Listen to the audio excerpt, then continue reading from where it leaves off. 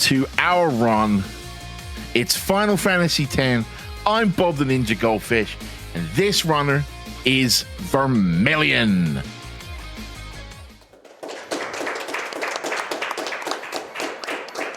All right, everybody. Hello, welcome. It is me, Vermillion. I'm joined here today with Key and Freedom, my co-commentators, and we're doing Final Fantasy X Cutscene Remover True RNG. Without further ado, let's get into it. There's a few things we gotta pick first, though. New game. We're gonna do standard sphere grid, yes, and then this is the biggest one for everyone here. I'm gonna save your ears. I'm gonna pick original OST. So we're gonna do that, and so the run's gonna start in 3. Hold on, wait. We gotta cut off the name and. Oh yeah, the name I forgot. So what is Titus's name? Because we're gonna name him as soon as the run starts. Yep. Wait, Bob. I actually, because I can't hear the hosts, the runners. The music is drowning them out. I think you are asking for the Titus's name. Yes. Yes. So let's go ahead and force refresh that for the last time. And our winner with $195 is Kenough. Kenough. K-E-K-E-N-O-U-G-H. All right, there we go. All right, so guys, so we're gonna start the run on 3, 2, 1, go. Go. Let's go! Here we go. So, first thing we want to talk about is what is the CSR? CSR stands for Cutscene Remover. A whole lot of people in the Final Fantasy X community have worked really, really hard on programming in a mod that eliminates basically every single cutscene in Final Fantasy X. Like that, right? Yep. That looks good. All right. So it allows us to play through the entirety of the game and cut out probably 60% of worth of time. A lot of time. Yeah. Normally the runs on PC are averaging somewhere around 8.5 to 9 hours. If you're a really good runner, and like 9 to 9.5. Otherwise, Cutscene Remover puts us down to 3.5 hours or so on good roughly, runs. Yeah. So it cuts out a lot of time. It makes it really, really accessible for a lot of people.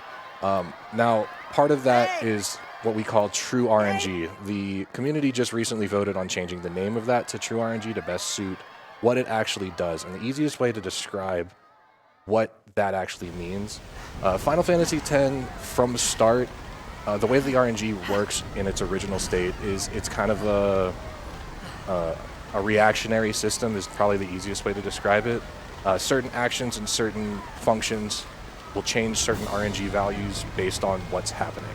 And those RNG values can affect anything from what encounter you're getting, whether it's a preemptive, regular, or ambush, if you're going to get a crit on certain hits, a whole bunch of different things.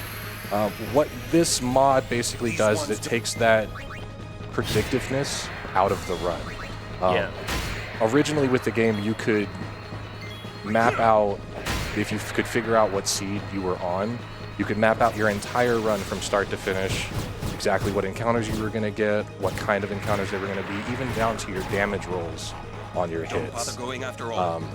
With this mod, it's completely removed that. It's made it completely RNG, completely random, so we have absolutely no idea of what's coming next, and we have no way of predicting what's coming next. Yeah, so basically TLDR, we're just praying for good RNG. You know, that's all we That's can why do it's called with True RNG. The name was actually changed recently from RNG Fix to True RNG. Yeah. Thing. We here in the FF10 community are very extra, and that we're the only community that has modded our run to make it more random. Yes, exactly. Yeah. Normally most speedrunners are like, all right, let's make this as not random as possible, as consistent as possible. We're like, nah, let's just make a mod to shuffle RNG constantly. We don't want any consistency here. So, with all that being out of the way, we're fighting our first boss. This is Sinspawn Ames. A basic rough synopsis of what's going on in terms of story. Titus's hometown of Xanarkand was attacked by these weird monsters, and now they're fighting for their lives, trying to figure out what's going on. And this giant tentacle monster is blocking their path from moving forward. So we're going to keep just plugging away, trying to hit him. We're in absolutely no danger of dying in this fight unless we like hit ourselves. Nice crit. Yeah, we want to see as many crits as possible because it would actually end this fight a little bit earlier.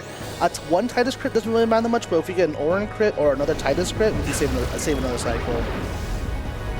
I think you mean a Knuff crit. Oh yeah, my bad. A Ken crit. I always say Titus. I don't know. We had this discussion, but like, is it Titus or Titus? I'm just like, It's Titus. nah, we're Team Titus here. No. I'm Team Ken actually.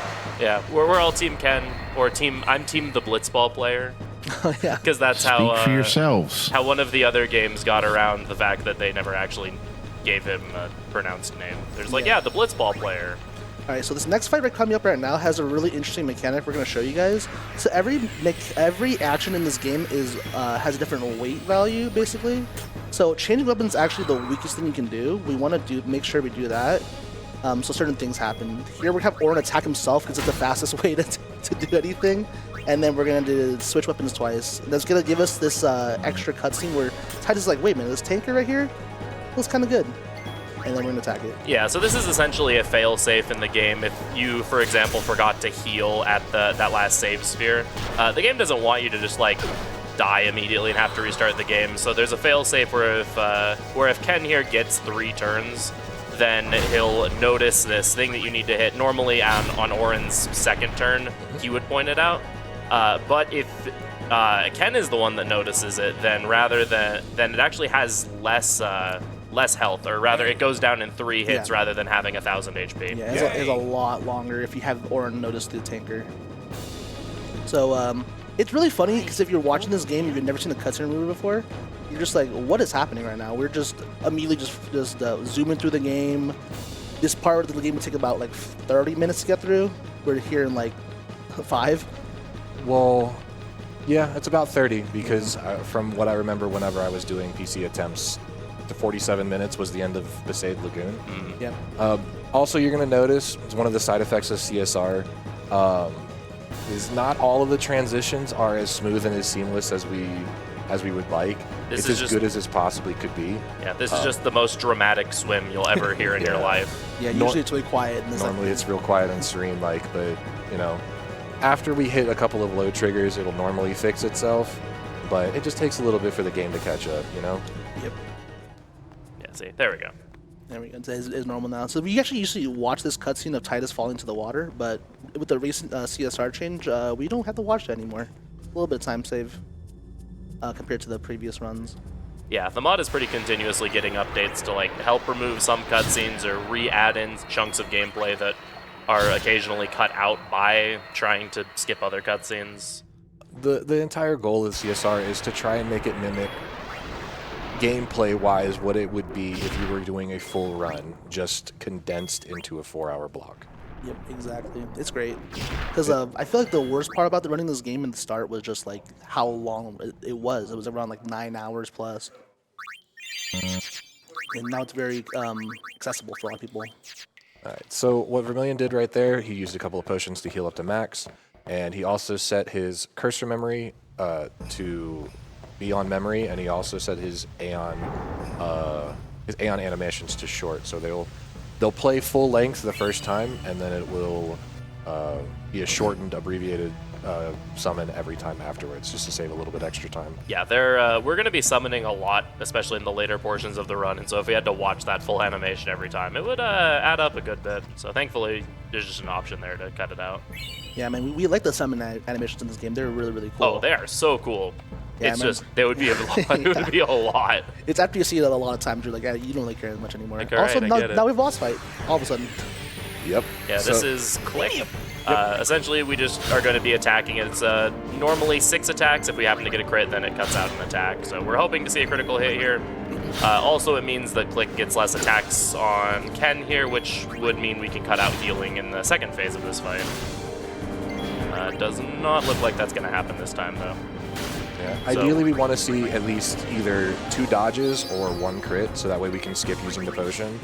But we're going to have to use the potions anyway, so using it in the fight doesn't lose too much time. Here we're introduced to our question-marked character, our perky little thief here.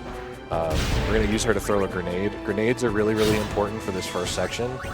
We want to have at least 6 of them total before we fight the next boss. So we're going to try to steal twice here. Oh, wow. Nice. That's really good. We got the rare steal. Nice. Yeah. That rare steal is really, really nice. So in traditional Final Fantasy form, every enemy has rare drops and normal drops, and rare steals and normal steals. Good credit. So far, this quick fight is going really, really good. So This right is now, amazing. we're at 4 total grenades, which is going to put us in a really, really good spot for our next boss. All right, Riku, pop off.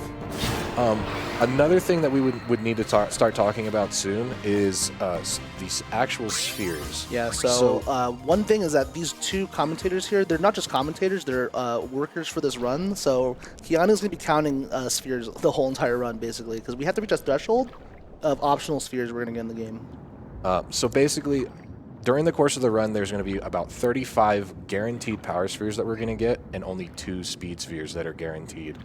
We need to get about 8 more power spheres, which doesn't sound like a lot, but when we're trying to skip as many encounters as possible, it ends up being a little bit of a problem sometimes. We also need to get to, since we met the anima incentive, which, by the way, thank you so much for everybody that donated for that, we're going to need to get to about 20 speed spheres total. So we need to find 18 extra ones. Luckily, there's going to be a couple of spots where we're going to do a little bit of AP grinding, and there's going to be an opportunity for us to pick up spheres. One speed sphere. So that right there is a bonus sphere. We count them as bonuses because they're not, they're not something that we're going to be getting without fail. Like those piranhas, they have different formations, they have different amounts, and they have different HP values, and depending on which ones you get will give you different drops. Yeah. And piranhas, unfortunately, are the only enemy in the game that will have the chance of not only giving you a normal drop and a rare drop, but they also have a chance to give you a null drop, which means they give you nothing. Nothing. Yep. And, we didn't talk about Titus's tech tips, by the way. Just smash the computer. Yeah. Yeah, I mean, that's how anybody that's building a computer or trying to get a computer to work gets it to work, right? It's just punch it repeatedly. Exactly. Yeah. So here, this is our forced piranha encounter. Even though this is a forced encounter and they're the groupings of 3, to give us groupings of 3 piranhas are the ones that give us the speed spheres. Ooh, nice rare. all right. Okay. We don't need that one, but sure, it's... Because of the chance of the piranhas giving us null drops is why we don't count these as guaranteed. There's also another little quirk to this game called the overkill system. If you deal more damage, if you deal about 100% of their damage more to kill them, they'll be what's considered an overkill. And when an enemy gets overkilled, if it's a normal enemy, it'll give you double drops and double AP. If it's a boss, it'll give you double drops and only 1.5 times AP. But either way, it's still really, really good anytime that we get overkills, because it generally means more rewards and more spheres. Yep. Extremely important for certain fights where we want to get overkills on bosses, especially, which gives you 1.5 experience, but still a lot. So coming up next is our next boss. It's Tros. Tros is the enemy that we wanted these extra grenades for. What we want to see on this first grenade throw is we want to see less than 350 damage. Unfortunately, we high rolled. Tros has a little bit of a boss quirk where if he has been dealt 350 damage by the player on their turn, he will swim to the opposite side of the arena, which is basically his charge up for his special move called Nautilus Charge. The way that the ATB refreshes and stuff like that work out, we can kill him before he runs away a second time if we roll low on the first grenade, because he'll stay on our side and we can pump out a little bit more damage. Yeah, and Ken here can't hit him at all when he is on the other side of the map. You can still throw grenades with Riku, but unfortunately, if he flies away, then you can't get that extra damage with Ken. Yeah, it would have been a slightly shorter fight, but at the end of the day, it's fine. You get to just chuck grenades, have a nice fight. You can crit grenade on this fight, which is a little bit of time, but it's pretty rare. Like a 3% chance of each grenade. Grenades have a 3% chance. If we would have got a grenade crit here on Tros and the kill, it would have given us an overkill and 2 extra power spheres. That'd been pretty cool, yeah. Would have been really nice. So funny quirk of the cutscene remover there is that the walls around that electric thingy just don't exist, so we swim through it. Also, we still had our sword in our hand, so it was just kind of flailing alongside us. Yep. All right, so now we got to talk about the elephant in the room when it comes to this run, okay? So every single encounter in this game has a 1 in 8 chance of getting a preemptive, which is good because we go first. But it also has a 1 in 8 chance of getting a ambush, which is really bad because the enemies go first. And in this run, it's very, very risky because we're not going to be leveling that much. We're not going to have that much HP in general, so getting ambushed is a mix of being dangerous and it's really slow because we have to wait for the enemies to do their actions. So when we're in this lagoon, our only prayer right now is just not get ambushed. Yeah, it's especially bad because we will be such a low level that sometimes we will also be slower than the enemies, so they'll get their ambush turn in addition to what would be their normal attack, which can be incredibly terrifying in some very specific parts of the run. Here, these piranhas that we're going to encounter in this area are also pretty fast, so we very much don't want to see ambushes because you can just lose a lot of time, especially because the range of encounters you can get in this area is pretty wide. Okay, this is the worst encounter we can get, but it's not an ambush.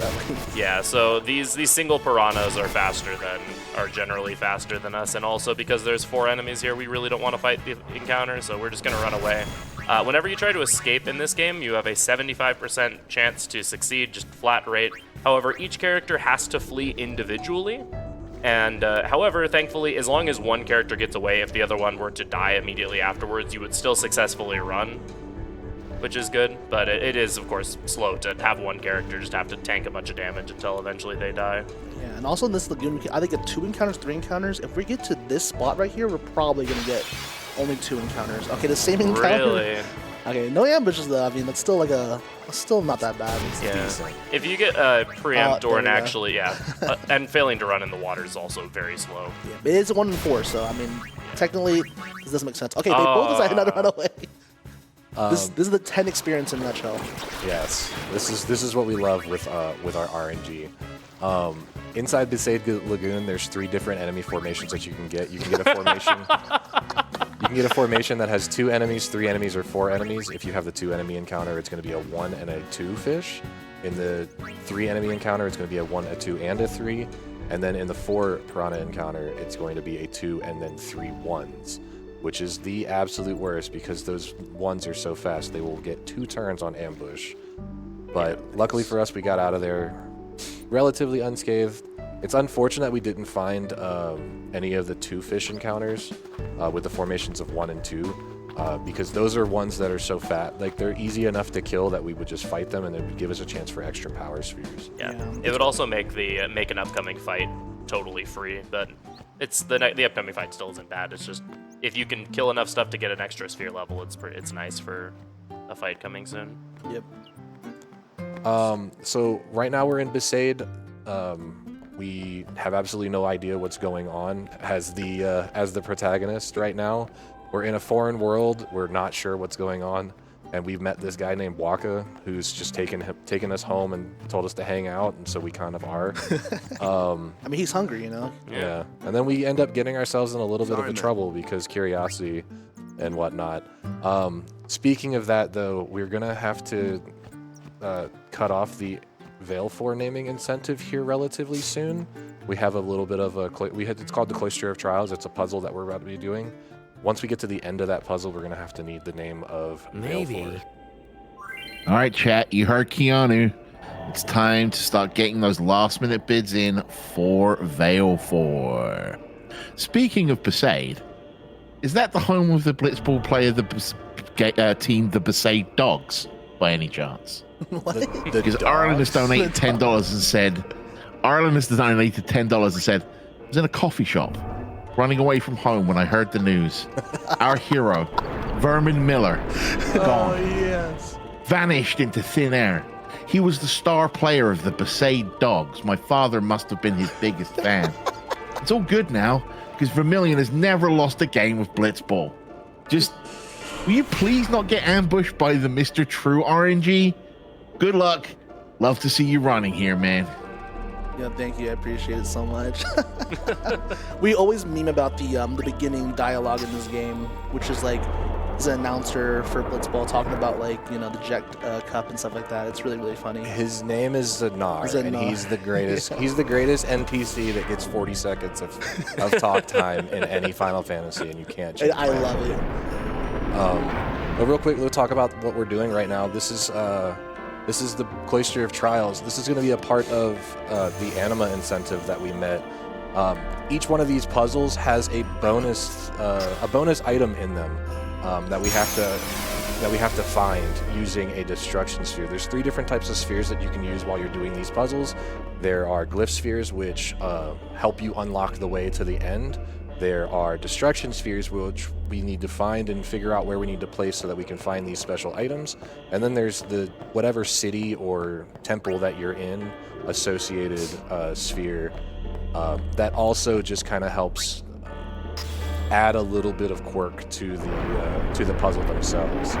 So here Vermillion is using these glyph spheres to open up these doors, and we find our destruction sphere. Now we just need to figure out where we're going to put it so that we can unlock our special item. And if we put it in this same wall that we found the original Besaid sphere, a random wall is going to blow up. And for the last 21 years of me playing this game, since all the way back in 2001, I've always wondered who resets these cloisters after every summoner is done with them.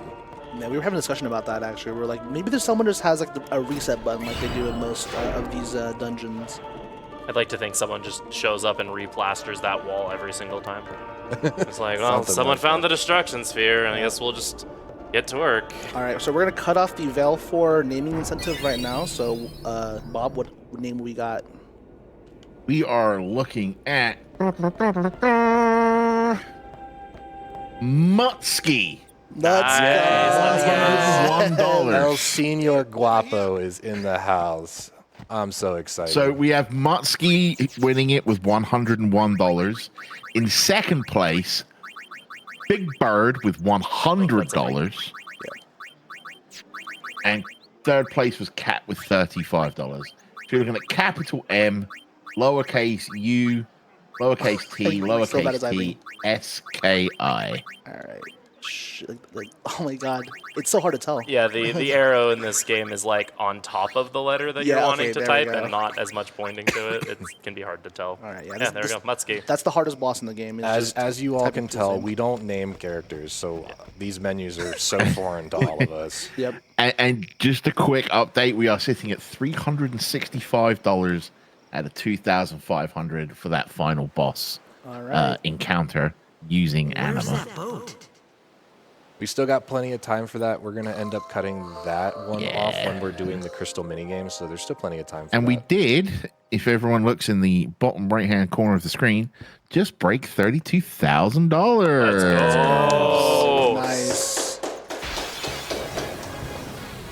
We have some fun tutorials here. Yeah, this is basically teaching you about the game's affinity system. So you have these like quick little enemies, which are just anyone can fight them, but Ken here is especially good because he's pretty fast and quite powerful. You have flying enemies, which are generally a lot more evasive, but characters like Waka are very good at hitting them with ranged attacks. You have, and then we'll be introduced to magical enemies, which are like flans or elements that have incredibly high physical resistance, but are susceptible to magic. And we will be introduced to our Black Mage to help teach us about that mechanic right here. So the what I'm waterfall hearing is this area might be of time for Besaid some is- donations. Oh, yeah, go ahead. Go for it. Go for it, Bob. That would be great. I didn't want to. If you want to go ahead, I was just trying to expedite things. Oh, no, have at it, have at it. Sorry. All right. All right, here we go. We have $10 from our social media lead, Mizuki Bara, who says, "Miss you, Rob, and while we're both off-site, I had to get in during Final Fantasy X and show some love. Also, to not have Tide SP named. Ha ha ha. We're going to get a lot of those coming in." Oasis says, "Look, the scene is bad, but the voice direction... The scene is sad, but the voice direction, not the voice actors themselves, ruined what was supposed to be a sincere moment. That's fine, but the underlying message of the scene is the same. Anyway, Titus is Knuff for me. I hope he's Knuff for you, too. I think he's going to be Knuff for the next 4 to something hours." Corsair sends $40 as Bob the Ninja Goldfish after this. Keep being awesome, Bob. I'm sorry about this. Shadowlink6 says, "Glad I made it in time to donate for the event. Love Final Fantasy X. Keep up the fantastic work." That was a donation for $75. Red Silver is one of our prize donators and one of our volunteers responsible for some of our cool perlers this year. Bob is making me glad I didn't wear my ha ha ha shirt. That speech was quite passionate, and I hope everyone else agrees. Bob, we miss you on site. But thank you. Drum Boardist the fourth, $25. And I saw your Steiner Mac donation earlier, Drum Boardist. Don't think I'm not going to call you out on that. I usually try to bookmark a solid 20 to 30 bucks solely for paying for Bob's coffee habit whenever I go to Limit Break. Seeing as both he and I aren't in attendance this year, I'll just have to donate the money then, I guess. So here it is. Hey Bob, I hope you're doing well. I'm doing well. And so let's spread that wellness to the universe so that it will rain down upon us all like some kind of cosmic rain? Yeah, that'll do. I'm not a spaceologist, so I don't know what I'm talking about anymore or ever. I hope everyone's doing well and enjoying Limit Break. Let's go all. Donation goes to whatever Bob wants. Let's be pushing that towards that anima fight. And that will be me for now. Awesome. All right. So we didn't talk about the last fight, but we all kind of like shuddered. If anybody was watching us on the webcam, all of us kind of squeamed a little bit. So we were fighting Kamari, who ends up being one of our party members, but he's also one of the very first fights that's actually pretty scary. He has 725 HP. Currently, right now, with Tidus's having the Brotherhood and the +5 strength, he averages about 125 damage per hit, which means if you do the math, it's about 6 hits. The only problem is his damage ranges will vary between 117 all the way up to 134. So what we need to do is we need to count on average how many hit points of damage that we do to Kamari in order to prevent us from dying. And Vermillion there kind of took a little bit of a chance. He was +6 at the time whenever he hit, and he ended up rolling for exact damage. If he didn't kill that hit, we were dead. Kamari was doing 2 actions and killing him. Yes, 100%. So, all of us got a little scared there for a second. It's not a big deal because luckily for us, PC has autosave, so we would just have to reload the game. But, yeah, it's just one of those... It was definitely a movie, for sure. It was a little scary. There we go. Oh. Yep. It's always Lulu. She's always the last one to fight on my... It's all the belts. Exactly. She's tripping over all the belts, but it's fine. All the belts, they make a lot of noise, like all the rattling. It's like the enemy is like, I see you trying to run away. What are you doing? So far with the Besaid Waterfall area, it's basically taught us that Tidus is really, really good at hitting fast enemies. Waka is really, really good at hitting high evasion enemies or things that need high accuracy. It's taught us that Lulu is really good at killing elementals. If in a pinch and we're fighting a really big enemy, Yuna's really good with summons to help us out. This last fight here is basically it's not a random encounter, it's actually a forced encounter, and it's basically telling us, all right, take everything you've learned, put it all together, and figure it out. Yeah, that second encounter that we ran from is supposed to teach you about Waka's, about ailment skills and using ailments, where Waka starts with an ability called Blind Darkness Strike. Dark Attack. Dark Attack, thank you. That when it hits an enemy, it inflicts the darkness status ailment, which basically just completely tanks your physical accuracy, which you're then supposed to use to kill the enemy. But if you happen to start that fight and Waka's just not in your party, then you can just run from the fight and go about your merry way. Yep. So we even talked about the new skip that was from this game and why we're doing things that probably have never been seen in a marathon setting for this game, but this new skip found about a year ago, and it completely changed the route of this whole entire game. We're going to see it about an hour into this run. So, yeah, usually we would grab the Energy Blast from Besaid Village, and it's a stronger overdrive for Veilfor, but we don't really need that much anymore. So, the skip has been named Terra Skip, or for the runner who found it. There has always been a known way to clip through invisible barriers and walls and stuff in this game using NPCs to push us through. But there was one that we could never figure out, and we thought was kind of an impossible thing to do. So when we get towards the end of, not Jozo, but when we get to the end of Mihan High Road and Old Road and stuff like that, we'll start talking about it a little bit more. But for right now, we'll just say that we've changed the route significantly, and so there's going to be some slight differences that seem slower in the beginning, but will end up actually being quite a bit of time saved later. Okay, good roll. Okay, so this fight actually has a chance of failing. It's roughly about a 2% chance of failing. Really, really low, so it's under damaging. Yeah, you would have to low roll on every single skill that you use Veilfor for. Veilfor's Energy Blast has a damage range of somewhere between 1,025 all the way up to 1,125 or so. Those numbers are probably not completely accurate, but it's a big range, though. It's a very large range, and we always want to skew on the high side of the median as much as possible.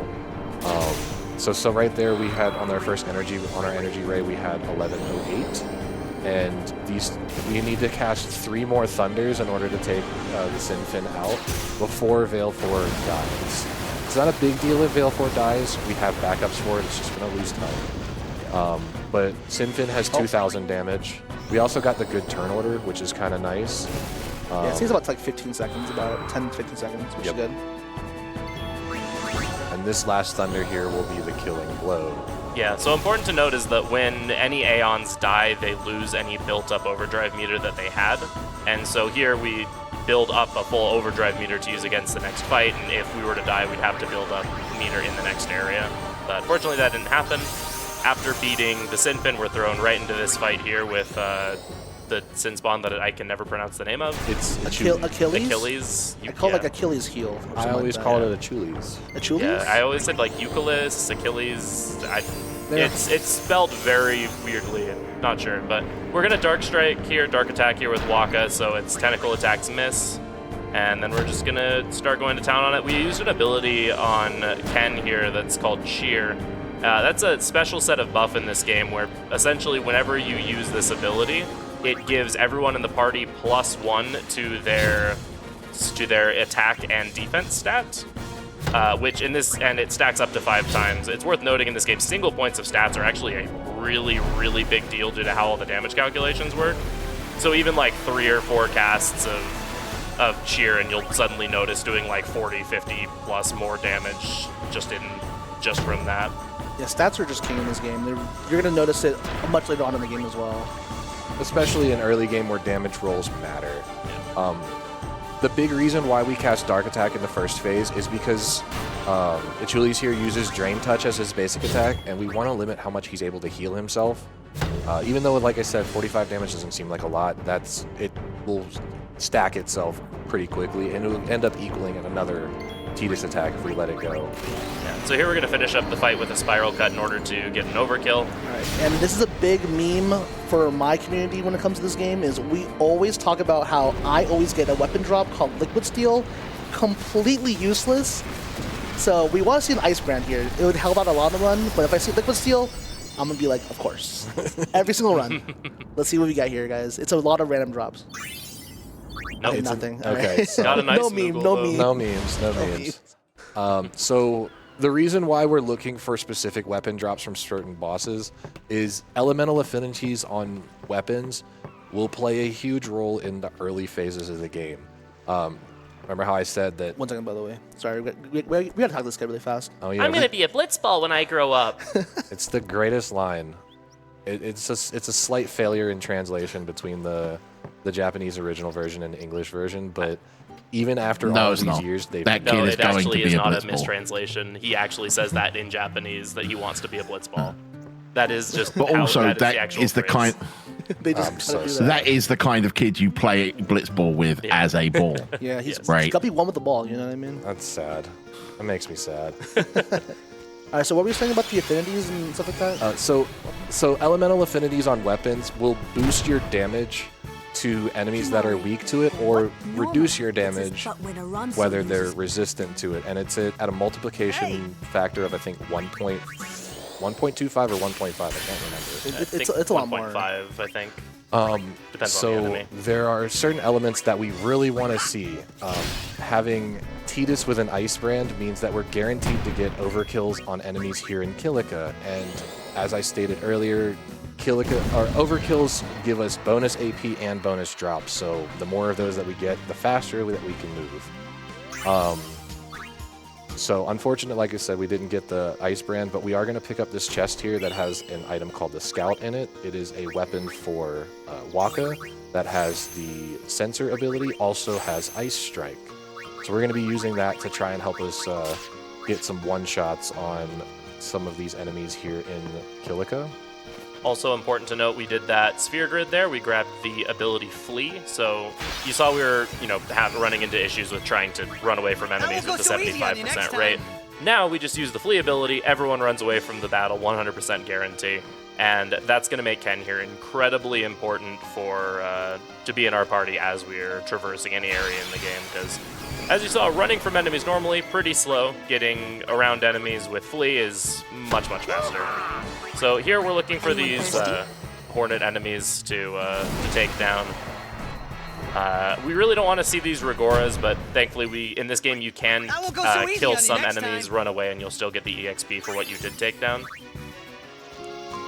So bees, and the two enemies that we're really looking for the most are the bees, and they're called killer bees, and then the little yellow green lizards, they're called raptors.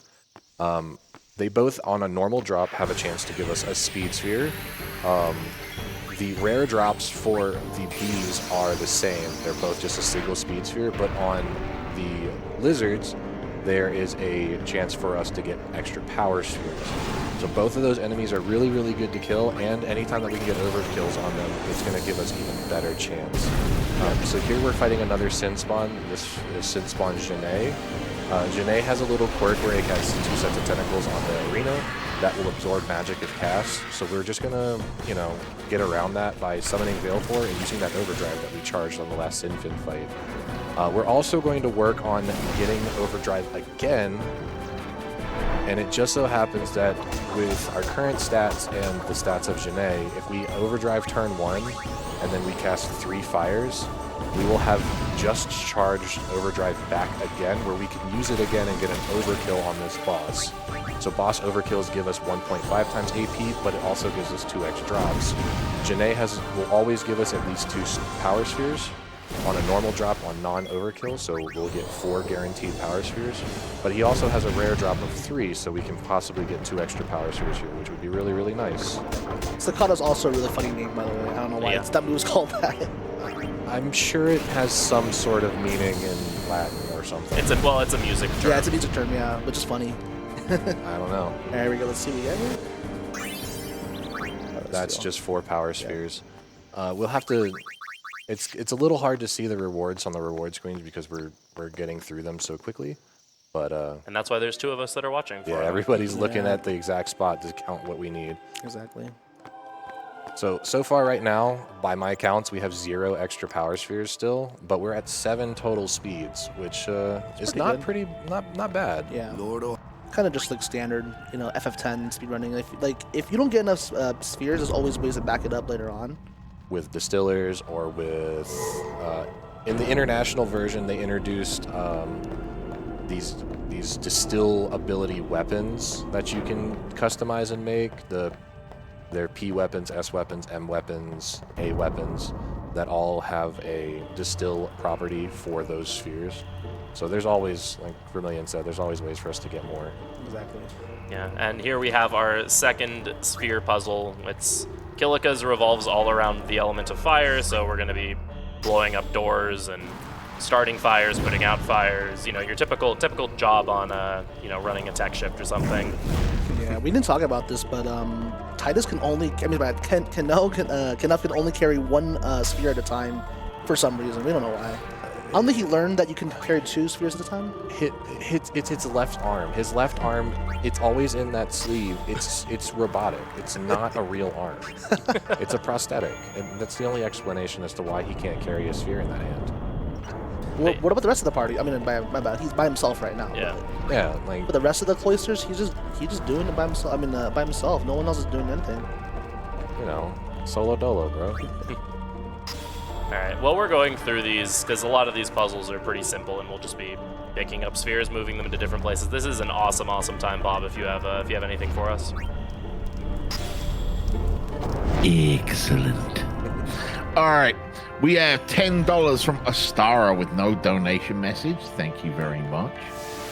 We have $10 from Steph, who just says, ha, ha, ha, ha, ha. We have previously covered my feelings on this.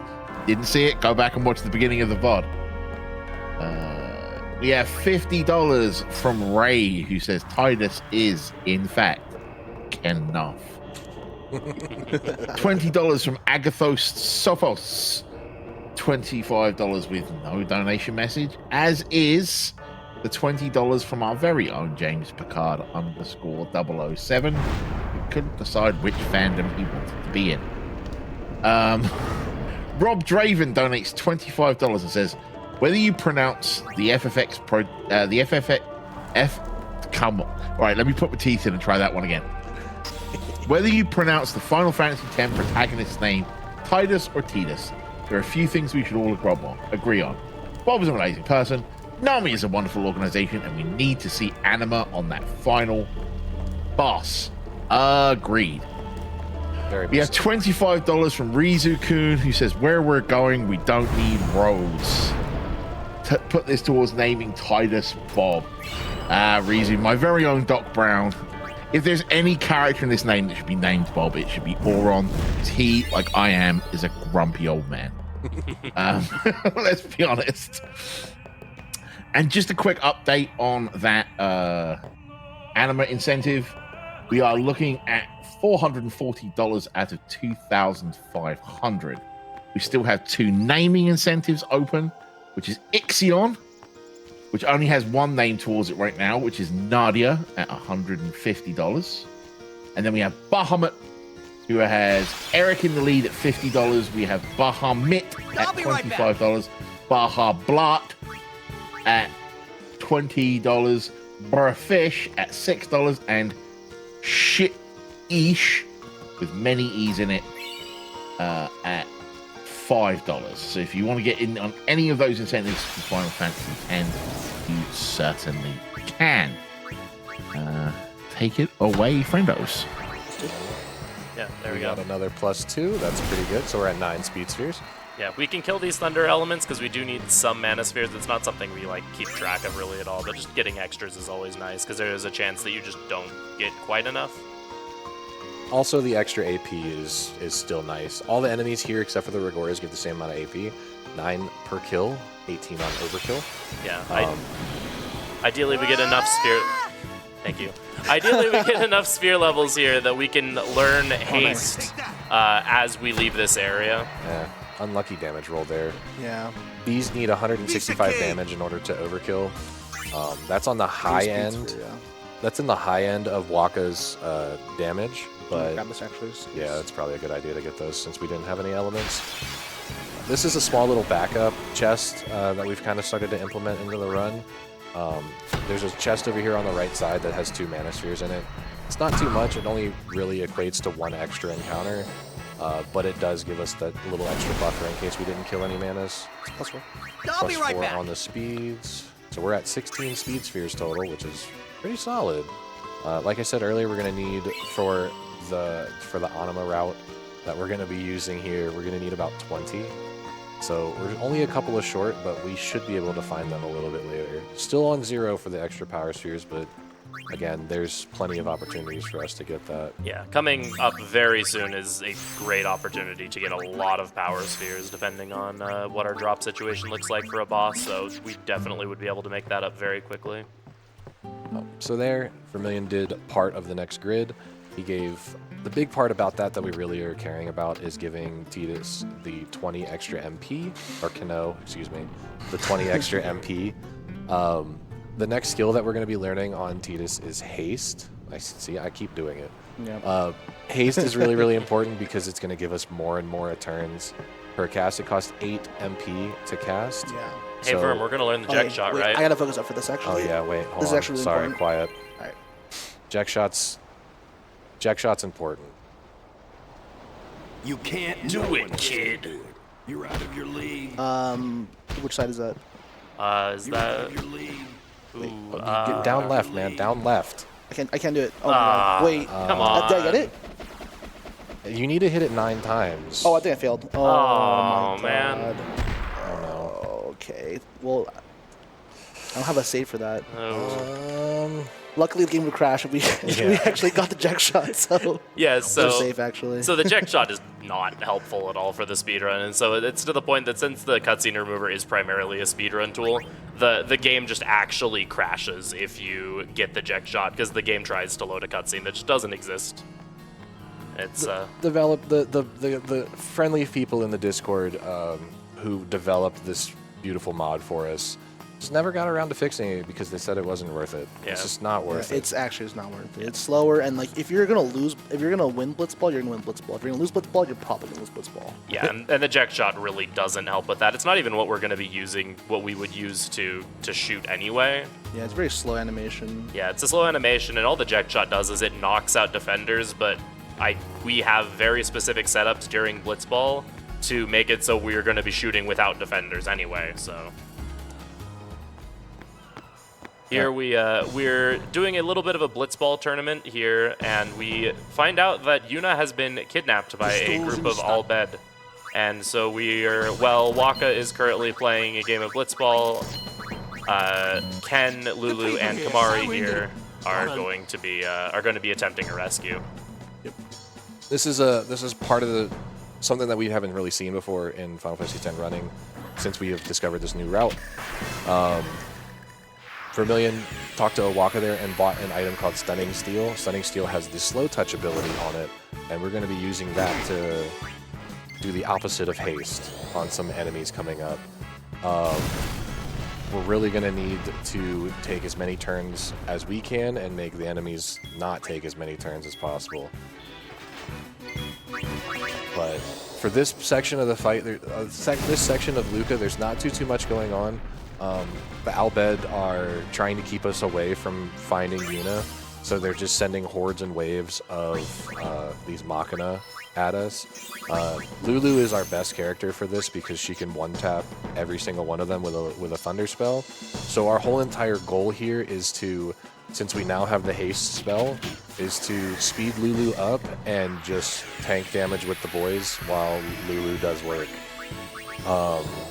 So we have a couple of seconds now if there's a donation or two that's available. Oh, yes. I'm going to call out one. It's a little bit out of order, but I'm going to call it out specially. It's $25 from Platypus, who says, I'm having a difficult mental health week, so I'm happy to donate to Nami while watching these great runs. Final Fantasy X was always a comfort game for me. Thanks and good luck to the runners.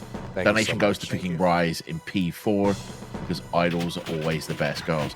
Platypus, I believe in you. Everyone there in Utah believes in you. Crowd, make some noise for Platypus.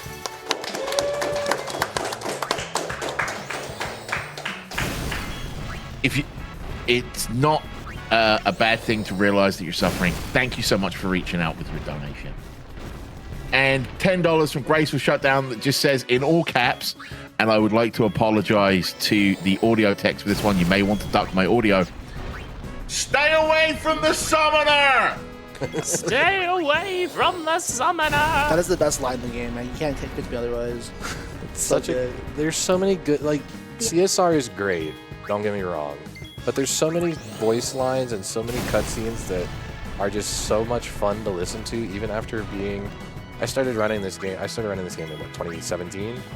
I still have such an enjoyment listening to those and hearing them. Like, it's a little sad that we don't get to hear them all the time, but it's still, whoa. That's a lot of equipment. Yeah. Yeah, it's always funny just to hear, like, the voice lines you've heard, like, your whole entire life playing this game. Like, it's so good. It's so good. So here's for me, it's the blitzball noise when the blitzball hits something. Oh, yeah. That is just ingrained in my soul. Also, this is the best song in the game, by the way, guys. I don't know if you guys noticed. Oh yeah, absolute phenomenal track right here. Yep. So nice. Now, so it's another side effect of the CSR. This boss fight is called a Blitzerator. He likes to shoot blitzballs at us. The trick to this fight is using Lulu to cast Thunder on the crane for the boat a couple of times, 3 times to be exact, and it comes back to life. It just so happens it works out really, really well with turn order that if we haste with Tidus turn 1, and Lulu casts Thunder 3 times, it's Tidus's next turn, so we can immediately use the Crane. Using the Crane does 3,625 damage to this 4,000 HP boss. And it also permanently stuns him, so he can't do any actions for the rest of the fight. We are going to purposely take an extra turn here so that we get the final hit with Tidus, because that will affect weapon drops. The character who does the final hit of a boss has the highest chance of getting that equipment dropped for them. And we are looking for an elemental called Lightning. Ooh, Nice. let's go. Let's go. That's perfect, actually. So that Lightning Steel was a 15% drop chance. He also has a 15% drop of getting a Metal Shield, which is the armor for Tidus. Everybody else that's in the party has a 7.5 for either a weapon or an armor. So having Tidus get that Thunder, that Lightning Steel is really going to make things a little faster for another boss that's coming up down the pipeline. Yeah. Now- It also now means we- that we're good on power spheres as Yeah, well. Getting that just exactly. guarantees overkills on an upcoming fight, and there's like 17 enemies. This is or something? this is the worst part of the run, by the way. Oh guys. yeah. So Blitzball is Oh, just man. to let you all know how we all feel about Blitzball. The official Final Fantasy X speedrun Discord server is named the Blitzball Haters Club headquarters. Don't pass, please. Okay, shooting. That's actually fine. Okay. As long as Keepa doesn't roll a 2. Come on, Keepa. Yeah, Keeper's got to roll like good here. Come on, Keepa. All right, we're fine. Okay. He grabs it. Let's see who he throws it to. This is actually kind of big. Oh, if it's Jasu, He threw it to Jasu. that's perfect. Let's go, actually. Jasu! That's perfect. All right, so let's talk about Blitzball and the quirks and mechanics of this. We really need to win this game, but we don't need to per se. It's really, really beneficial and faster if we win this game. The reward for winning this game on this version of the game gives us a strength sphere, which is a +4 to the sphere grid permanently for any character that runs over that spot and activates it. So as we said earlier, strength scaling is super, super powerful in this game. So any point that we can get extra is going to matter. We have a very lame strategy for winning this game. We're going to be honest with you. Justifiably, though. This is legal, right? Yeah, You know, we camping do behind your this, own yeah. goalie. So if you look at the little mini map on screen, you'll see a bunch of green arrows and you'll see a bunch of purple arrows. All the purple arrows are the goers, all the green arrows are you guys, are the Besaid Aurochs. Every single purple arrow that's spinning around there and you're wondering what's going on, they have a radius around them that is their aggro circle, essentially. And if whoever has the ball enters that aggro circle, they will chase that character indefinitely until they catch them. Yeah.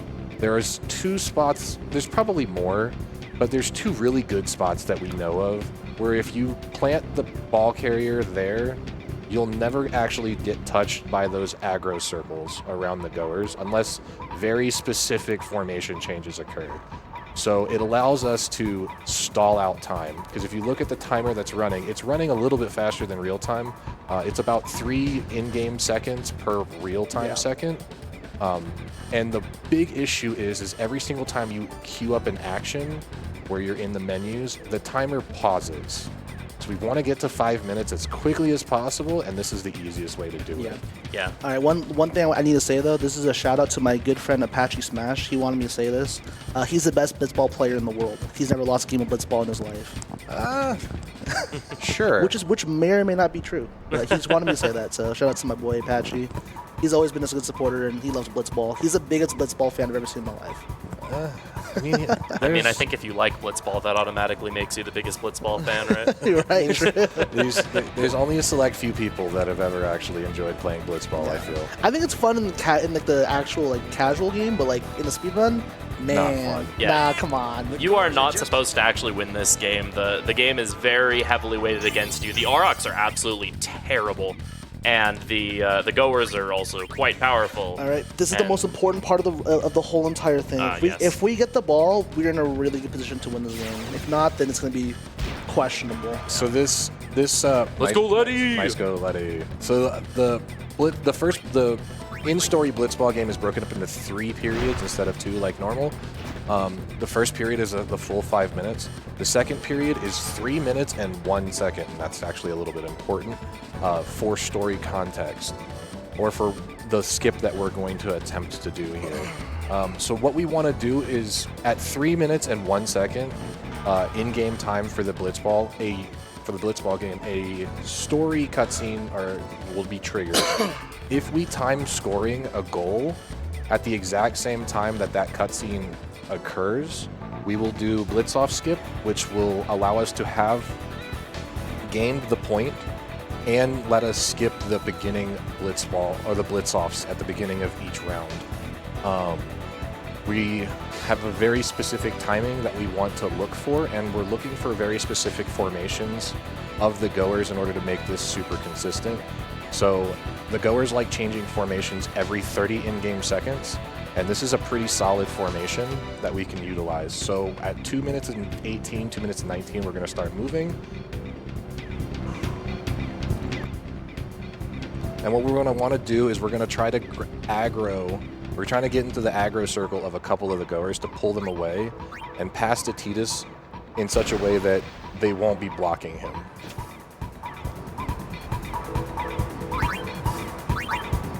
So we're going to break here to Abyss, and then we're going to use Sphere Shot. Sphere Shot's really, really nice because it kills time while the animation's going off. I think this is just ever so slightly early. It's fine. A little bit early, unfortunate, but we do manage to get the goal. And this is the little bit of the cutscene that we were trying to skip, all these extra animations. If we managed to overlap scoring with this transition, all of that would have been completely skipped. But getting the goal and getting the point is the most important thing. All right, now we just have to win another coin flip. Please, Letty. If Letty wins it, It's over. Let's go. Yes. Letty. All right, so that's pretty much going to secure us this win. We're just going to camp out behind Keepa and hope that the goers don't aggro on us. If they do, there are ways that we can get out of it. But for right now, this pretty much means that we win. So while we're sitting here camped out behind the goal, if there's anything that the host stand has for us, now would be a perfect opportunity. Got about about a minute. $10 from the Lish. He says, "Hello, RPLGB. The Lish here, or rather, a secret attendee. Love this marathon as per usual. I've got a question for you. One of my favorite parts of the game is the Obliterator section. So tell me, given your stats at that point in the game, is it mathematically possible to defeat the Blitzball Machina without using the crane? If so, could you maybe, just maybe, be convinced to do it for the promise of a $50 donation? Please, for Nami, pretty please with a chocobo on top." Unfortunately, we just missed the Obliterator section. And we did just win a game of Blitzball, I believe. Yes. That is by far the most stressful part of the entire run. That is ridiculous. And for the record, I'm one of those people that enjoy Blitzball. That's mean. It's really fun in the casual game, in my opinion. If you're not trying to get this +4 strength to save 100%. Yeah. I only play casually, so Exactly. In that case, Blitzball is fun. In the speedrun, it is just absolutely miserable. So thankfully, we got through it, and that was almost a perfect Blitzball game. We had one Grav Blitz-off win, but like other than that, that was perfect. But his animations were really, really fast. That's +2 right there. Nice 2 crits, too, when we don't even need them. Yeah, so having the Lightning Steel here plus a cheer means that Ken here is actually guaranteed to overkill these Sahagens, which is amazing because every overkill is +1 power sphere, and so we're just gonna have enough power spheres because of this. And normally you would be reliant on critical hits to actually get the overkills, and here it's just funny to see them. Yeah, and it's only possible because we have Lightning Steel, which is a really good benefit of having Lightning Steel. If you're kind of running low on power spheres, I just guarantee them by doing this. Yes, and since we had 0 up to this point, we went from 0 to actually being quite far ahead. Yeah, extremely. Okay, the game just give me crits here. It's 100% like, oh, you don't need these anymore, so let's just get them out of the way. Exactly. Since we're in the Blitzball section, can I read a Blitzball-based donation? Yes, please. Go for it. Go $10 from DD Rocks, who says, "Hey, from one FFX-inspired charity event to another. Final Fantasy X is a massive inspiration to everyone who plays it, and I wanted to help honor that in my own way. I help out with the Aetheris Blitzball League, a 100-plus player role-play event set in Final Fantasy XIV. where we attempt to bring the sport of blitzball to the world of Final Fantasy XIV. We have our tournament going on right now with our own teams inspired by that world, including my own, Radz's Hand Radiance, with merch for each team donated 100% to charity. So it only felt right to donate to this charity event during the Blitzball tournament.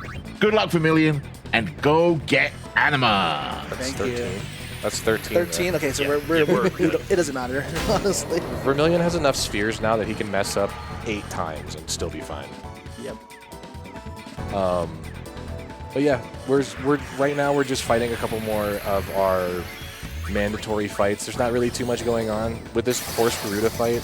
We have Orin back in our party now, and he's our main damage dealer. He does the most.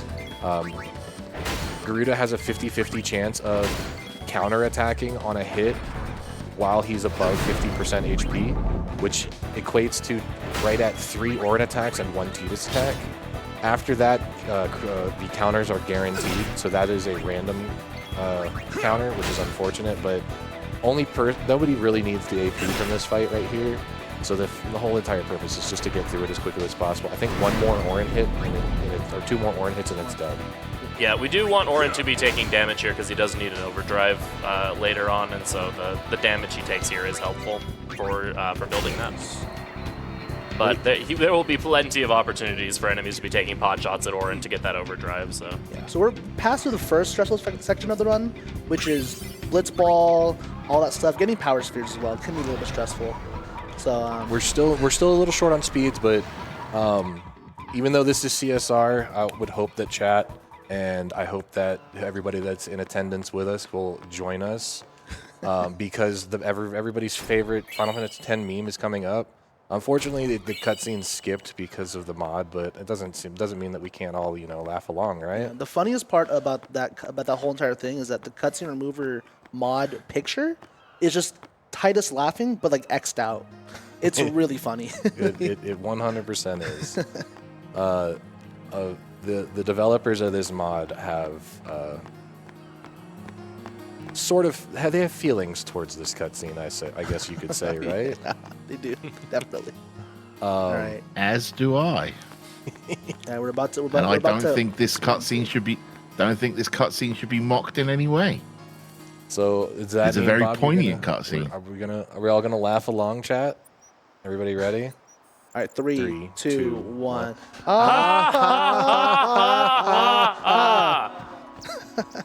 There you go. We got one out there. Thank you, guys. We had to do it, To provide a counterpoint, that is a cutscene that is all about two people who are not okay having to pretend they are okay, which is exactly the sort of thing that the National Alliance on Mental Illness is fighting against. Oh yeah, So please the don't mock cutscene. that cutscene. Yeah, the cutscene itself is great.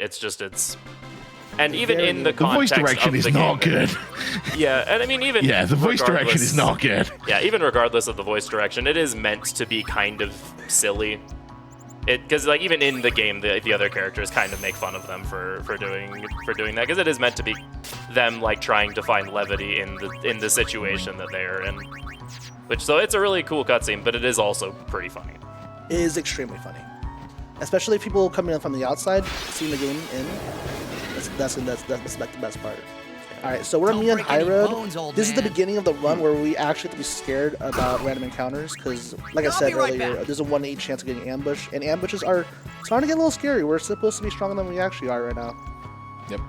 So Vermillion set up our party to have as much HP on the field as possible. And there's our first ambush. Ooh. All right. Luckily, just a single dual horn isn't by Waka. too bad. Live and let live. That was really fast. Yeah, the only character that we really want to stay alive is Kano, just because he has the flee ability.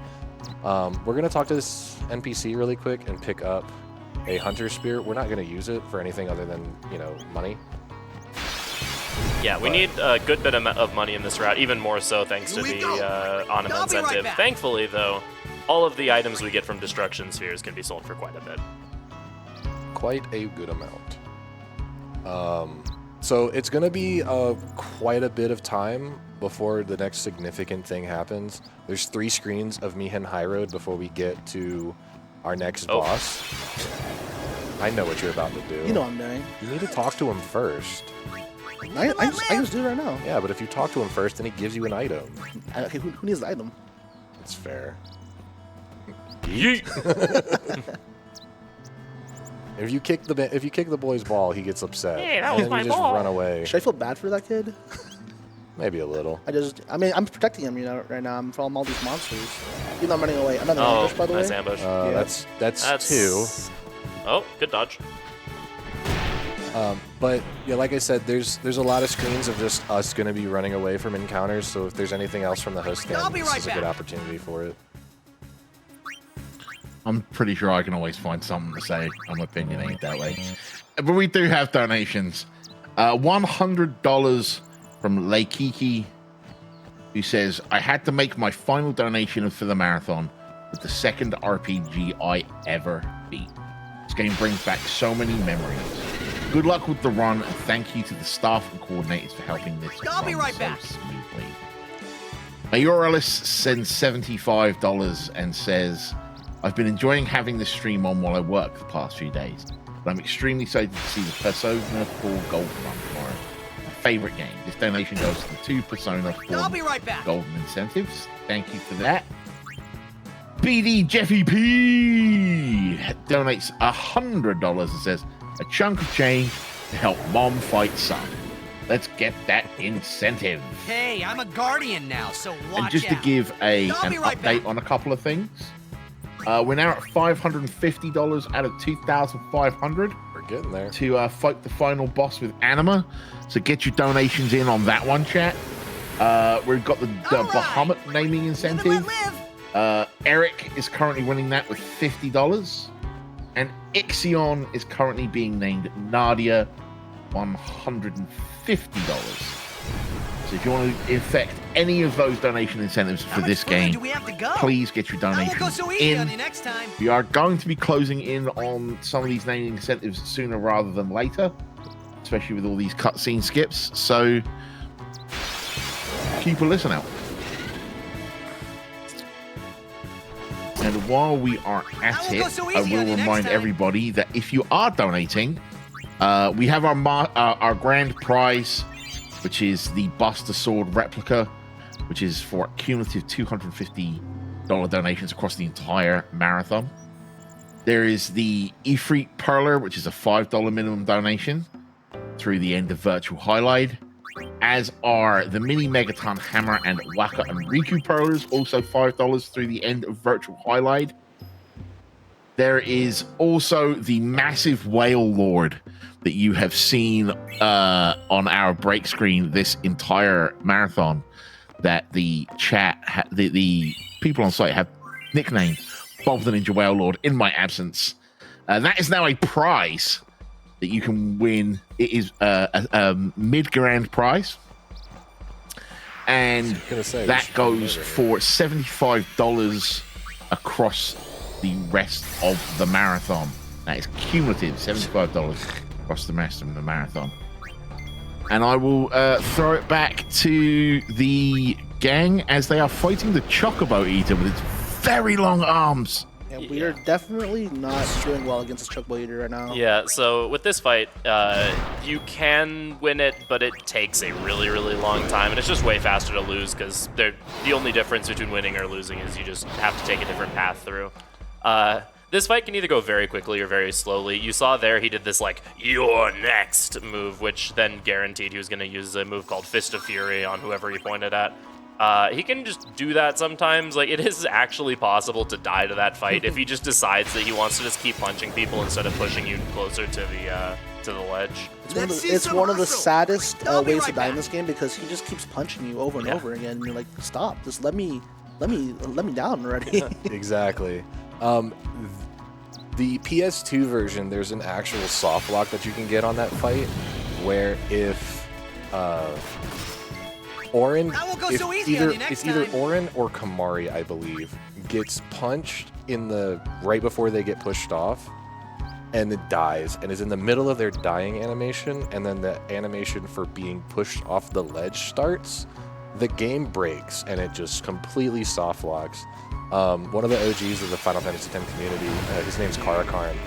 he had that happen to I him won't a go so couple of easy on you next times, time. and Really sad. it's such a sad feeling when you're running on PS2 because you've gotten to that point. It's been 3.5 hours or so, And Really you're long. past Blitzball. and you're Yes. past Blitzball, and then you just soft lock randomly. Yeah, it's I just won't go so really easy on you depressing. next time. I've seen people who have had a weird soft walk on this CSR as well, but very rare.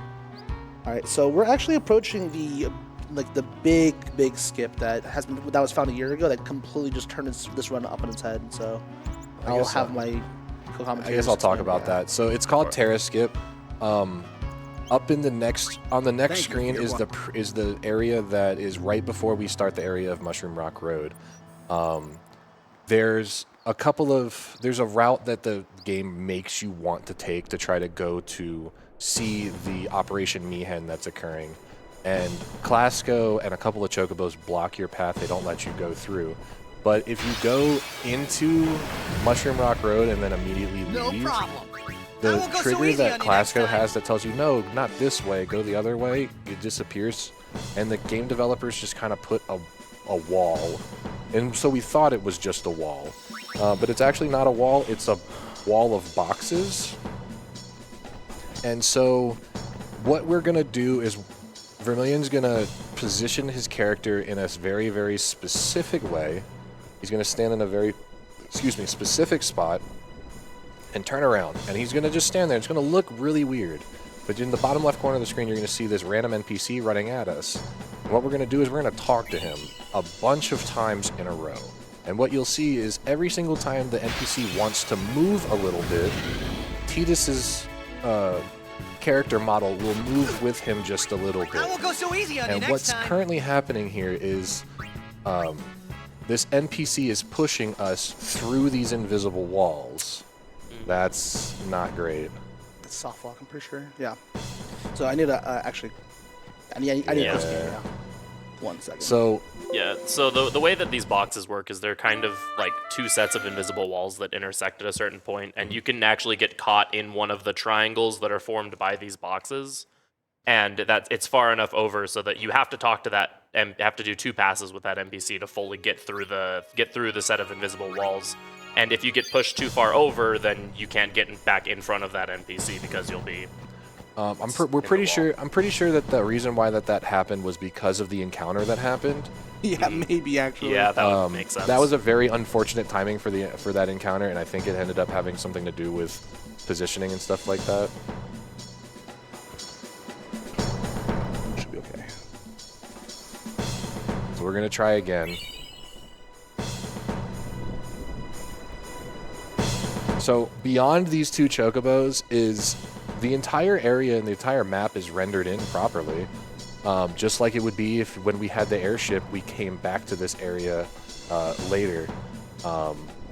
But the game gets really, really confused if you get to this very specific load trigger at this point in the game.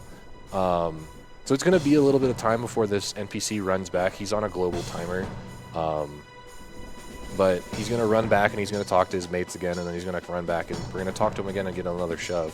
So this seems really, really slow, right? It takes about 2 minutes worth of time to get everything set up and to get pushed through the walls, but we get to skip the entire section of Mushroom Rock Road. We get to skip both Sin Spawn Gui fights, all of the extra stuff that comes along with it.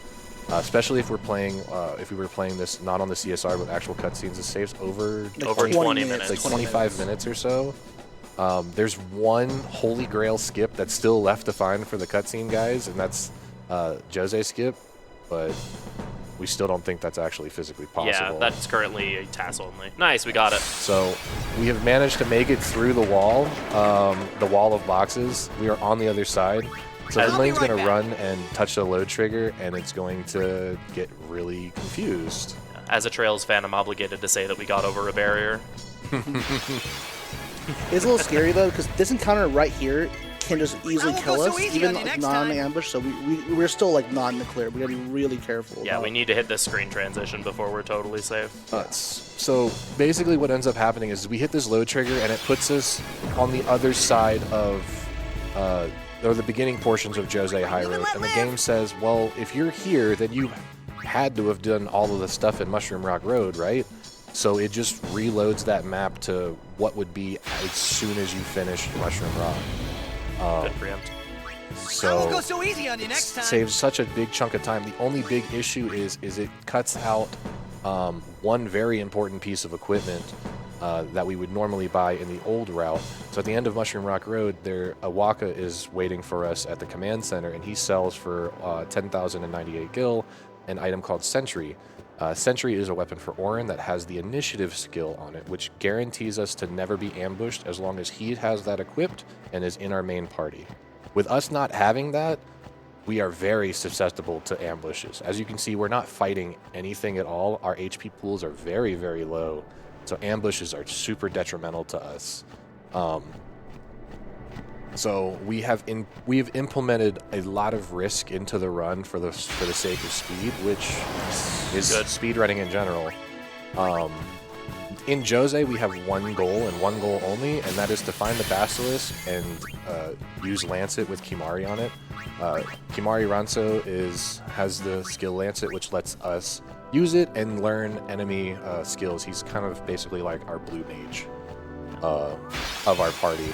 And the cool quirk about Kimari, when he learns a new overdrive off of a monster using Lancet, he gets a full charge of his overdrive bar, and that's going to come into play in a couple of fights later on. Yeah. So now that we've gotten that Lancet, okay game, you all know what that means, right? This is like the best possible encounter she can get on this road, so. It means we get to go to Jose.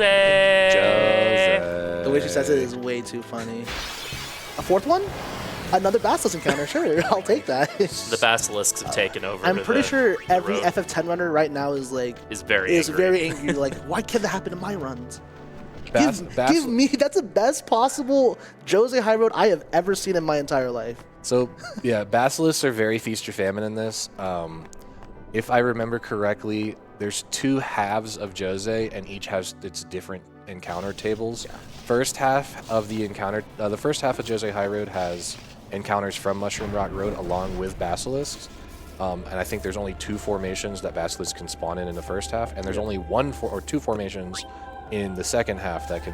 So it's a 2 out of 7 on the first half, and it's 2 out of 8 on the second half, I believe. Yeah, you have a lot of chances, but like some runs have just died there because you can't find a Basilisk. And guess what? We found 4. Yeah, so. it's quite crazy. Also, we're gonna cut off the Ixion naming when we get to the first elevator of this cloister. It's going to give us enough time to get everything refreshed. So for those who still want to maybe try to snipe that. You heard it. If you're waiting on the snipe, fire that shot. So it's another cloister that we're going to have to go through. We're also going to be getting the destruction sphere here. Not too much is going to go on, so if there is anything to read, now is a good time. Got about a minute. Copy that. Let's see what we got here. Prof Nez donated $25, and so did Anonymous with $50. Neither of which left us a donation comment, but that's perfectly fine. Cairo donated $10 and said, "Oh boy, Final Fantasy X. Good memories. I can't wait to hear Live and Let Live 100 times." I'll be right back. Titus has like 5 voice lines he just says over and over again the whole run. You'd actually be The entire surprised. script of this game lives rent-free in my head. You'd actually Magius donates $5 and said, "So is this Final Fantasy X or Final Fantasy VII's long-lost prequel? I always forget. I mean, there's a Shinra in both X2 and 7. Something, something, Planet Life Force, something, something, Future in Danger. Anyway, let's build a better future than what Sin left the world with. Speaking of building, I saw a Lego incentive on the schedule to put this towards building a better future, no matter what our world our protagonists are from." I do believe, Magus, they addressed the Shinra thing in Remake, but don't quote me on that. Captain Beck donates $46 and says, "Congrats to Freedom Pulse and Keeanolookalike for guiding He-Ho Bino through the apocalypse last night. Good luck taking down Sin, Vermillion." Thank you. And then Thank you. Delarock with $25 says, I appreciate the speedy Final Fantasy X mod. Sad I won't get to hear Waka's fantastic voice lines, but hey, I'd rather go fast. Amen. Speaking of few updates, $550 out of 2,500 for the using anima in the final boss fight. We're gonna have to get some work going on that one, chat. As I said, Ixion is closing very, very soon. We only have one name in the chamber for that one, and it's Nadia at $150. And We're closer Bahamut right now, actually. can be. Yeah, we're closing that one right now. Yep, probably right now, yeah. Yeah, and now's the best time. All right. And then Bahamut, we have $50 for Eric. Bahamut is $25. Baha Blast is $20. Brefish is $6. And Sheesh at $5. I still don't get that meme. I never will. I just don't understand it. But it has $5 for its name. And let me know when you need the Ixion name. But the Lego incentive that Magus was talking about is in Small Saga, which is to use the Lego brick, and that is $35 out of 500. Alright, so once Vermillion pushes this last pedestal in, it's going to spawn this random extra pedestal. And if you didn't have the Destruction Sphere in your hand, you wouldn't know what to do with this pedestal. But if you put the Destruction Sphere in it, it's going to give you another chest, and it's going to have a magic sphere in it. So that's 3 items acquired now so far, which 3 out of the 6 that we made. Yeah, it's really funny how like most of the destruction spheres in this game are It's Nadia. Like, Nadia, I believe. all right. N-A, capital N, little a, little d, little I, little a. Like that? Nadia. All Right. right. All right, let's go. Thank you to everybody that donated for that. Yeah, it is funny Yeah, how thanks very much. most of the destruction spheres are that simple. Where it's like, oh yeah, just put a thing in a pedestal, do 1 or 2 extra steps. And then The you- next the next destruction one. sphere Yeah. is very much not that. It is the opposite of what we've been saying. Like, it's like an extra, like, maybe 30 seconds. No, This one's like, it triples I the length spent of the so- puzzle. it's ridiculous. It's so I dumb. spent so long trying to figure those out when I was playing it. So, again, we're going to have more running around until we get to our next cutscene. Or not our next cutscene, but our next boss fight. More enemies to run from. The Moonflow area isn't super scary. There's not really too much that can kill us unless we get ambushed multiple times and decide not to heal after each one. There also is 1 chest worth of items that we really I won't need go to so get. easy on you There's next a time. random chest in this first screen that has a 4 level 1 key spheres in Well, it. features, yeah. Those are going to be useful for not only sphere gridding, but also for the next character that we unlock, who, don't care what anybody says, is the most broken Final Fantasy character of all time. Across all of the games. I could be convinced, actually. And what he said was actually kind of true. Like, there's a category for this game called No Sphere Grid, and it's imperative that do it. you use Riku to her maximum, like, I won't go so easy on you next efficiency. time. Yeah, Riku's like the reason that category works. Yeah, exactly. It's not possible. Nyx is so overtuned, and it's like, if you know what you're doing with that skill, it's so busted. It's so powerful. But yeah, I won't we're go gonna so grab easy some on you next spheres, time. and we're gonna keep on running away from encounters. So I'm not sure if there's anything else at the host stand that, but we got a little bit more time here. Sure. There's an ambush. Oh, it's an ambush. Okay. So, since we are here, I just want Live and to let live. just remind people that we're here raising money for the National Alliance of Mental Illness. We've read quite a few donations. Let's have a bit of a promo for the charity. So, their current work is informed by more than 40 years of inspiring conversation, of support, I won't of go so easy on you action next time. that is designed to strengthen the fabric of communities and promote opportunities to thrive for anyone that is touched by mental illness. The army draws on their past accomplishments and the wisdom of lived experience and the current scientific understanding of mental health to help those suffering. So that's a very in-depth description of what they do.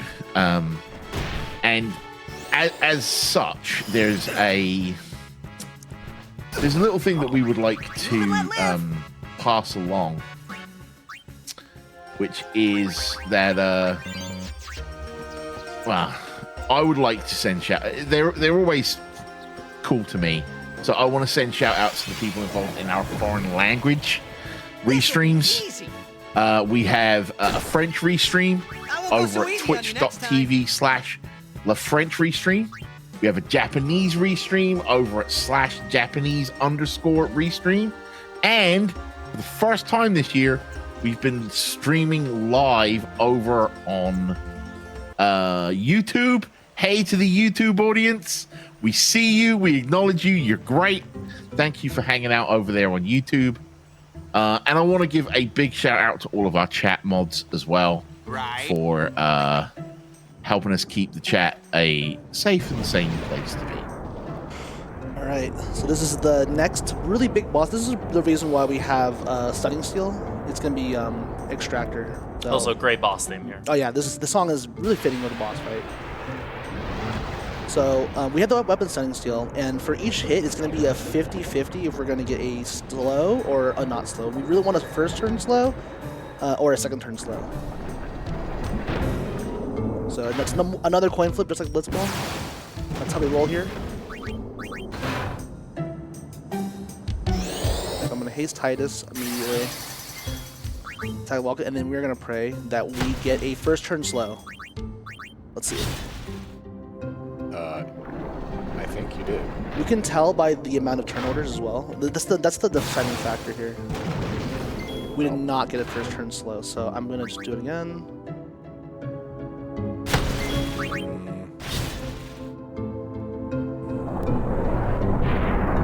Alright, let's see it. This fight can get a little scary if we don't get the slows because we really need the extra turns in order to pump out Okay, we damage. did not get it again, but it's fine. We're just going to go for another attack here. That's Okay, we did not get another slow. Okay, so I'm actually just going to heal Titus here, and then we're going to overdrive with Waka. very unfortunate. There we go. Nice. So Elemental Reels has, you have two different outcomes that you can get. You can get either a normal outcome or a great outcome. If you get 2 out of 3 reels on a singular element, you will get a charged elemental attack that does 2 times damage, and it has the element on a single target. That target is random. If you get all 3, you'll do that same element charged at 2.2 times damage on all enemies on screen. If you get 3 random elements, and there's 0, and you get 0 matches, you'll just end up doing a critical hit, basically, worth of non-elemental damage. Also, the fact that we still haven't gotten a slow yet. This is really funny. Actually, little- I still haven't gotten it. Oh my god. let me This see this is a little sketchy. No, we're fine. We're fine. Let's see. Wait, now we got it. Okay, we're good now. All right. Let's see. We're gonna go with an attack here, and we're gonna just overdrive with Titus here. I think I'll switch up this. Nope, I can't. Okay. So the way that Extractor works. Oh, it's not enough.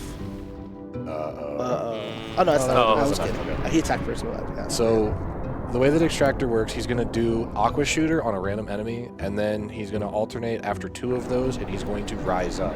What he's doing is he's running a move called Depth Charges. In order to prevent Depth Charges from happening, Depth Charges does about 500 damage per character. Does a lot. It's basically a one-shot. It also inflicts a bunch of status afflictions on I believe, but I might not be right on that one. So what we want to do is when he rises up, we need to do a set amount of damage before he'll basically lose his charge. And getting the slows is imperative so that way we can actually do enough damage on our turns in order to make him not use depth charge. We luckily have the overdrive charges on both Titus and on Waka in order to make it so that we can get those if we need to. But ideally, we get the slow turn 1, and then we can pump damage with a lightning steel charged weapon or a thunderball on Waka, and it's about 4,000 or 6,000, either 4,000 or 6,000 damage. 4,000, yeah. Thunderball, of course. Of course. So I'm gonna say the thing that I have to say during marathon. I've never seen that before. Yeah. That was very silly. That was probably like 5 attacks and they got slowed. So just missing all those coin flips is unfortunate. Sometimes you just lose 5 coin flips. Yeah, someone needs to calculate that. Actually, I'm actually curious what the exact percentages for missing 5 slows in a row. Well, luckily we got past it. We didn't die and didn't know death charges because that would be really horrible. So now we get introduced to Riku, who used to be named question marks earlier in the run. She's, again, like I said, one of the most OP characters in all of Final Fantasy. And we get a little bit of a tutorial on how her mixing overdrive works. We have 2 options with this. We can either mix 2 potions together and make an ultra potion, or we can mix 2 ability spheres together for a frag grenade. If we were a little short on power spheres right now, we would be inclined to take the frag grenade kill. It's a guaranteed overkill and 2 extra power spheres. But because we're so far ahead on power spheres, we don't need to do that. So it is a little bit faster to mix the ultra potion and then flee, because then we've skipped the fanfare and all of that stuff at the end. Yeah, and there's a little bit of extra dialogue that she has afterwards if you kill it, like some dialogue with Waka before the fanfare as well. So skipping that entirely is also really nice.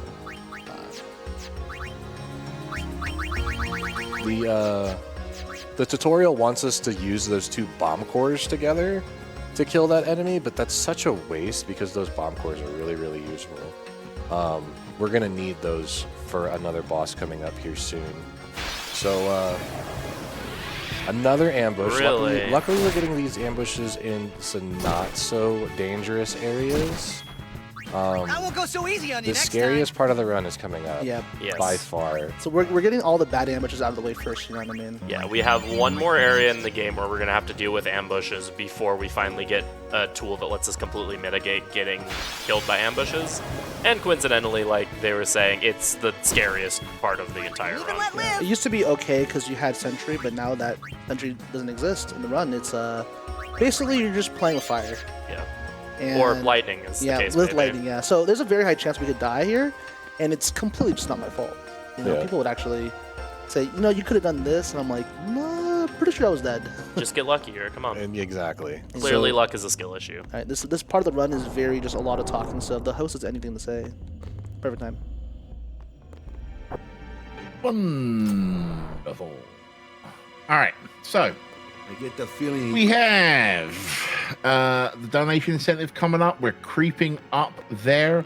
We're now at $675 out of 2,500. And just out of interest, how long do we have till we name Bahamut? About another hour. Yeah, it's about I would an say. hour. Yeah. All right. So you heard it, chat. Donations, $15 from Astara again. Thank you very much. $10 from Anonymous, who says, thanks for what everyone does for the event. And then I asked earlier for people's Final Fantasy X hot takes. I want to hear more of them, chat, so get your donations in with those.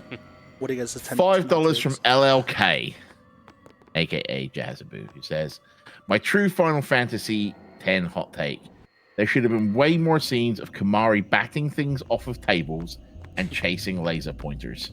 There could have been a great character moment where he overcomes his greatest fear by defeating a giant cucumber monster. Come on, Square. We need the kitty man to be a proper kitty. Donation goes towards Anima because Anima is scary. All right, so now it's time. It's the scariest part of the run. What we've all been worried about. Like, here's the thing: if we die, we just lose time mainly. But it feels bad. It very much feels bad, especially if you're on a good run.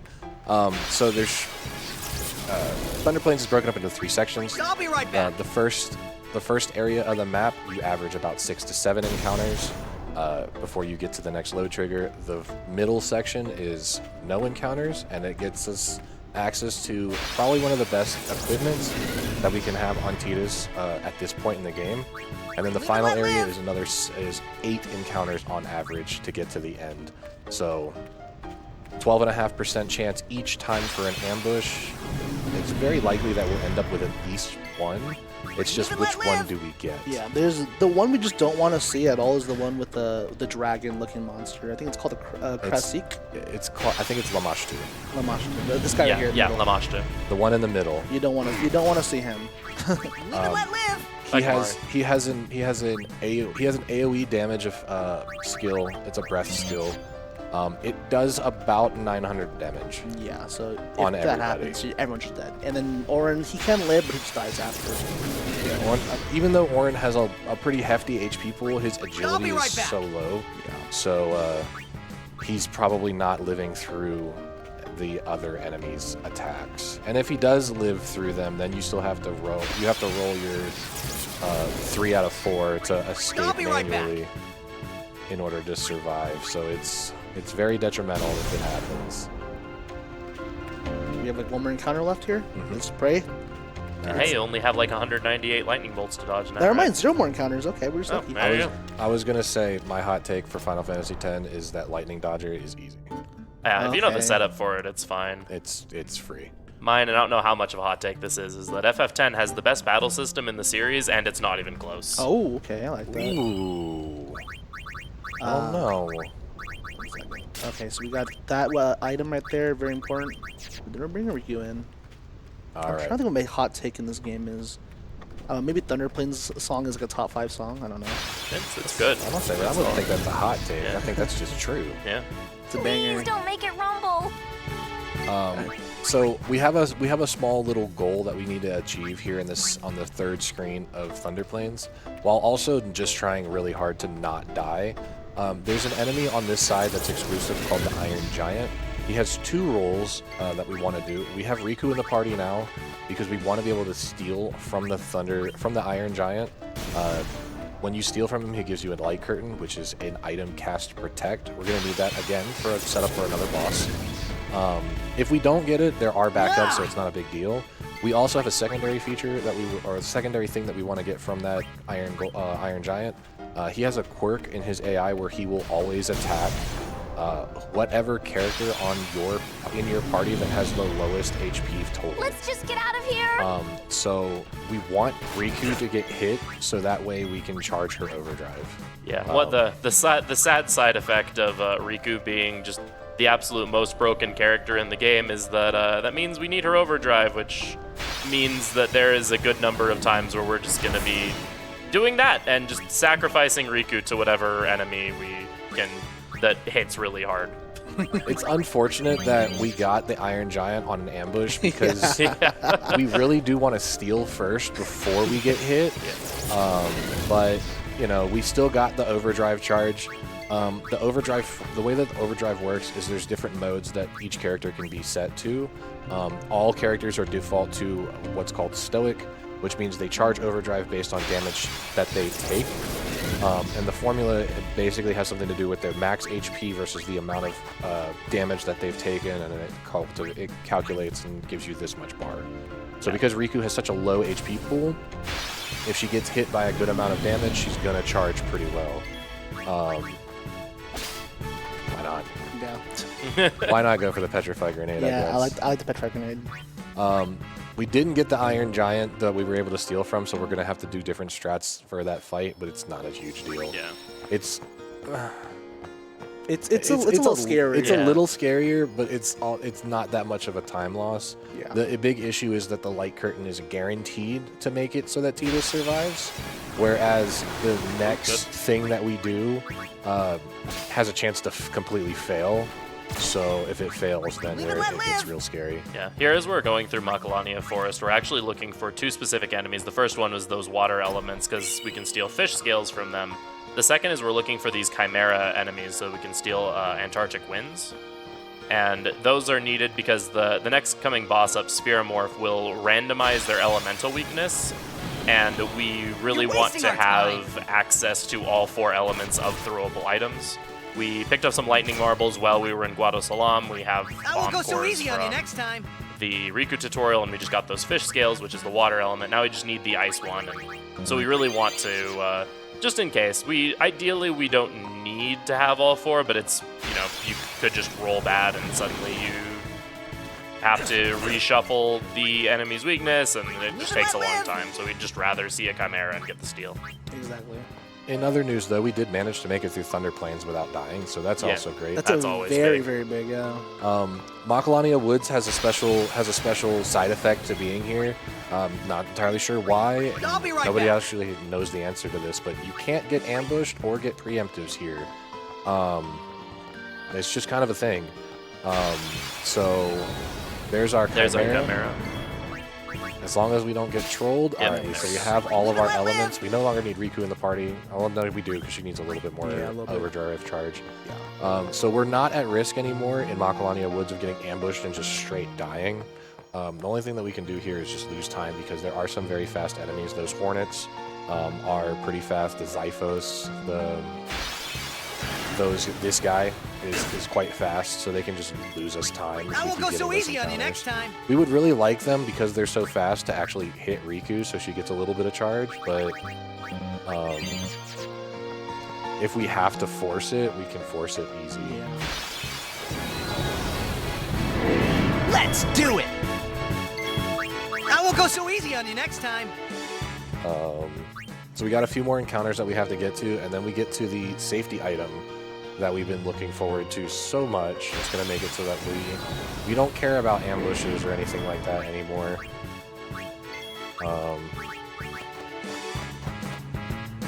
So here we are. We're going to try and charge Riku here. Of course, it hits Goran. All right, have fun, Riku. Sorry, Riku. Riku's got it, right? Yeah, she's got this. Oh, That's fine. Oh, That's fine. he That's fine. hit the demi punch. Yeah, as long as because we'll have enough now, because Sphere Morph will actually always retaliate on Riku, so we'll be fine. But that was enough. We're good here. Yeah. Yeah, So- see, she had it. Yeah, she did her job. So now it's just time to get to this last little section. What you're going to see Verm here do is he's going to grab this rainbow butterfly. It's part of the Macalania butterfly catcher quest. The reason why we do that is because it completely removes all random encounters, and the only way that you can get encounters is by touching a red butterfly. So it just lets us it helps us to skip that last encounter before we get to this last screen. Holiday prices on all. We're going to talk to Awak, and we're going to tell him that he's gouging us. Yeah. And he's going to give us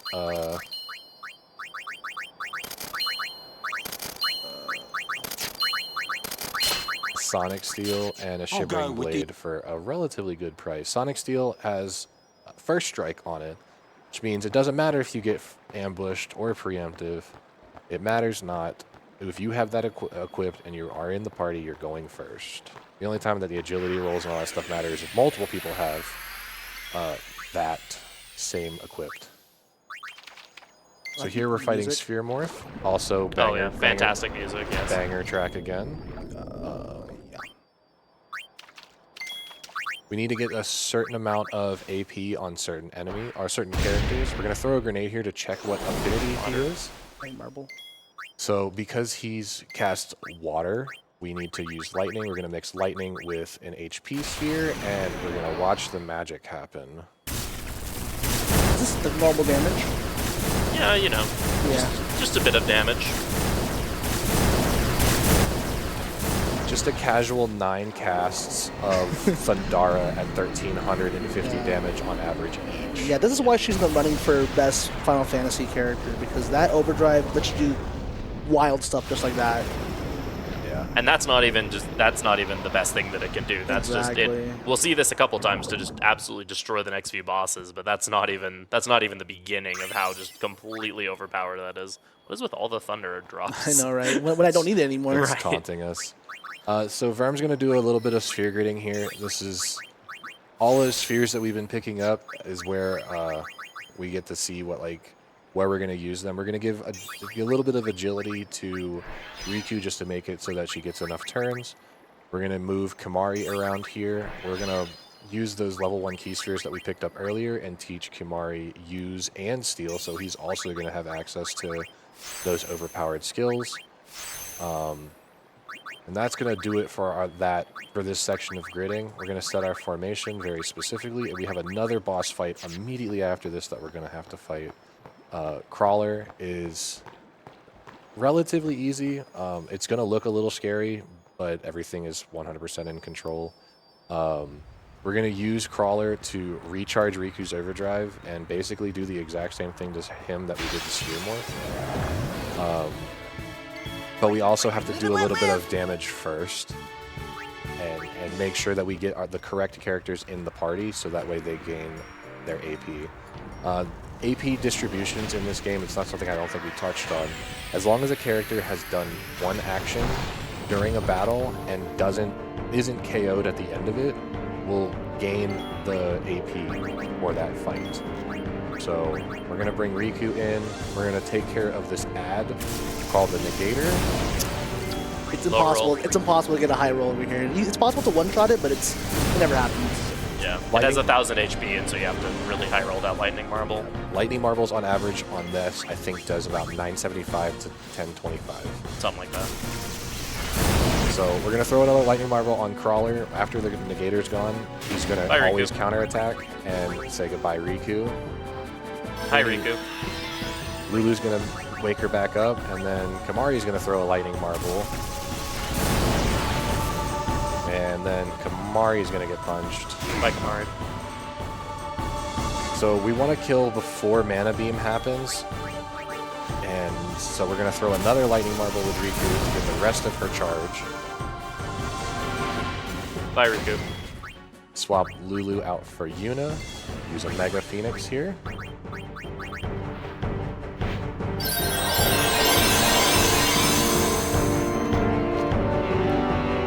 And then lastly, we need to make sure that Tidus gets in, gets his action, and then we will overdrive again. So another Lightning Bolt. Normal damage. Yeah. Just regular amounts of damage.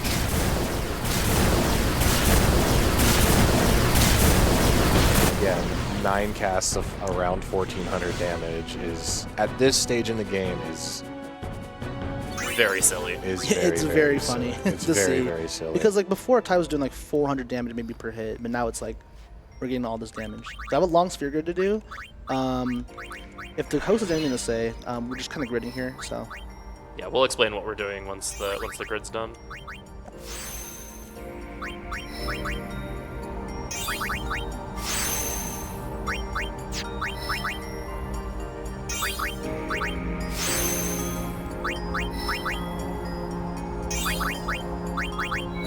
We're going to utilize that strength sphere, though, that we just picked up. Or that we got from the Blitzball tournament. We're going to use that here. Using it on that specific node is very, very important because Tidus is not going to be the only character that uses it. Yeah, so here we're just getting a ton of strength. Like we mentioned, individual points of strength are strong, let alone we're just grabbing all of the strength here. So Keno is going to go from doing like 400 a hit to like several thousand just from these points of strength that we're getting. It was, if you remember from the extractor fight, yeah, Keno was hitting for about 175 to 200, and now it's 10 times that. At you'll least. see. Yeah. It's gonna be a lot. It's a lot compared to like what you would expect. Every single point of strength is just a massive increase in power for Tidus's. I mean, not my bad, Ken's damage. So we'll see. I guess to put it in perspective, 255 is the max. Yeah. That's the max amount of strength that you can get. 212 is technically the most that would make it so that you would hit damage cap every single time after you broke damage limit. Yeah, damage cap and being 99k and not 9k. Like, the damage cap beyond the damage cap. Right. So right now we're currently somewhere in the ballpark of like 45, which still doesn't seem like much, but it's a lot. It's a lot. Yeah, for reference, the attack formula squares whatever your attack stat is as part of the formulation, so even just having, 45 squared is quite a bit. Right. Without factoring in everything else in the formula. So this is one of the most stressful fights in the game, in my opinion, because everything you do here is very precise. Also, disregard Kimari's staff. It's fine. Yeah, there's some more. It's completely All right, fine. we're also going to listen to this dialogue because it's really funny. I knew you were bad news the first time we met. Oh, my sincerest apologies. Seymour! Seymour! The way he says it is just So way too funny. So in certain fights, you get these trigger commands to be able to talk.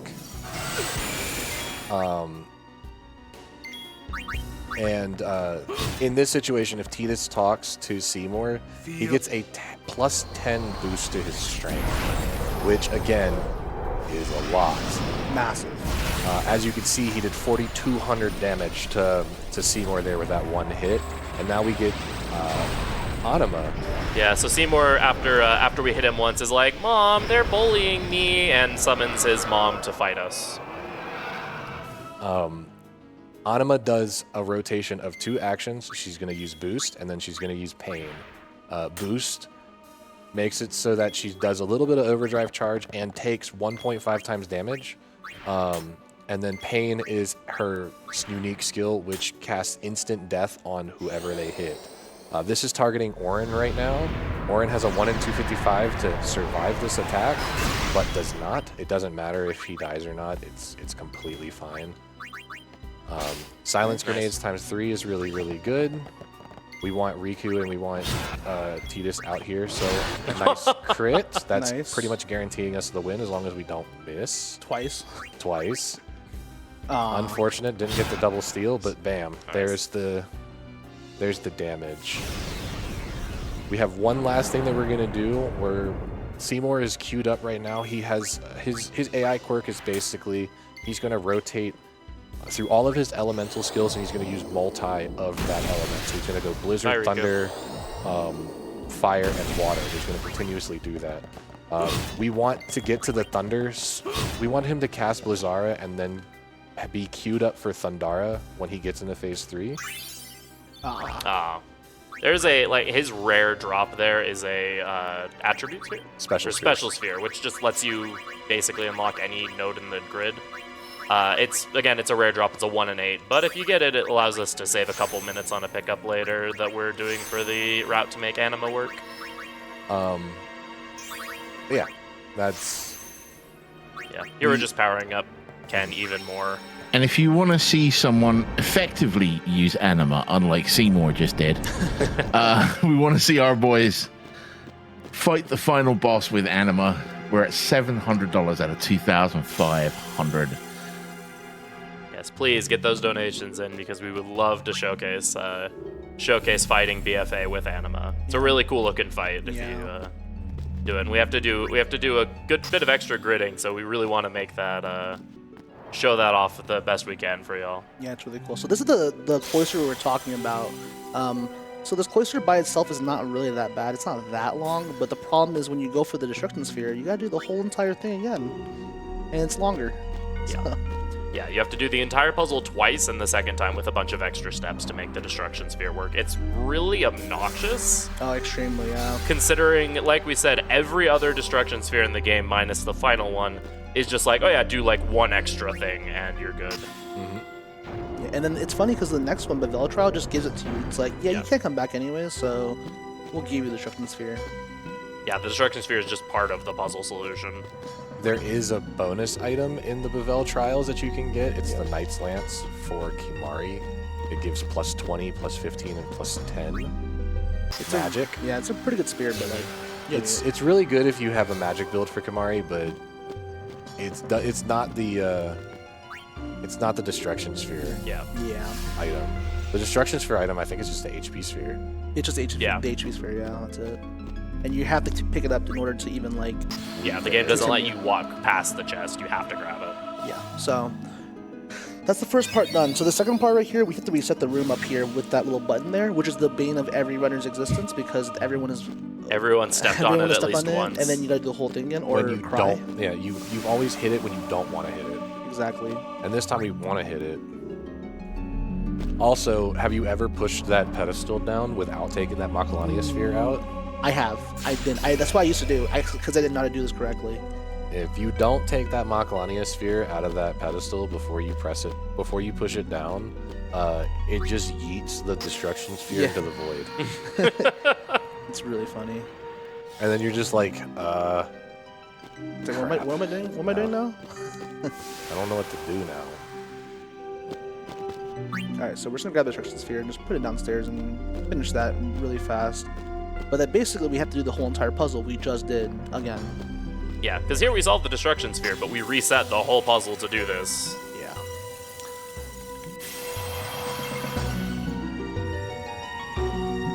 So I'm hearing that this is a point for me to step in as well. Oh, absolutely. Go for it. Wonderful. We have some donations coming in. We have another hot take for Final Fantasy X. It is that the CSR mods out Titus's laugh because it's clearly not as good as mine. That coming from Kefka, who donated $25. That's so good. God, That is so good. So good. We have 2 anonymous donations, one for $25 and one for $75, both with no donation comments. Thank you very much.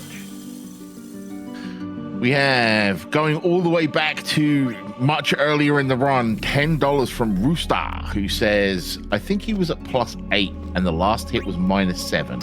So here's $10 for each hit point you beat Kamari by. I saw you guys clinching. Yeah, we were clinching. So Yeah, that was a good $10 old- donation. Yeah. Rooster's an OG of the 10 community as well. Of the Final Fantasy community, I guess you could say.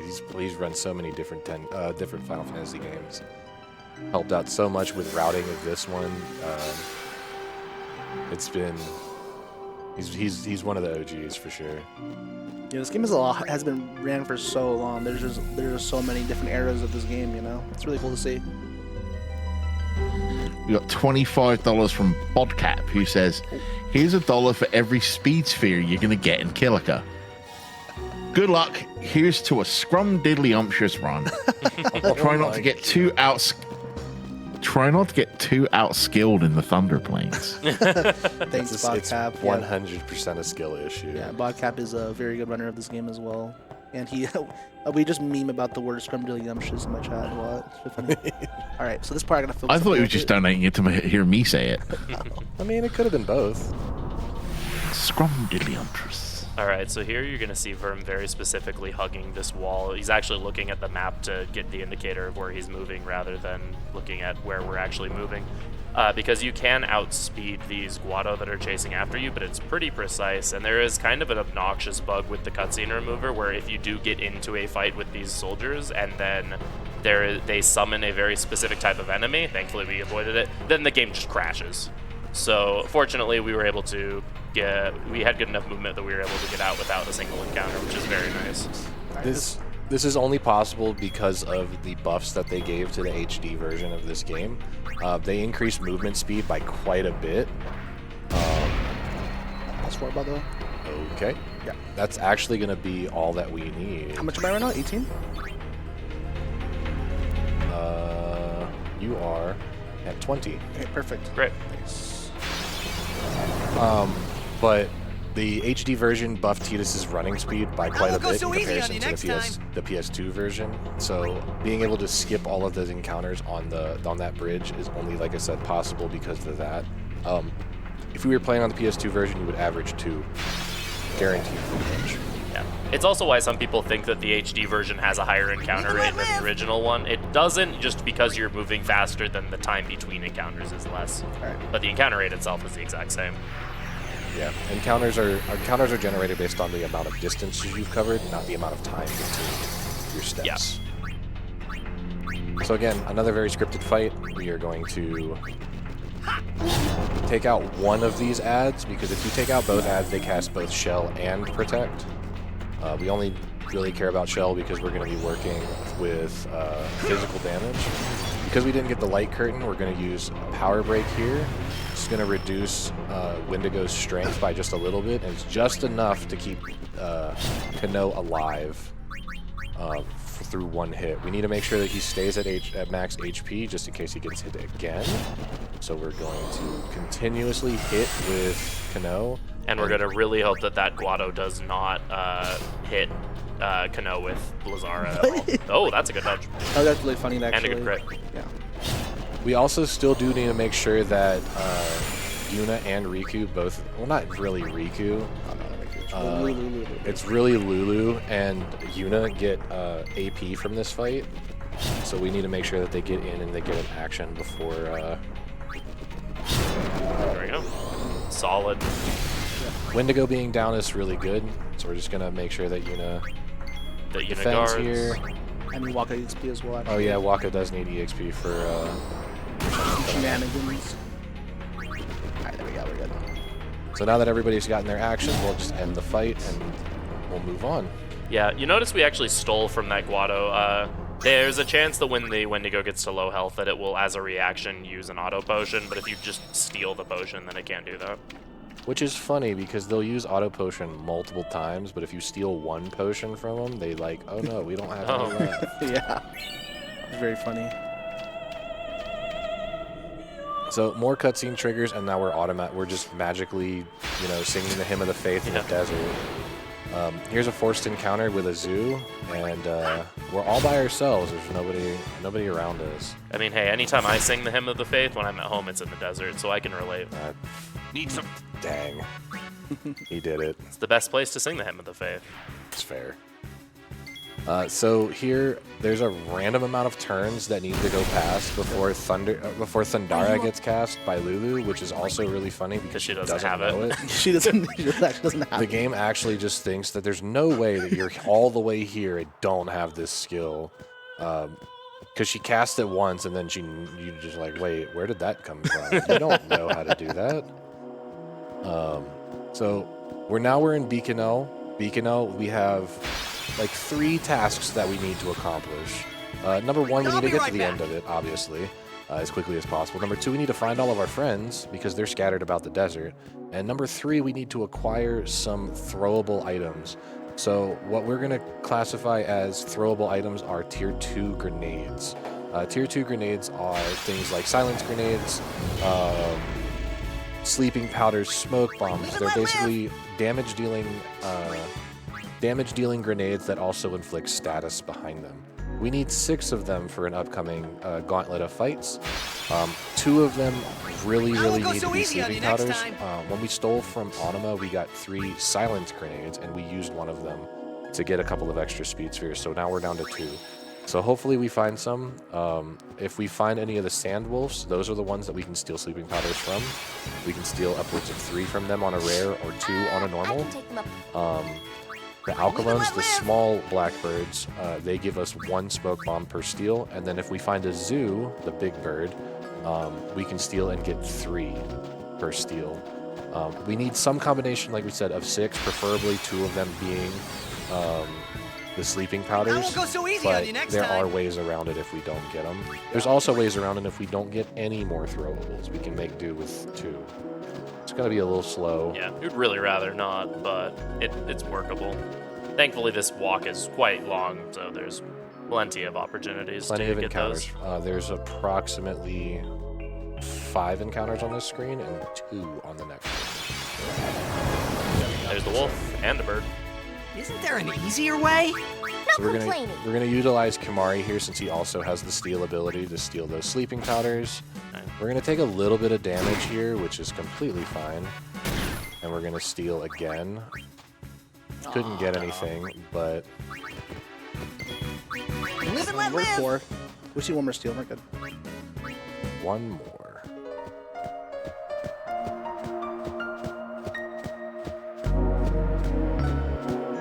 Right now we're just praying. Usually, if you're playing like CSR, this is good. Oh yeah, that's right. even And it's a preempt too. And it's on a preempt. Yeah, I knew that'd be a preemptive. Calculated. Yeah. So there's those. We'll go ahead and just check. Why not? It would save us a little bit of time if we had 6 of the same items because it would prevent us from having to move around in the menu. But that's the reason why Verm, I'm assuming, went for another steal there. Yeah, but exactly. It's not a humongous deal if we don't have it. Yeah, it's just a little more comfy. So and also the thing is, we wouldn't need Riku's overdrive for Worm. You one sure fight this later is the on. way? Yeah, I think. I won't go so easy on you next time. Love the confidence, Riku. Yeah. hey, look, that's everybody knows where they're going until they don't. That's true. You are not wrong. I'll be right back. All right, so now we have an optional chest, which is absolutely not optional in this desert. Yeah, so we're gonna be fighting. Inside of these pits are their enemies called Sandragoras. As Vermillion said, they are technically optional. You don't have to fight these, but the reward that we're gonna get for this one chest, you can't skip. You can't skip it. We're also gonna use the coolest overdrive in the game. Yes. Orin gets to use Shooting Star, and after we push all these buttons, he's just like, yeah, yeet, and he's gone.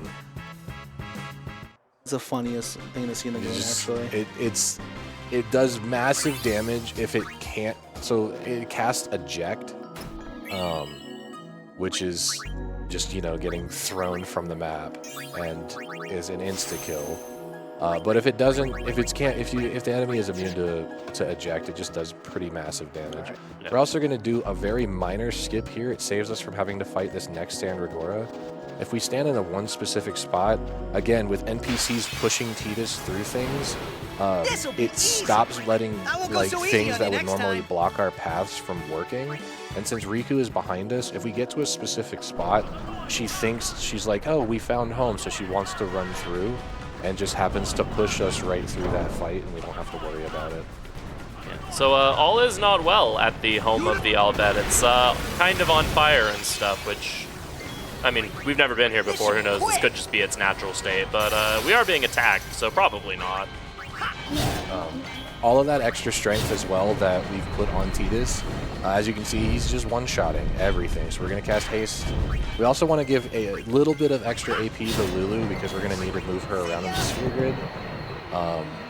All these extra overkills are just giving us a boost in AP.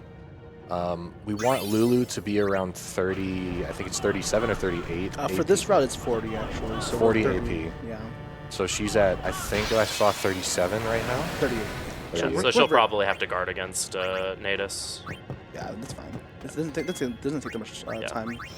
Also, again, we're going to be abusing Kimari and his ability to get full charge overdrive after using Lancet and just spam out Stone Breath to get through these forced encounters. Yeah, we mentioned before that you can track RNG in this game normally, and these couple of fights here are just the absolute worst if you are doing RNG tracking.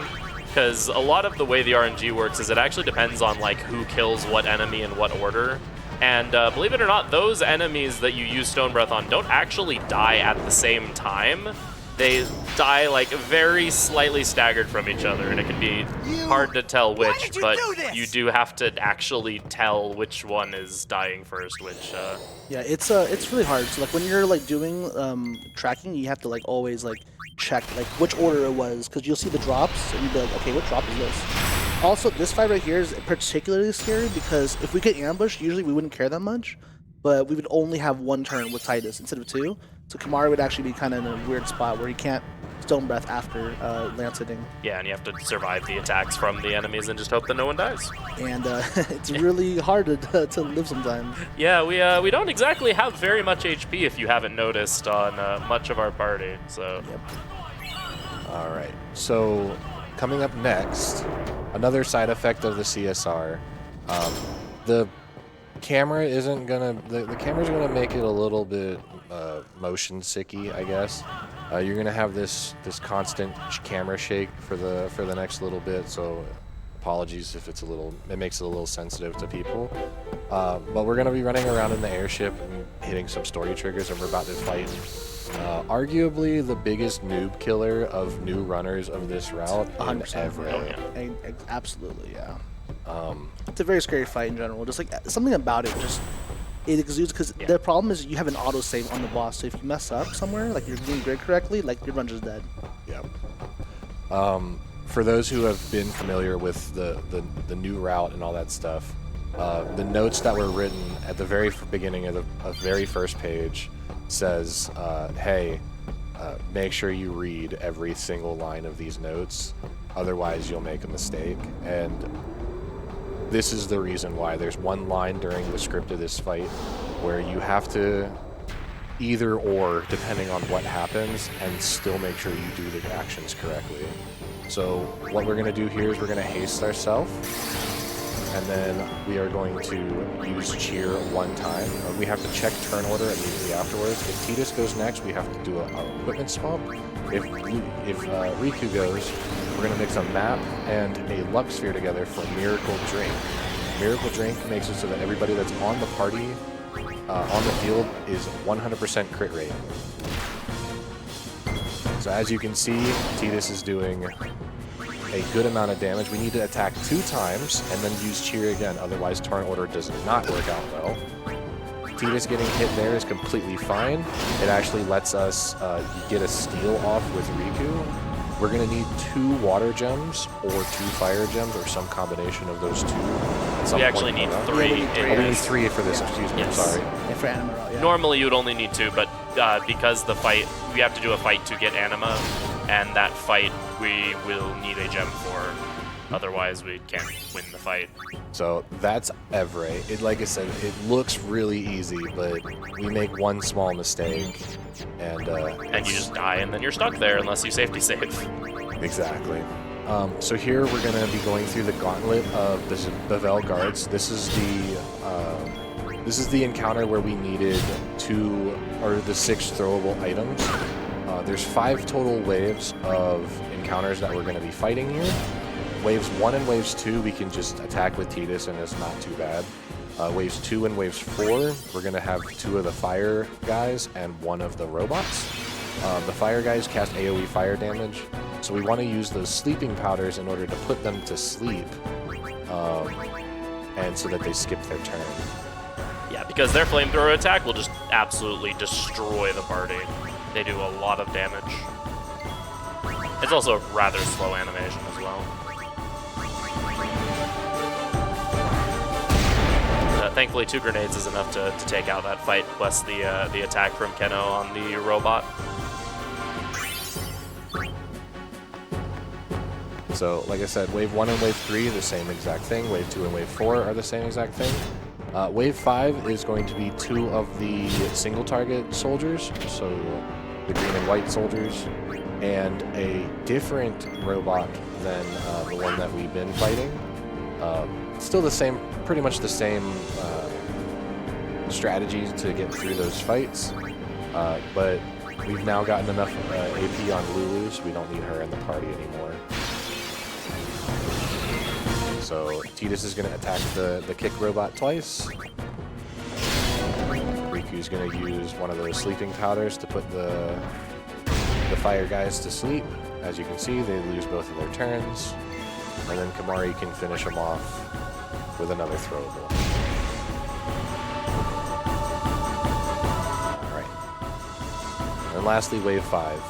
We're going to use 2 more throwables, and we're going to use that bomb core that we still have in order to take out this Stay encounter. right there, Seymour!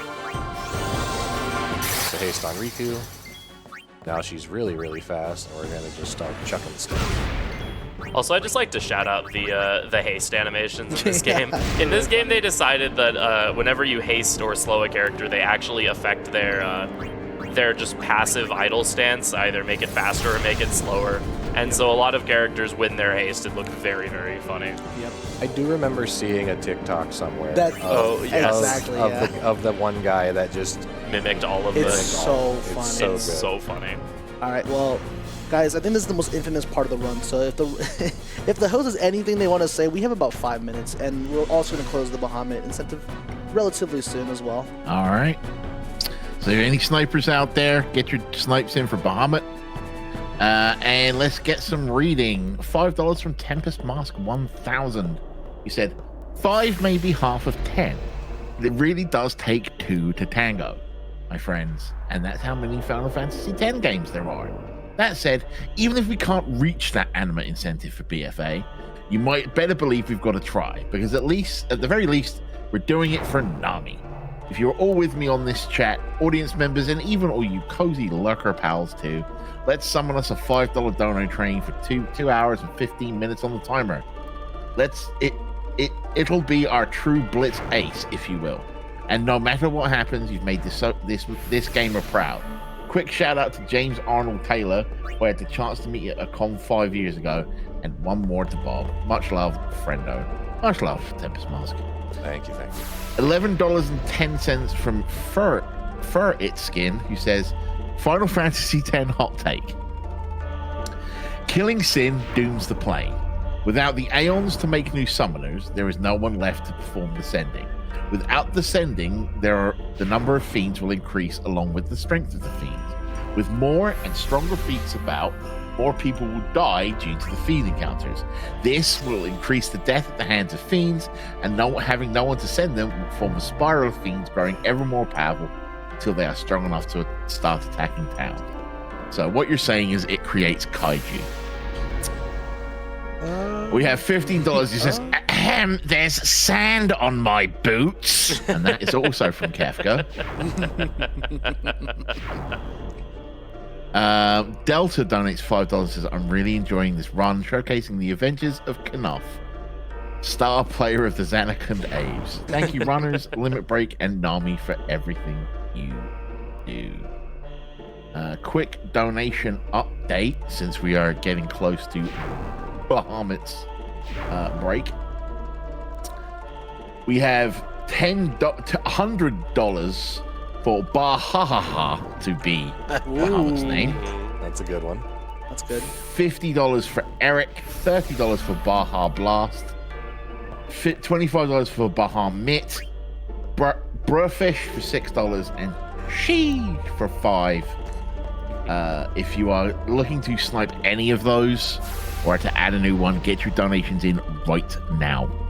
I will say, as a fan of both La Mulana and Trails, I do appreciate the Bruffish name for Bahamut. Well, you heard it. I will also say that we are at $771 out of 2,500 for bringing Anima out to play in the final boss fight. So bear that in mind. Back to a couple of donations here.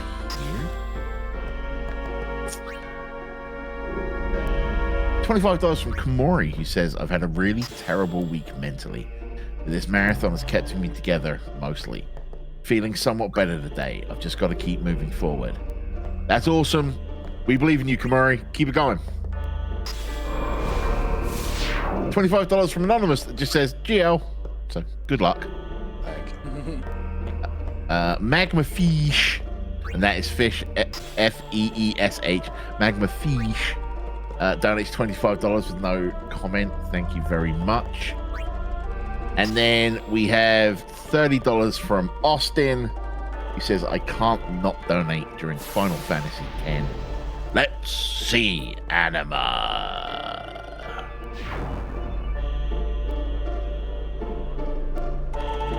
So we've had this question come up a little.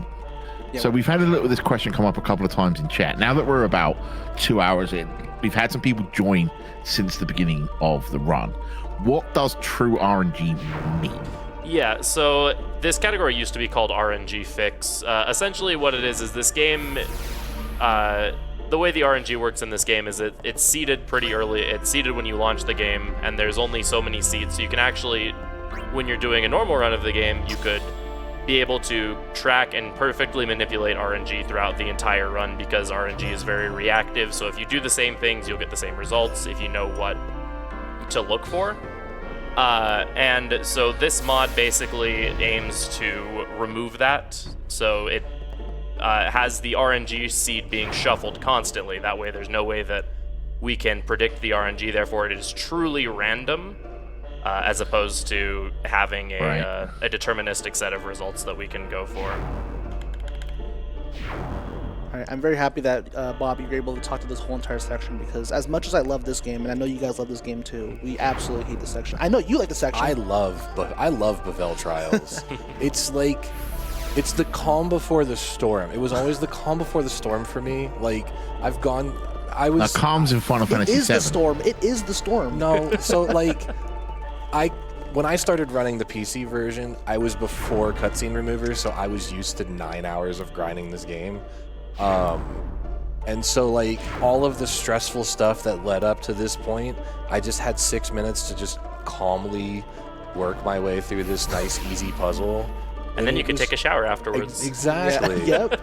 So there's like a meme where like there's a scene where Titus and Yuna are kissing and like near the end of the game, and I know some people who've done a shower during that whole entire cutscene. Anyways, what is Bahamut's name? Sorry, we were a little late with. All right, I am doing one final refresh on that, so bear with me. We are looking at capital B, Okay. little a, capital H, capital A, capital H, capital A, capital H, capital A. Beautiful. Why is there just a lowercase a there? All right. That's absolutely perfect. But yeah, in reference to what Vermillion was talking about with the kissing scene, it's a 7 minute or it's a 6.5 minute cutscene when you're playing PS2. It's a 6.5 minute cutscene followed by a 2 minute long FMV followed by a 2 minute long cutscene. You literally can't do anything. You can't mash the text any faster. You can't nothing. So some of the older runners would just figure out different things to do during that section. And I've heard stories of somebody cooking an entire steak. Someone ordered and got a pizza. I've personally gotten into the shower, taken a whole shower, changed clothes, gotten out, and still had a couple of minutes left to go. You know, just fun stuff to do when you have nothing better to do. Yeah, so if you guys are going to look at this next figure we're going to do, we're going to give Yuna some very questionable stats that no one should ever give Yuna, unless you know the speed run. But right now we're giving Yuna some strength, you know, just some casual, like +6 strength there. We're going to Orin's grid where there's a lot of strength here as well. This part of the grid is actually the tail end of Waka's grid. Oh yeah, you're right. Oh, Actually, yeah. yeah, it is. We just use Orin to get to this spot.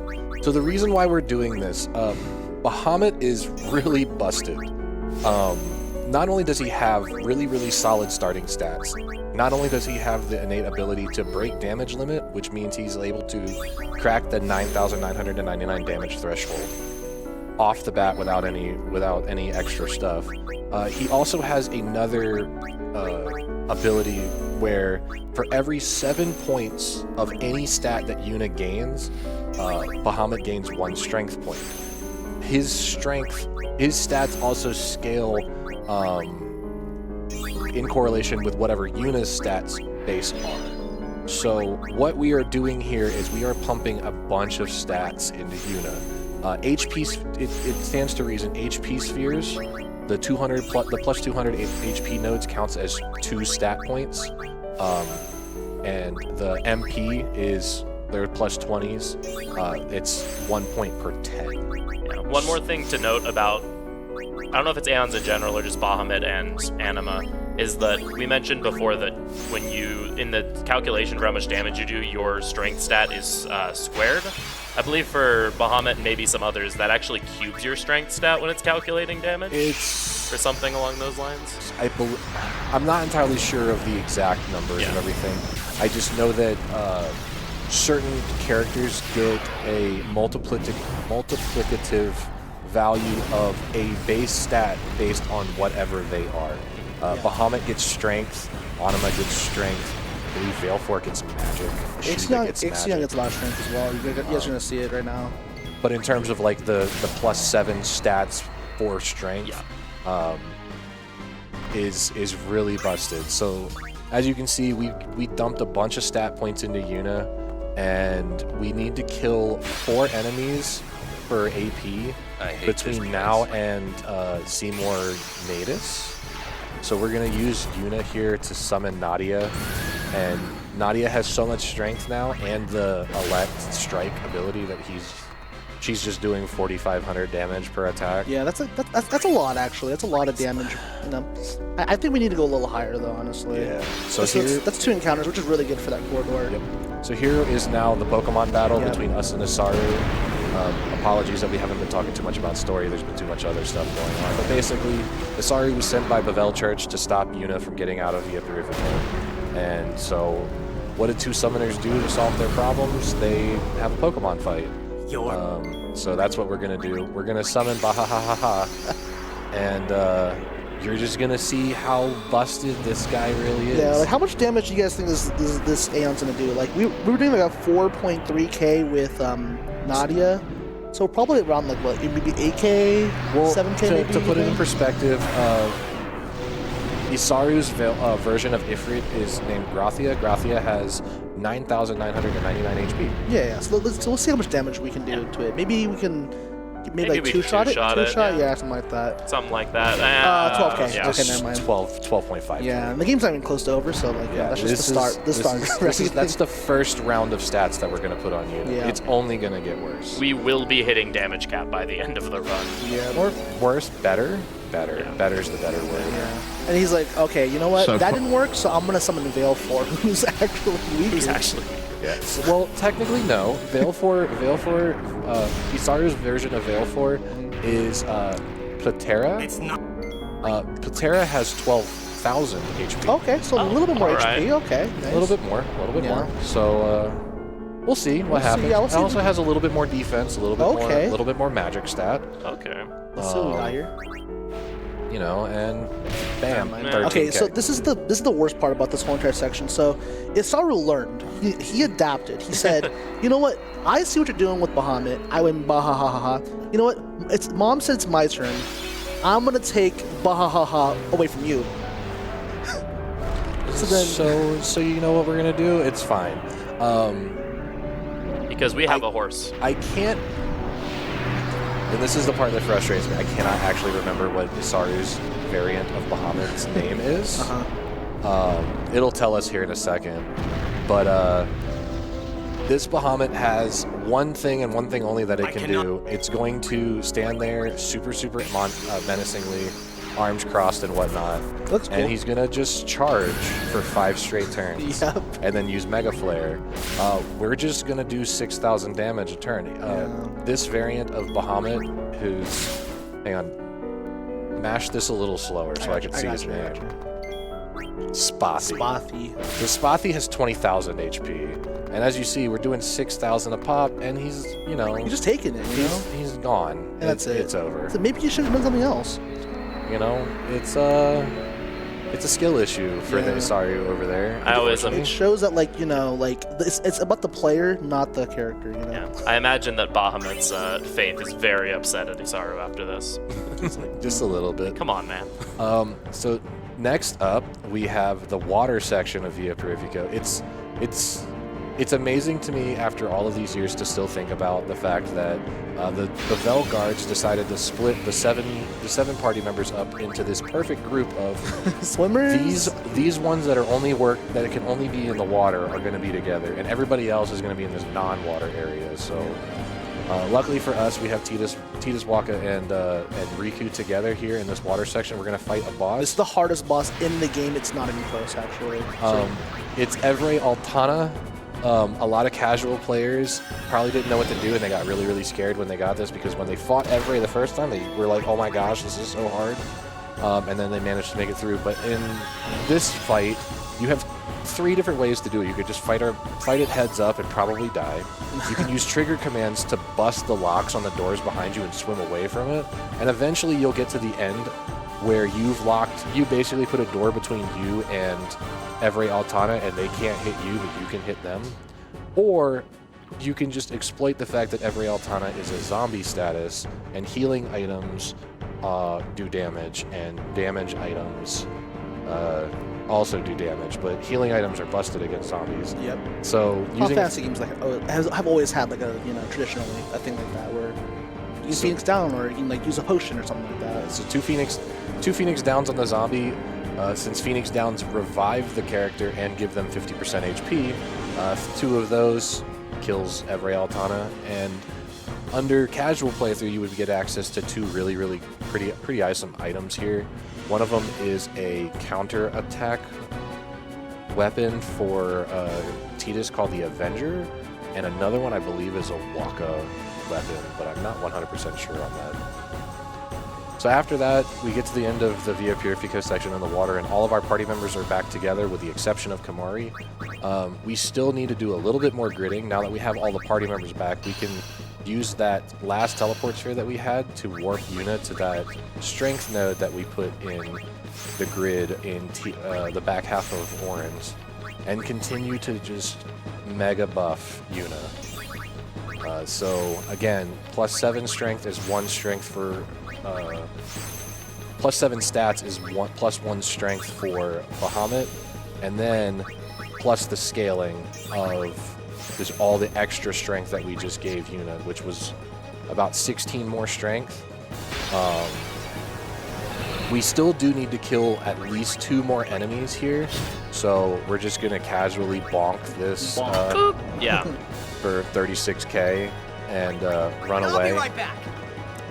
With First Strike and Yuna's agility that we've buffed up, we get those 2 actions and can get the kill and get out of the encounter before they get actions. Unless we get ambushed, which we still need 1 more. Yeah. Yeah, we're good. This one's a little annoying because there is a run-up animation with these guys in the back, but it's not a big deal. I'll be right back. So for this next fight, we're gonna be fighting Seymour Natus. So earlier you saw Bahamut doing about like what 13k. It was 13,000. Like 12,000 maybe, you know. So we're in this fight. That won't go so easy on you next Seymour time. Natus has about what 35k. I believe it's about 35. Yeah, about 35k, right? So we're gonna maybe see how much damage we can do here. We haven't put that many stats. We haven't put that many stats in the unit, so it shouldn't be that it bad. shouldn't be that much, yeah. So We'll say though, this is probably one of those big casual killers, the very first one. yeah, Natus was pretty tough. I remember when I played casually the first time when I was a kid. But yeah, let's see how much damage we can do in this one attack. Maybe we can do maybe we two did attack. we did 3,000 with Yeah, let's Tidus. see how much damage we do here. Let's see. Oh, 37k. yeah. Okay, never You mind. know, Yeah, all right, the cool. scaling, like I said, is It's really really silly. busted. It's not even close to what we saw earlier. Just triple the damage. We've tripled the damage, and we've only put about 20 strength points into Yuna. All right. Yeah. But that being said, we still have a little bit more to go. We're now in the Calmlands. There is a couple of extra things that we need to do here. Yeah, for the anima route, we have to do a few different things here, but the first thing, if you've never seen a speed, I mean, if you do a normal speed run, you wouldn't see this, but I'm gonna grid Yuna first. She actually really needs this particular strength here, and then we're gonna grid a Lulu actually. So usually we do this grid later on, but we do it right now because we had to give her a very important skill called Bribe. And it's a really long menu. She has to walk all the way over there. It is 38 sphere levels worth of movement that we're just running. Like, a lot of casual 100% players are probably so angry with us for skipping all of these stat nodes and stuff like that. But we only need this. Yeah, and this is really important because we have to do a certain thing to get an item here. Our information is good.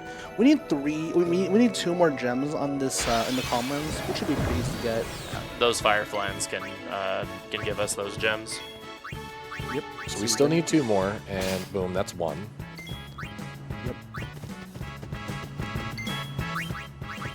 So we need still 1 more. It's not a huge deal if we don't get it immediately. We will eventually be able to get it. We have a lot of encounters to get through here in Calmlands.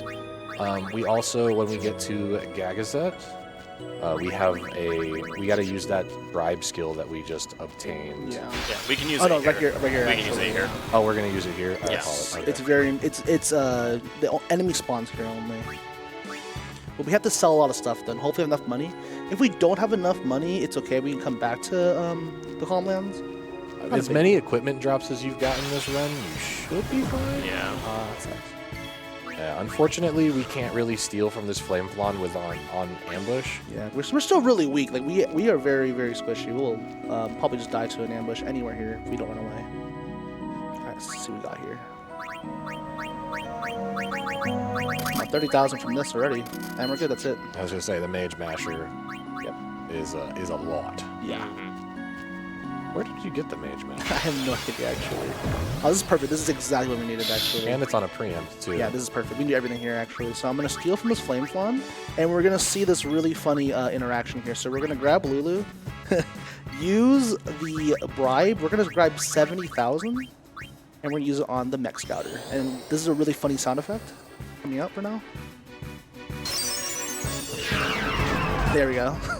We just give him money and he's like, all right, All right. peace, Yeah, thanks. And then we're going to get a really important item here for the end of the run, which is a door to tomorrow.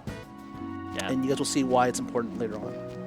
70,000 is quite a lot Just of want money to, right now. if I may, Oh, yeah, go ahead.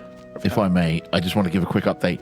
We just jumped up to $1,316 We'll get out of through this. $2,500 for Halfway the there. anima Oh, because wow. we got two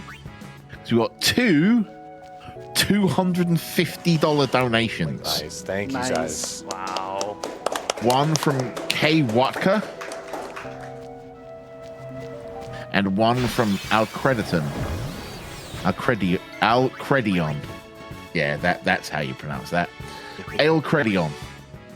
So thank you both for your $250 donations towards the cause. You didn't leave any donation messages, but thank you very much.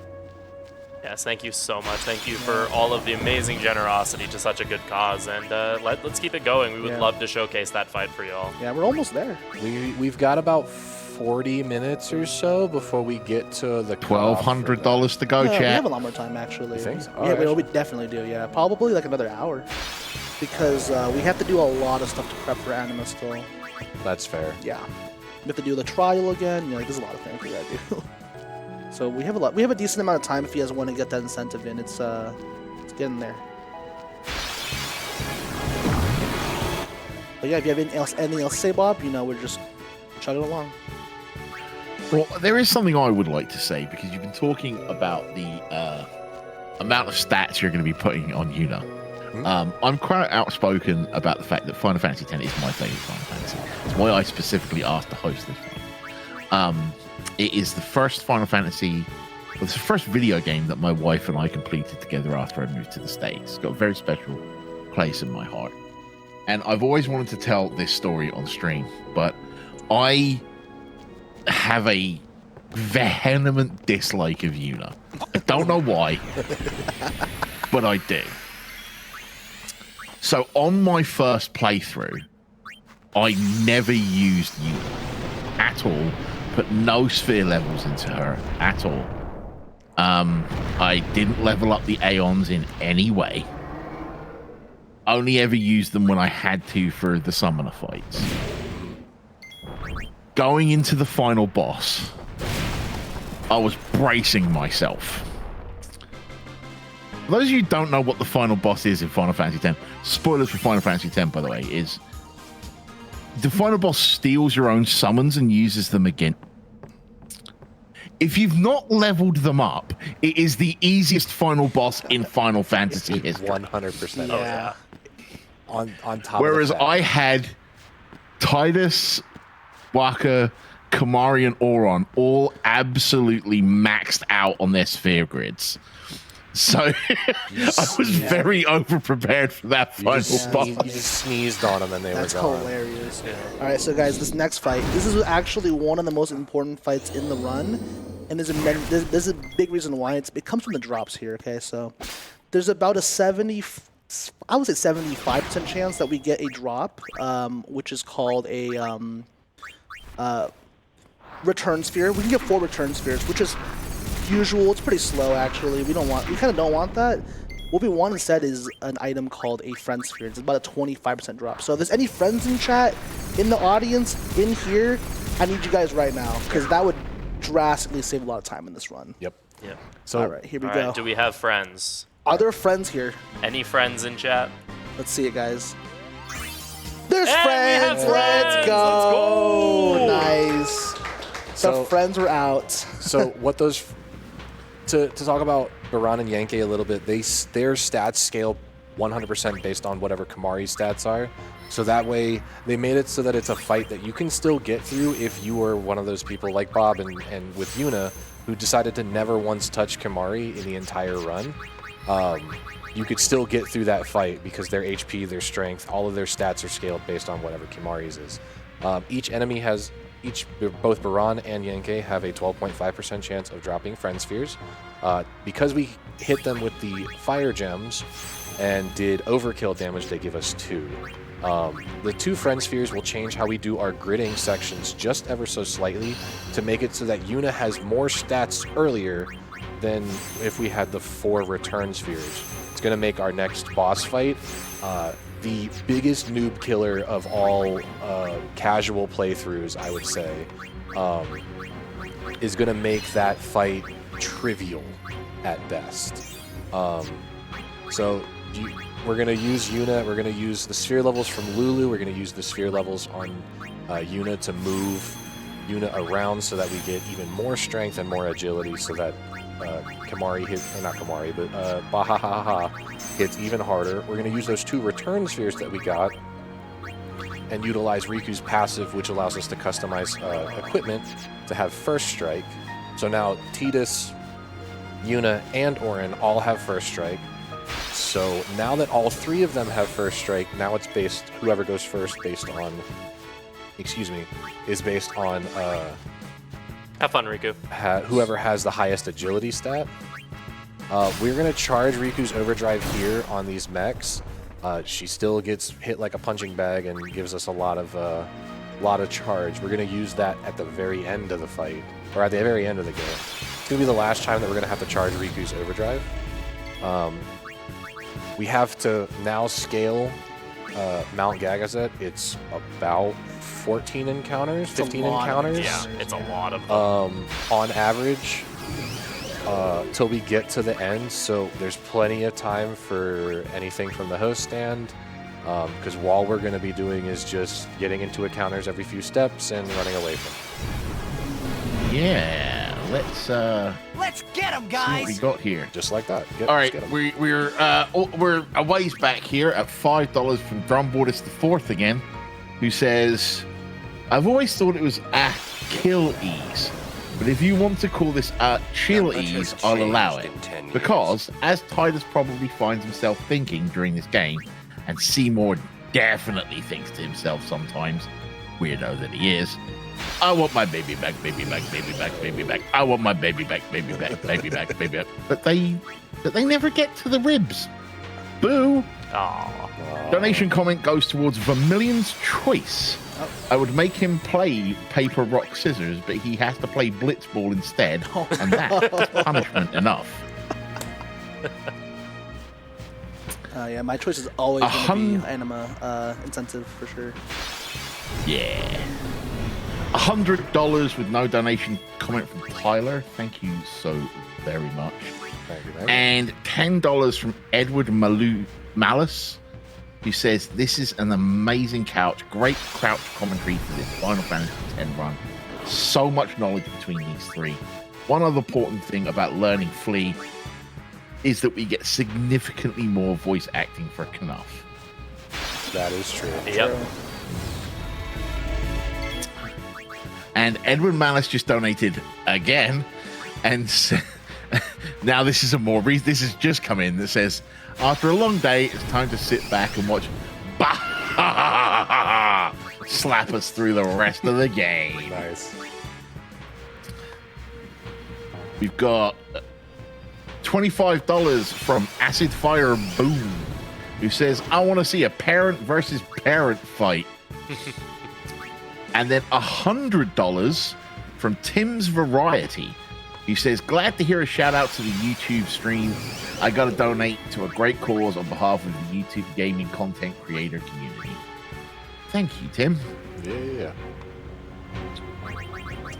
And that being said, what are we raising money for? We've not plugged them in a little while. We are here raising money for the National Alliance on Mental Illness. It's a cause near and dear to many of us here at RPGLB.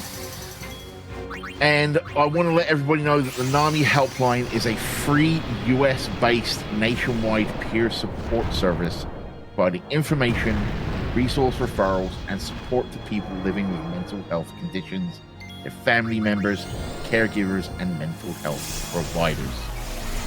The NAMI helpline is available Monday through Friday, 10 a.m. to 10 p.m. Eastern, via a phone call, a text, or live web chat. To reach them, please call 1-800-950-6264 or visit nami.org/help to access all NAMI helpline resources and contact information. And if you want to do your bit towards NAMI, not only can you donate here at RPGLB, also head over to @NamiCommunicate on Twitter or X or whatever it is called this week. That is a great place to learn about what they are doing in your area. So that fight we just did. So since we had the 2 friend spheres, Yuna was actually able to do that to one cycle of that fight. Usually, if you have 4 return spheres, Seymour will actually kill Bahamut, and we have to do like a bit more damage, a little bit slow. But since we had enough, we were able to use Impulse, and then that caused Seymour to have barely any HP, and then he healed himself and then killed himself. It was quite entertaining, to say the least. Yeah, so he has that second section that is like a support unit, essentially, and when you do a bunch of damage to the support unit, it damages the main body to sustain itself, and that's, I think, one of the ways you're supposed to deal with it casually, because the main body is like continuously getting buffed up and has high defense, so you're supposed to just chip away at the support unit until eventually it gets drained. But in this case, he gets overkilled because the support unit's like, yeah, I need to be alive, and then Seymour just dies. It's really, really, really funny, because you actually can do enough damage, but it's still a roll. So we guarantee by using Impulse, and then just like that, Seymour just decides we're out of here. So now we have a lot of just nothing. We have one of my favorite sections coming up. Not really one of my favorite sections. I call it Mario Party because it's like a Mario Party mini game where you're just throwing a ball through this like spinning obstacle. Yeah. There's a couple of visual cues that you can use. Back when I first started running this game, I didn't know the visual cues, and so I tried to base it off of my remembrance of playing it casually on PS2. And I guess they changed how the interactions and stuff work from PS2 to the PC version, and it just didn't work. And then we found the most easy setup ever. If you pay attention to the openings and you look at the top, you'll see these 2 little points, and they'll come together on the left side of the spinning. If you time it like a spiral cut input where they line up with each other and you throw the ball, it'll work 100% out of the time. Yep. But I never knew that before, so I was always throwing it just ever so You were slightly just early. praying like that you had the timing down. Exactly. That's how I felt when I first learned the run, actually, because like when I was taught the run, it was just like, yeah, just make sure the ball gets through, and I'm like, is there a way it's supposed to do that? Yeah, right. Yeah, and something to note about this version is this version actually has a kind of an atrocious amount of input delay to it. Oh my god, It's- yes. We haven't talked about that yet. I just realized, yeah. Yeah, the original PS2 version of the game, you can pretty much menu or do anything as quickly as you can input.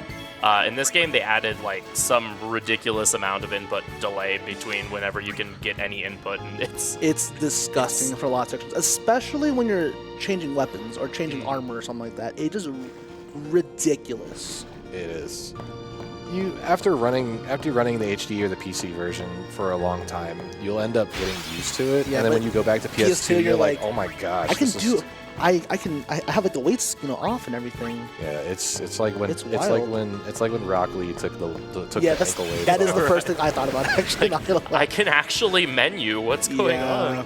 But the problem with the PS2 version is it's still cutscenes. We have all the cutscenes. we still have 10 hours of cutscenes, and Yeah. that's like world record pace almost. Like world record's like 9 hours and 40 minutes with the manips and with the nips and everything. Yeah. with the nips and getting the No no encounter encounter on. stuff. Yeah. Yeah. Could you explain about why this category even exists? Like about the no encounter? Oh armor and yeah. stuff? So Yeah. fun fact.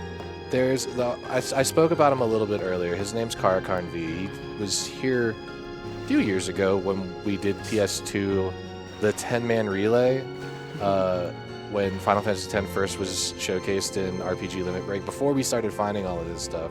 Karakarn was on a world record grind trying to get the first sub 10 hour time. And it got to the point where he was spending 8.5 hours doing a normal PS2 run. He would get to the end of the Calmlands, and he would go to the optional area of the Cavern of the Stolen Faith and just throw runs at the wall, hoping that he could find this one specific enemy called a ghost. And the ghosts are really cool because they have a really low chance of spawning, and if you manage to kill one, they have a chance to... like a 5% chance. Less than 5% Yes. chance of dropping an equipment that has the no encounter ability on it. And if you were to able to get that, you skip all of the encounters on the way up Gagazet, all of the encounters inside of Gagazet counters, all the encounters inside of Sin, Xanarkand. It cuts out about 50 total encounters out of the back half of the run. On the PS2 version, it's a little bit more egregious because every single encounter that you get into, from start to finish, from when you lose control of Tidus, getting through the encounter, and then regaining control is about 17 seconds. So cutting 50 of those encounters, you can just tell how much time it would save. One of the community members of Karakarns was like, hey, what if there was a way that we could track and manipulate the RNG to make that drop happen all the time? And that was how this entire thing spiraled out of control. Yeah, and the reason why this category exists is because, like, Karakarn had a run where he found it on the second encounter. Yes. And then it basically essentially killed the category straight up. It was like, it's over. He was doing his same thing where he threw a run at the wall, and he got second encounter ghost, and it dropped a peaceful armor, and he managed to break world record with it. And then that's when the wheels started turning, because somebody wanted to create a program for Karakarn specifically, just to make it so that it would be easier for him to do this grind without like driving himself insane. And a whole bunch of people, I'm blanking on their names right now, the developers of the RNG tracker, so many community members all came up together. There's a great video that Dr. Swellman, a huge fan of, put on YouTube that talks about the entire history, essentially, of Final Fantasy X speedrunning. If you haven't checked it out, highly, highly recommend it. It's super informative. He did so much research on it, and it explains exactly how everything came to.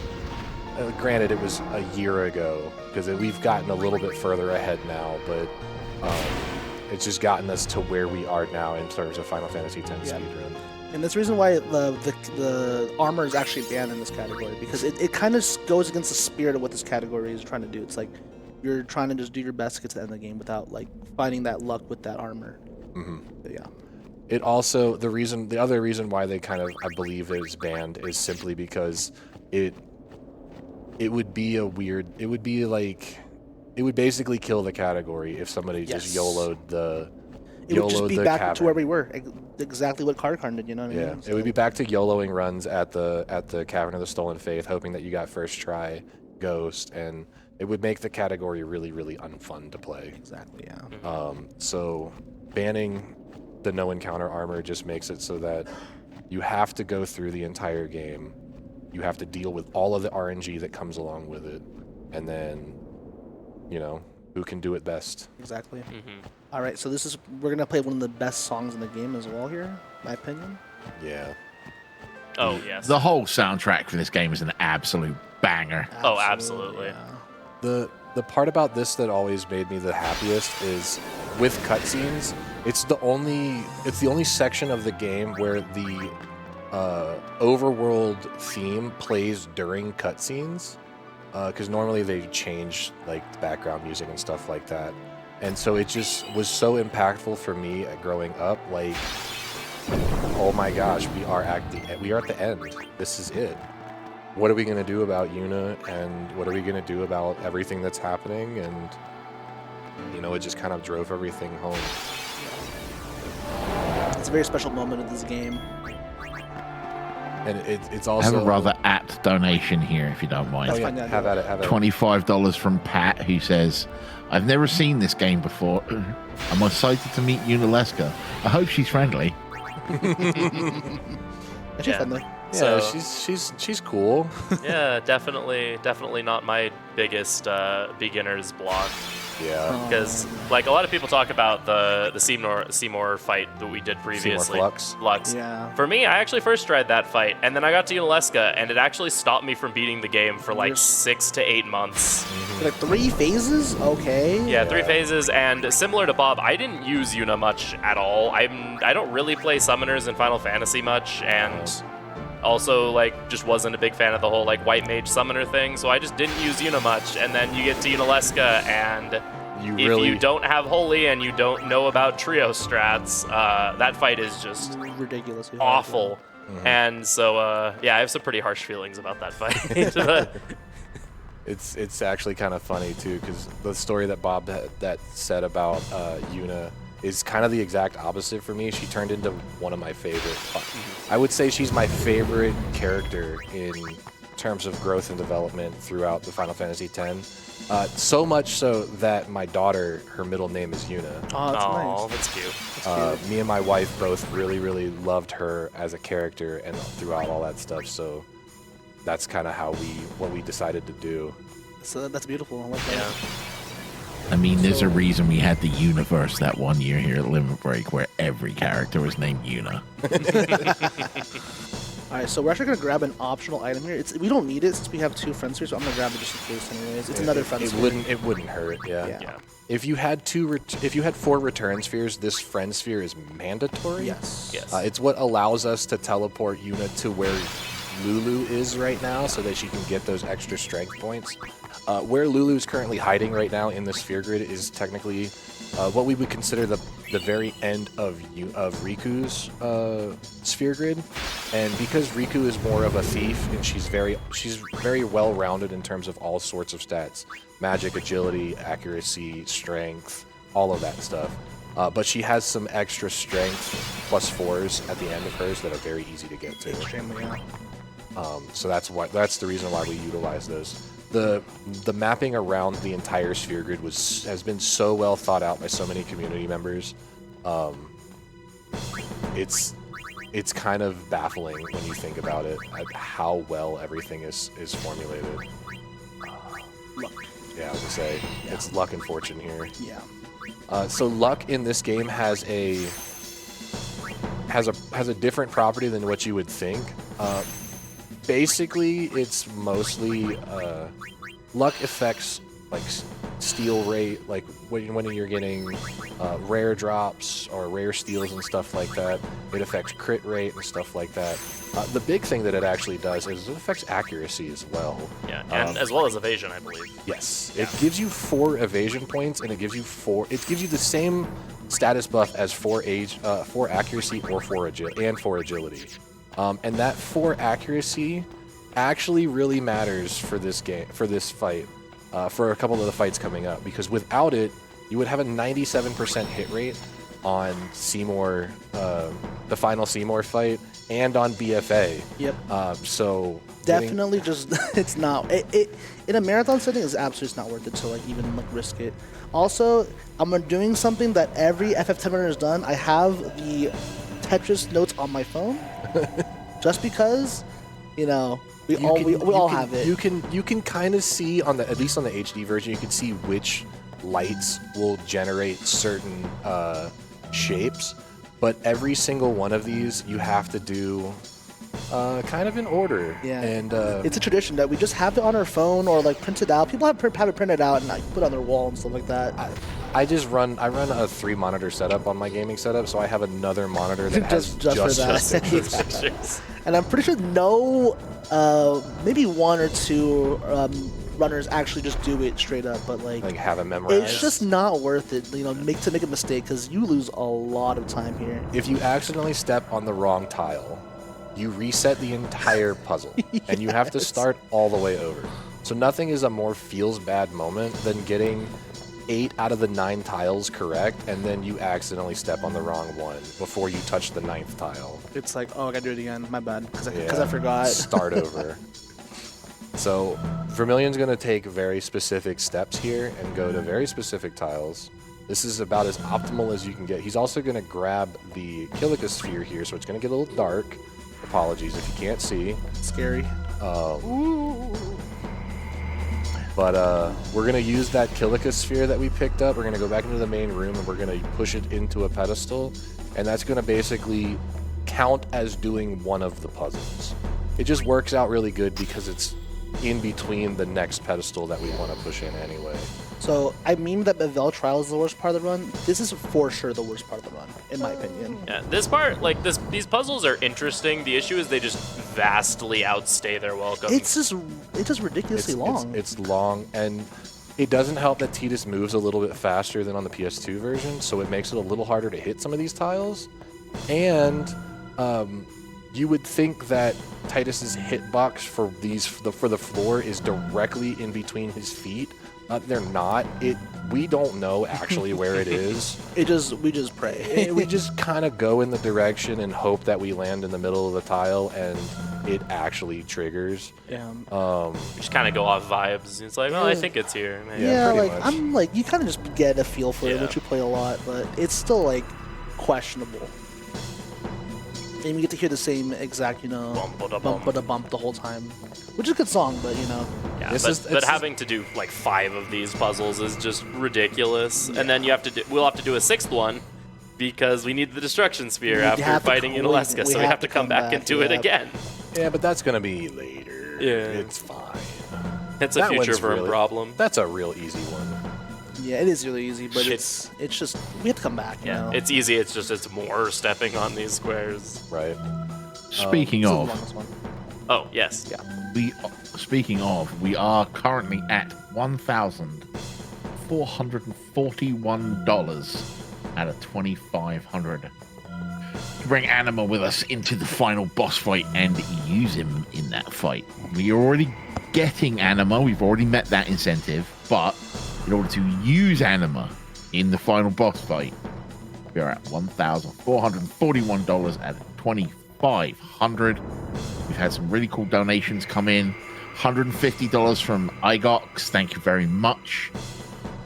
And I want to also shout out a donation from one of our mods, Alfina, who says, "Good thing we have cutscene skip going. No awkward laughing and no one saying that Tidus isn't a real boy." Cheers to a great cause and one that's helped me personally on my journey. Thank you, Alfina. Thank you. Thank you so much.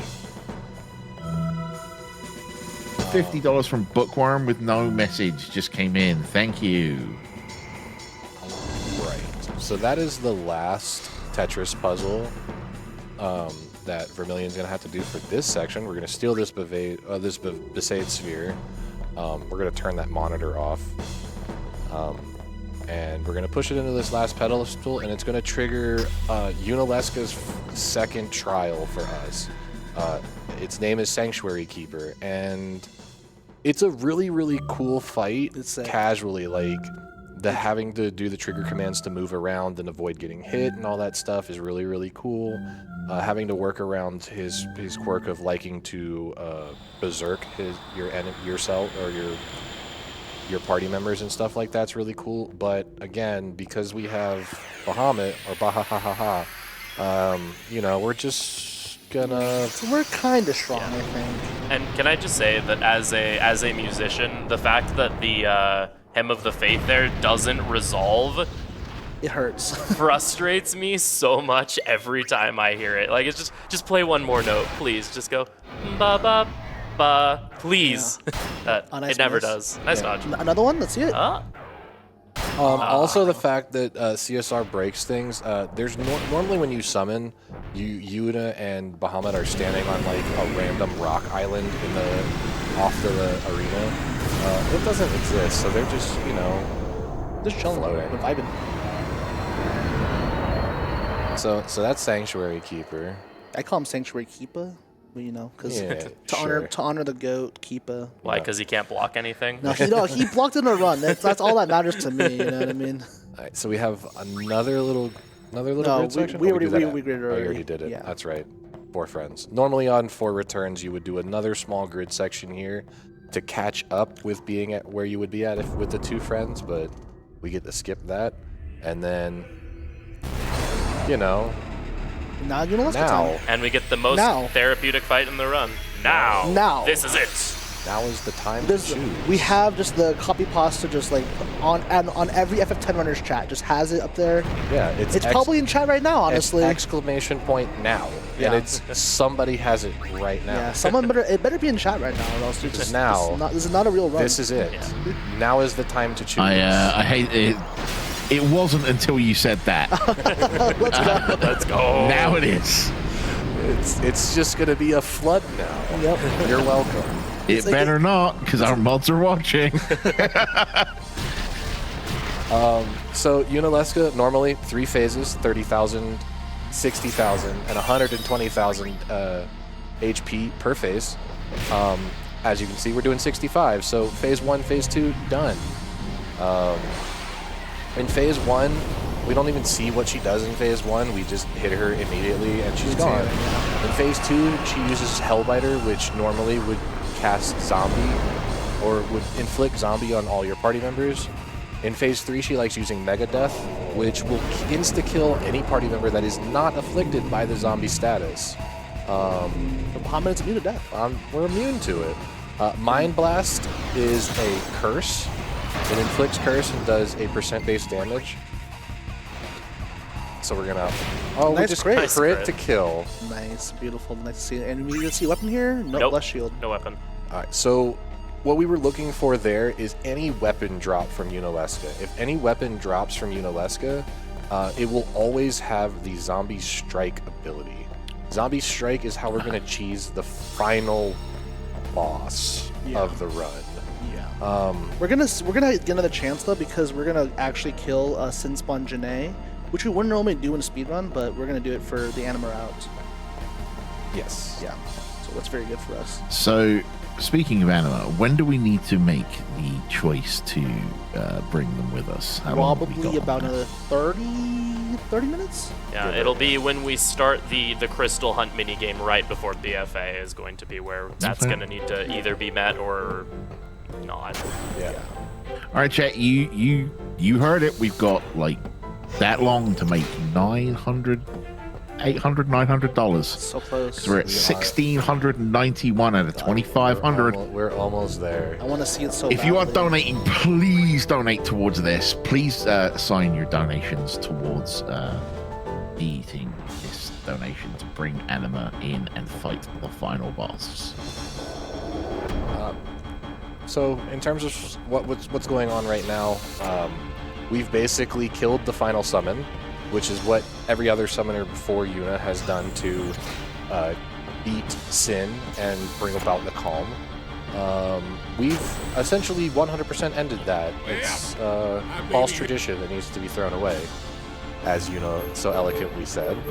So now we're trying to figure out what to do next. So our best bet, Kimari came up with the idea, let's go find Maester Micah and talk to him in traditional set or in actual run with cutscenes. Micah is like, oh my gosh, what did you do? I don't want to see this happen anymore. Peace. And just, yeets himself to the oblivion. It's funny because you're not wrong. Like, It's 100%. He's like, all right, deuces. That's actually I'm out. accurate. He's like, I'm out. I don't want to see what you guys. I don't want to see what happens to Spira. I'm out. Peace. Yeah. He actually did.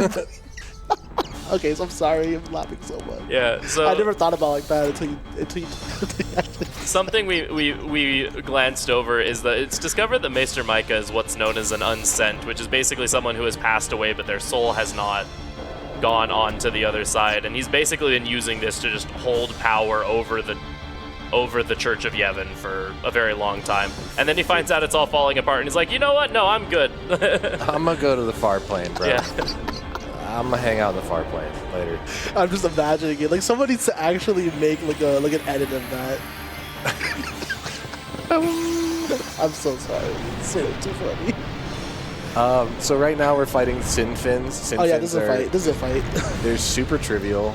Bahamut again is really, really powerful because not only does he have the basic attack, he has the attack Impulse.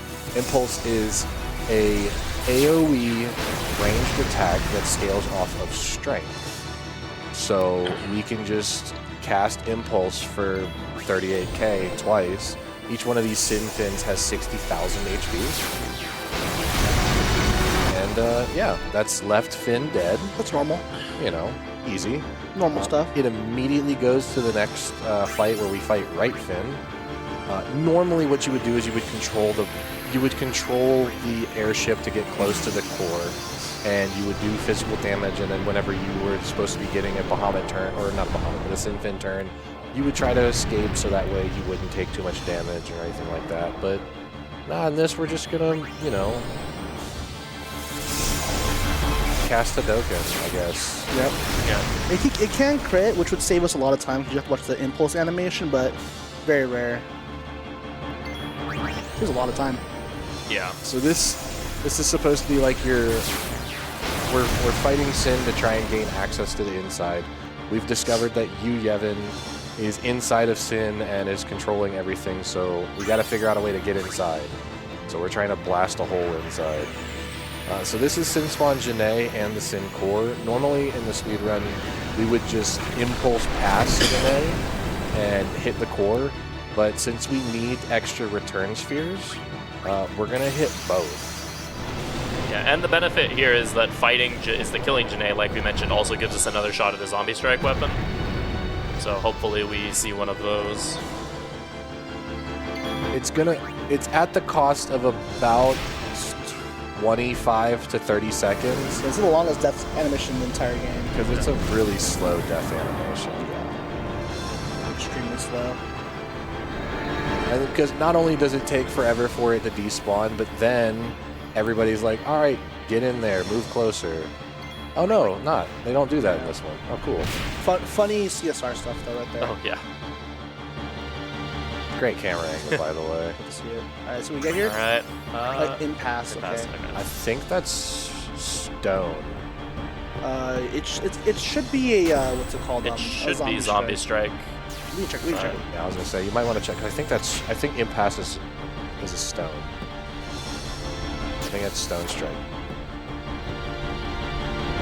All right. Well, we have to do more walking. So I know we always mean about how many times you have to go to the top of the ship. So like, you're like, okay, you go up here and you talk to Yuna. Normal stuff, right? And then guess what we have to do immediately after we get this cutscene. So we're doing all this, and then guess what? We're doing the exact same thing we just did. Yeah, we're back in the control room now. We have to climb back up to the top again. Yep. But then we get to fight this actual Sin's phase. Yeah. It's called Overdrive Sin, only because, you know, It sounds cool. Because he has an overdrive bar. The quirk to this fight is it's a timed fight. Timed, quote unquote, by turns.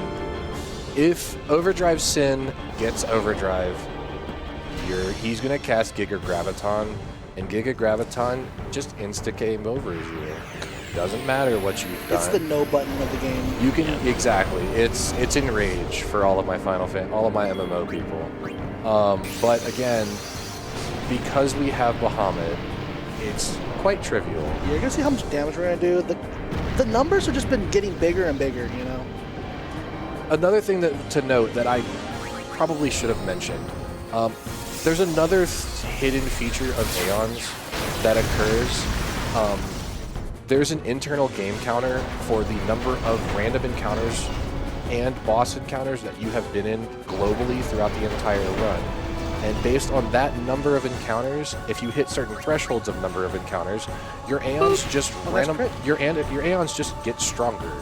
I believe one of the first threshold is 150, the next one might be 250 or 350. Another impasse. Something like that.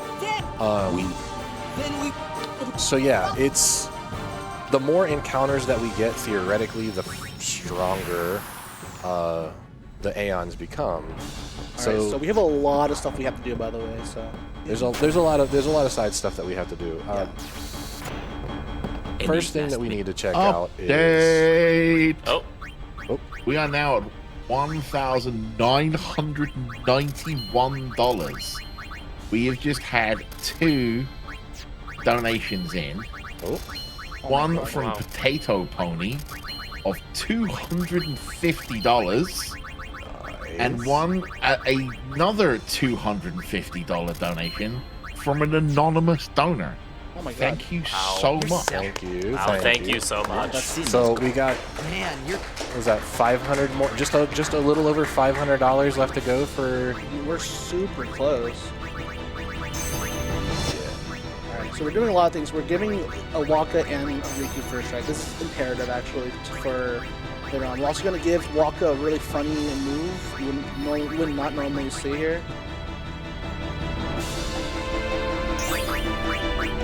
Also, it turns out that all of us were wrong. Those impasses were slow. Yeah. Oh, there you go. That's really funny. I just That saw is it. funny, yeah. But it's a lot of money, though. That's all that really matters, actually. We need a lot of money to beat the game. So much to Waka's chagrin, we're going to teach him how to use the Forbidden Machina. Yeah. Okay, so my formation's fine, but I'm just gonna put does it matter? Actually, this is I will also point out that if we meet the donation to bring Anima to the final boss, we're gonna break 35K. Ooh, let's see it. We're so go. close Just to getting saying. there. Let's see it.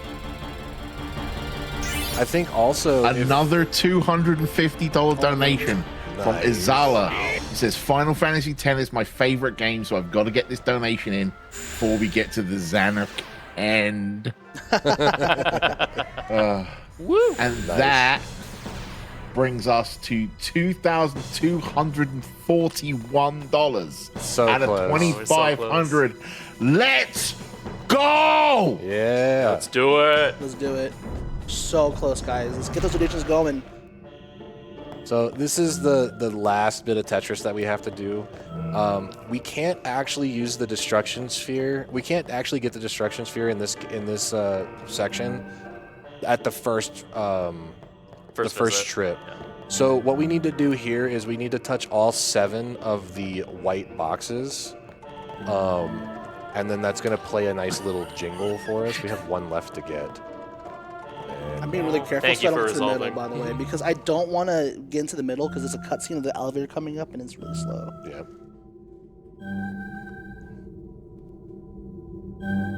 It's so nice to hear this. No more Cloister Trials music. It resolved. Let's go. That's what we needed here. And we then we're have, back to we have Cloister. closure at this point now.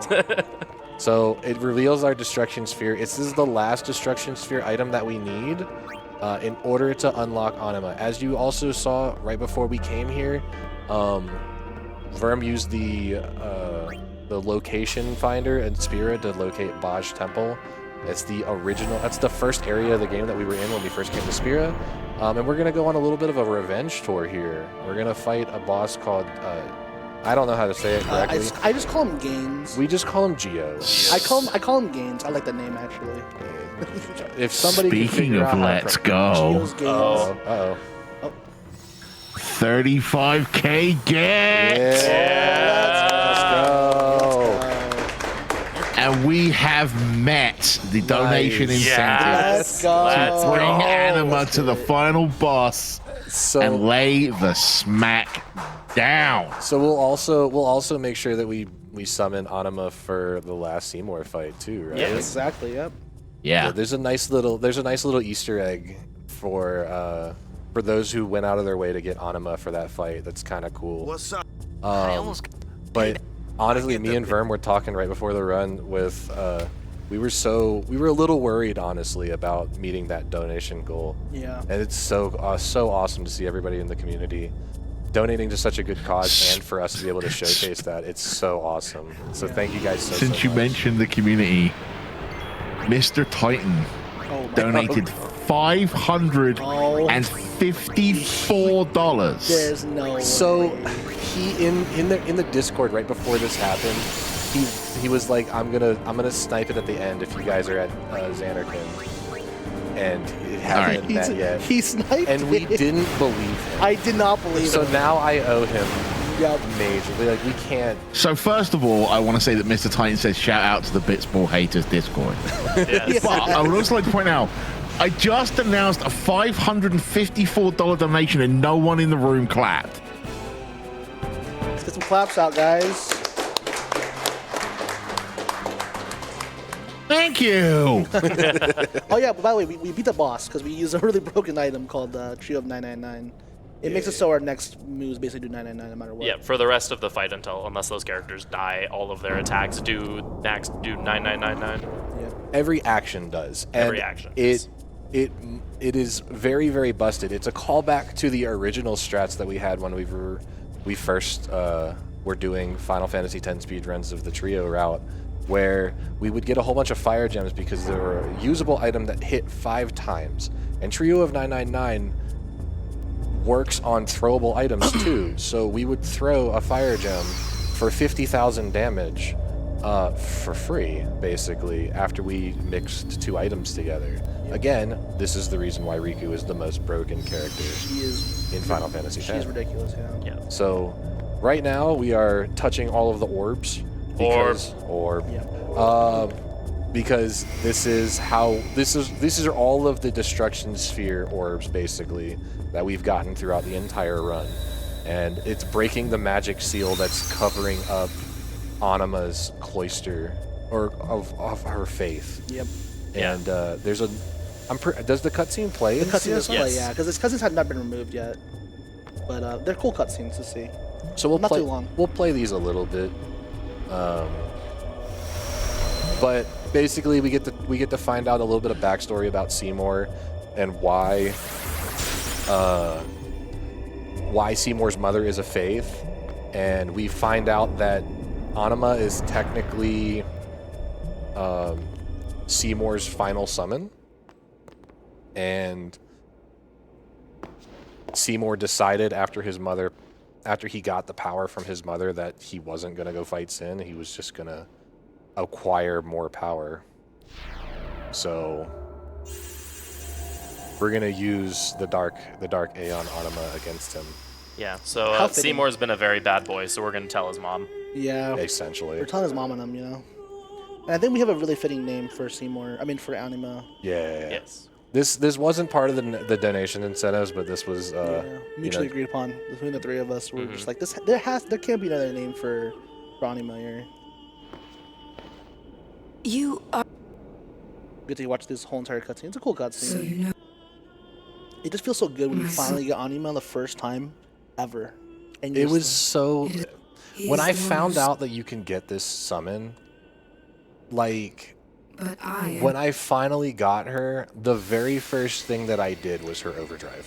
oh He is yeah, always- Her overdrive I is so wanted to cool. give- it's so and sick. so, because I let him. He was not satisfied.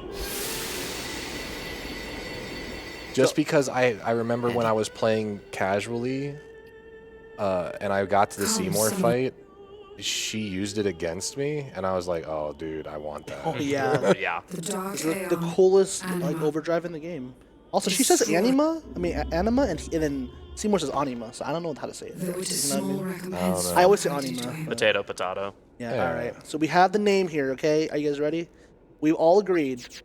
We're just gonna call Anima just Mom. That's it, just Mom. We need to send Seymour's mom to take care of him.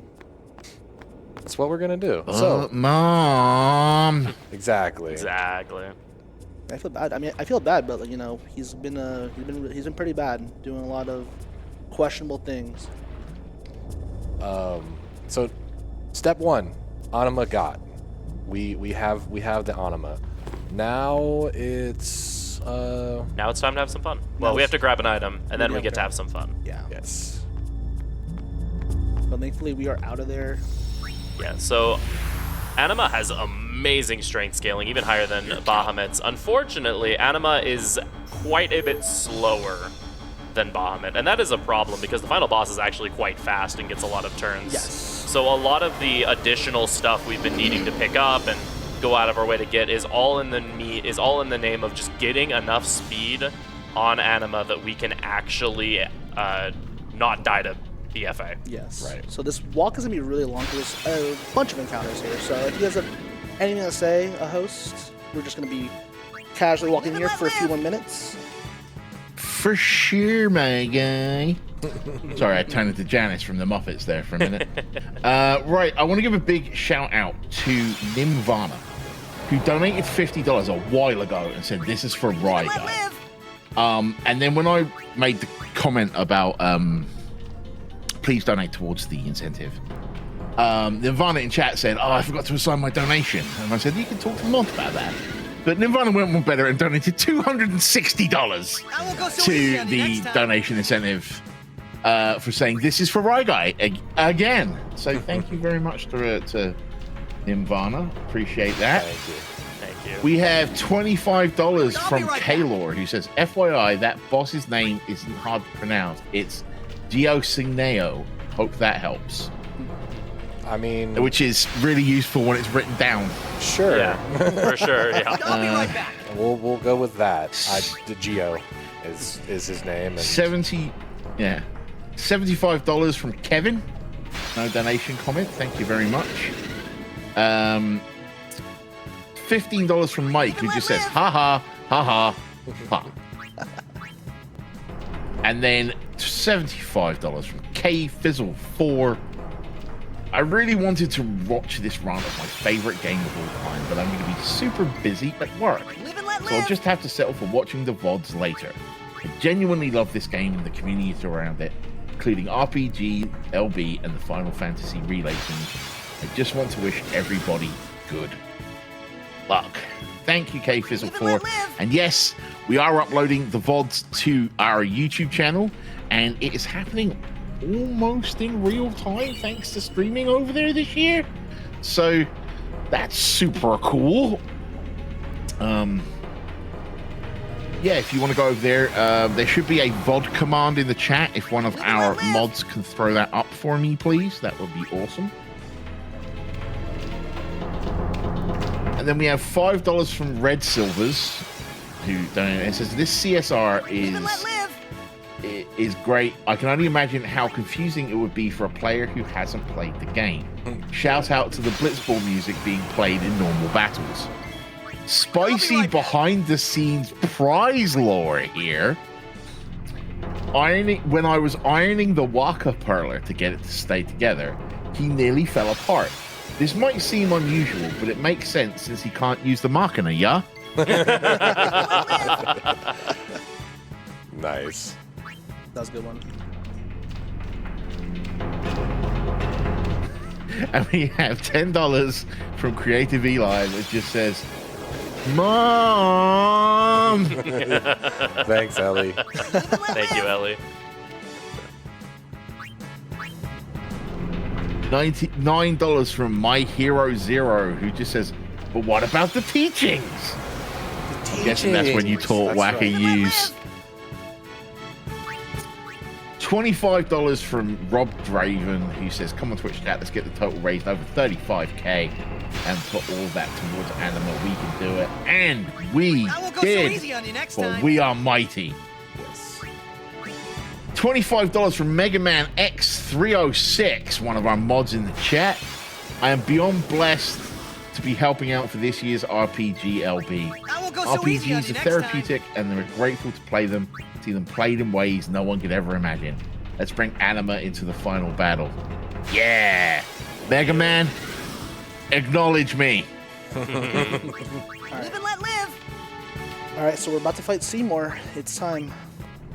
Yeah, so Seymour shows up for one final time. He wants to take over Sin, and he wants to just destroy Spira entirely. Yeah, unfortunately, guys, I'm really sorry to say this, but we're not going to hear. Oh yeah. This is the worst part about the CSR, in my opinion. Yeah, I think this is the absolute worst part. We don't get to hear Battle with Seymour. Battle with Seymour, which is, you can't say that it's not the greatest track. It's such a banger. It's the best track in all of. All right, guys, we're sending out Mom. Yeah. We're gonna tell your mom. Mom, get your son. Your son is misbehaving. He's trying to destroy the world. So we're dragging his mother out of the depths of the inferno just to give him a very strict scolding. Exactly. But it's such a cool summon. It's so cool. And some dialogue here. You would oppose me as well? So be it. And then Anima is just like, nah, we're done here. She's going to look at him very sternly, and he's just going to die. That's the mom look. Yes. That's 100% the mom It's look. when the mom starts counting from 3, you know what I mean? Yeah. And you're just like, oh no. Oh, here we go.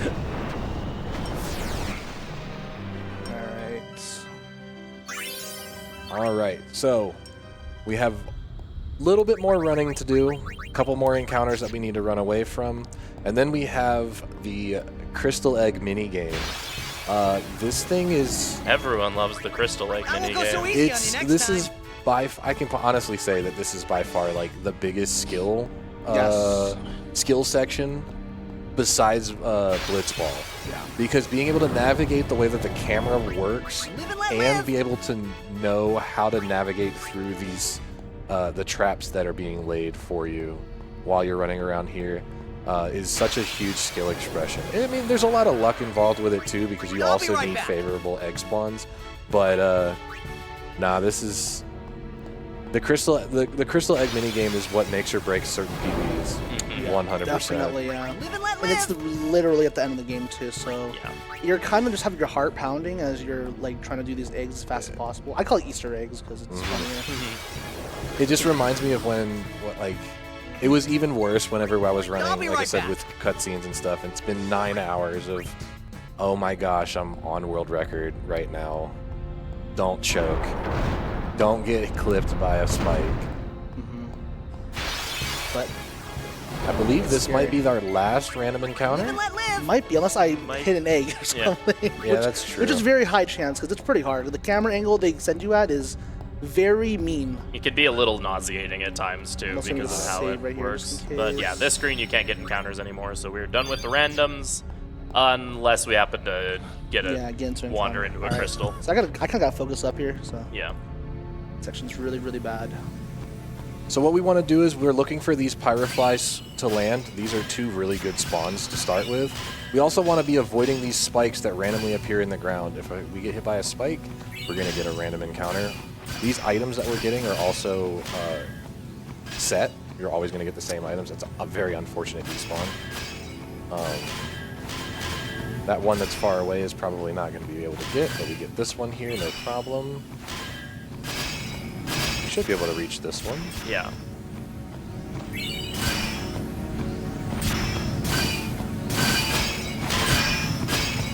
We need to collect 10 of these eggs total. So far we're at 6. You can see the counter at the bottom. Should be able to get both of these. Yep. That's very good. There's number 9. We need 1 more. There it is. There's the last one, as long as we don't get clipped by another spike. Nice, that was clean. That was pretty good. Yep. All right. So last thing that we need to do before we enter the final fight, we have one last, I wouldn't say major grid section, but we do have one more grid section that we need to do. Yeah, especially for this fight with Anima, we have to do a pretty long grid. Also, don't forget about zombies. Yeah, zombie attack. We didn't get a zombie touch weapon from 2 different drops that were like 79% each to get. So we need to grid Tidus back up through Orin's grid, unlock this level 4, and get Zombie Strike. Yep. If we get, we have a backup for pretty much everything, but this is just uber slow to backtrack through the grid and then unlock this this ability. But now we can use it, so it should be fine. This is the new stuff we got to learn. Spirit Change with Kimahri, funny enough. And then we're going to teach Kimahri a move you would never teach Kimahri in a run, which is going to be holy down here. Ability. Okay, now this is the long part here, so we're going to go to Yuna's grid.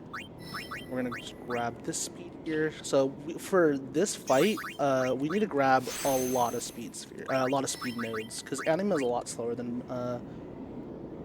Bahamut. This one.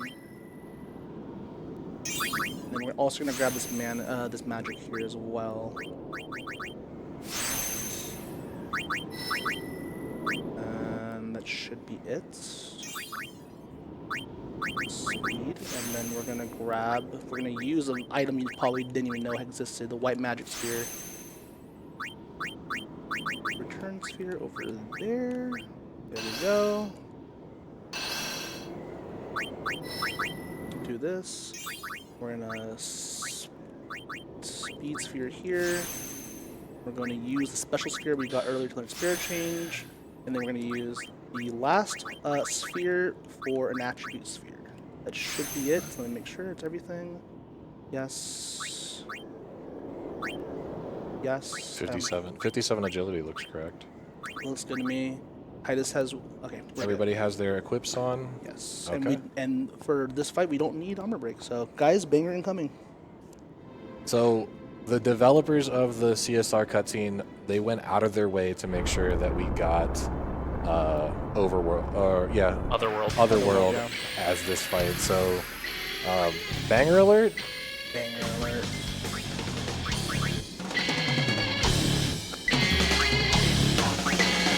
Alright, and we're sending out Mom. Let's go. We're sending out Mom to fight other dad. Let's go, Mom! It's parent versus parent. Who's gonna win? Alright. So watch the damage really fast. It's normal. You know, easy. Yep. You So know. this fight, there's a 20% chance for BFA to do a move called Jet Beam, and it would save me a lot of time. I thought it was 33%. Is it 30%? I always thought it was 20%. It's a 1 in 3. It's 1 in 3? Okay. Well, I've always heard it's like pretty low. It's a 1 in 3. So BFA he's got a 66% chance to throw his sword at you. If the sword hits, it does delay, which kind of sucks. But if he uses Jet Beam, it just does damage and it doesn't afflict delay. And we need to hit him. We need to hit BFA twice in order to kill. Okay, let's see it. This could be it. If we get Jet Beam, does it run as blessed? It has Jet Beam. It has 2 Friend Spheres. Let's see it. Here we go. Come on, Jet Beam. And it's fine. So unfortunately, because we get hit by the sword, we're gonna get clipped with even more turns because we got hit with delay. Yep. So more power waves. He's just showing off a little bit. Yeah, he's trying to flex on Mom here. Yep. Mom's just like, you know, I'm the better parent here. I've already taken care of my son. And there you go. And a crit. Why not? Why not? Made up for it. All right. And now, guys, you know, I got to give some shout outs here to our Aeons. You know, they did such a good job this whole run. They helped out a lot.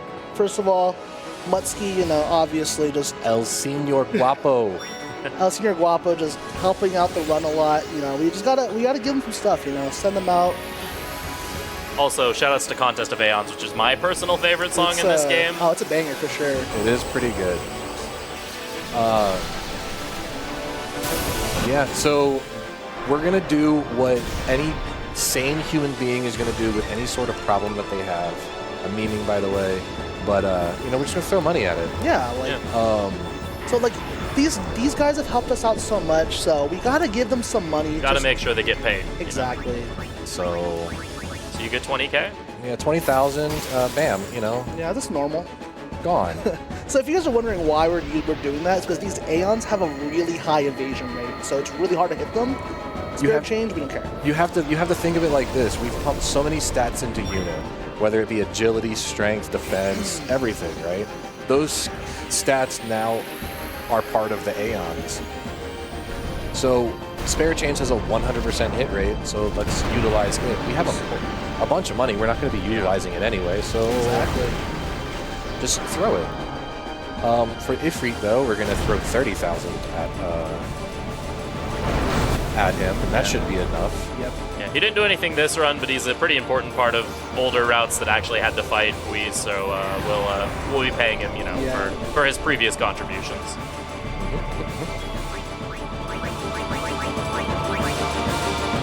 This is why we needed all that money. We sold all their stuff. Also, Ifrit has a really funny death animation. Yeah, it's funny. It's like, man. I love it. Shout outs to Nadia for carrying us through mid game. Yeah, mid game, yeah, definitely. You know, took care of really Isaru for us. Took care of Via Purifico for us. Taught those larvas who's boss. Yeah, exactly. being the greatest taunts. Yeah, and since we did give them a little bit more stats, some of the stats they have are a little weird than usual, but we should be fine enough money no matter what. We have enough money to spare. Nadia, thank you so much for your 1v1 versus Bahahaha. Yeah.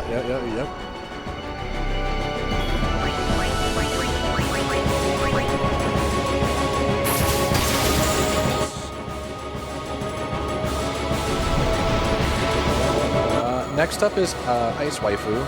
We really haven't used her too much. Yeah, she could be used in the run as well, but her animation's a little slower than Ixion's. I mean, Nadia's, so...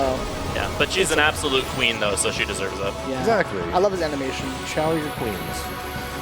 Also, let's go ahead and just be honest. The Dark Shiva is the best reskin. Really? You think so? Yes. It's so good. It's pretty nice. It's so good. Also, she's like, her summon is just so cool, too. Yeah, I love it. Oh, yeah. Some of the animations in this game, they just knocked out of the park. I love it.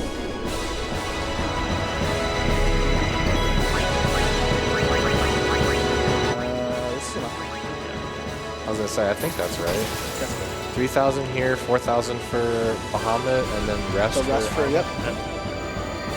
Because I'm pretty sure Anima has 3,400. Something like that, yeah. Something like that. All right, so for being an absolute champion, this is the GOAT right here. Bahahaha is going to get the most. Yeah, He's going to get the big payout. Yep. He definitely carried us through the end game. Just one-shotting everything. With a giant... Yeah. The good old Baja Blast. Baja Blast. It's funny because I've wanted to name him Baja Blast so many times, but it's one letter off, so I call him Baja Blat. That's why it was an incentive name, because people just love calling it Baja Blat. Nice. It's great. Nice. Oh no. So if you're Bahamut's giving the rest reskin of your is money pretty to good. Anima, Yeah, but he already looked cool, though. if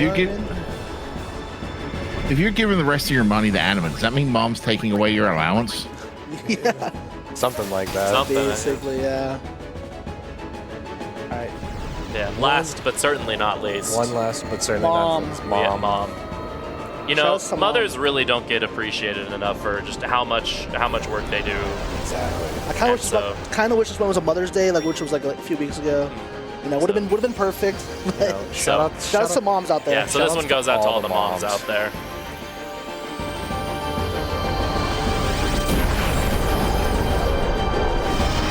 So time is also going to be coming up relatively soon. We'll call it out. It's going to be at the screen transition whenever we do the last hit on Yevon. Yep, very, very close. We're very, very close. All right.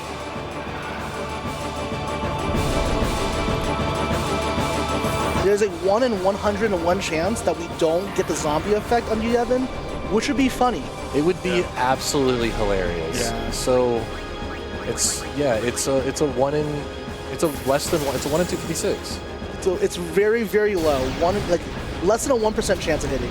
So it would be fitting. Yes. It would be very funny. After getting nocturned in SMT5 yesterday, it would only make sense that. All right. Let's see it. We got it. Okay, guys, the time is coming up very soon. Throwing it and time. Oh man.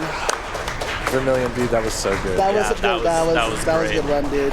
Nicely done. All right, so guys, I hope you guys enjoyed Final Fantasy X. It was really fun to run it here at RPG Limit Break. I loved it. A few shout outs. The number one shout out I have to give here is to a community member named Gray Fox 1996. He helped orchestrate and make this whole entire run possible. He was helping me out with making sure the anima route work exists, making sure there's backups for every single possibility. Shoutouts to him. He's the routing goat of this game for sure. Yeah, shoutouts to the FF10 community too. So I haven't run this game for that long, but they've just been the most supportive community. Their guides are really good. Mr. Titan, who donated $500, they made the guide for this game that's just helped out so many people. So if you're ever interested in running FF10, easiest probably run ever to get into because the community's so good, the guide's perfect, and it's such a fun run, honestly. It The is. CSR It and is. everything. Shouts to my friends at home who are watching as well, NorCal Grand Blue. You guys know who you guys are. And everyone who's watching. Airlian as well is a big one. He taught me how to run this game about 1 year ago, and I've never stopped running this game. It's been fun watching you come up through the community. Yeah, man. yeah. Thank you so much. Shout out to my 2 runners on the couch here. Thank you so much, Thanks. guys. Yeah. No problem, bro. Yeah, thank you for inviting me to commentate. All right, thank you guys. Also, one And with last a shout out. final, sorry, Oh, go ahead. One last shout out No, is, you. Thank you guys, everybody that donated during this run yeah, definitely. to let us showcase all of this cool stuff. If it wasn't for you guys, we wouldn't have been able to do this. So thank you everybody so much for all the donations and all the support to such a great cause. Yeah, thank you guys so much. Like, I did not think we had that much support for doing this, but everyone just loves this game, and I love this game, and we all love this game. So, give you guys a round of applause for everything. You know. Yeah. Let's do it. Sorry to cut you off there, Bob. But go ahead. No worries. I was just going to say that with a final time of 3 hours, 40 minutes, and 12 seconds, that was Final Fantasy X. Let's hear it one last time for Vermillion, for Freedom Pulse, and for Keeanolookalike.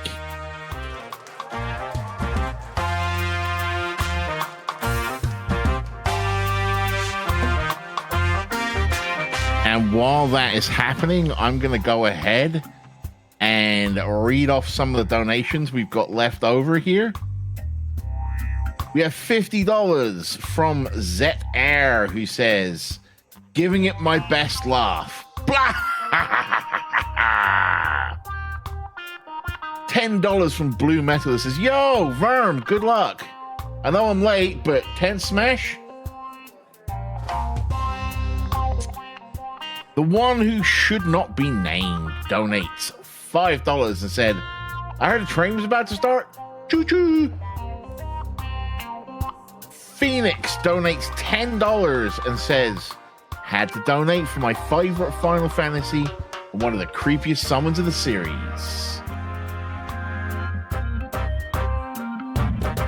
$10 from Rooster, who says, you thought it wasn't possible, but I've been tracking your RNG this run and determined that your seed is 8888, which in Japanese is haha haha.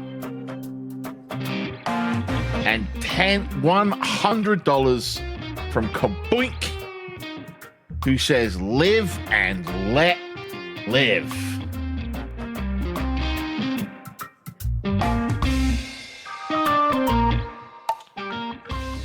So, chat, did you enjoy your Final Fantasy X run?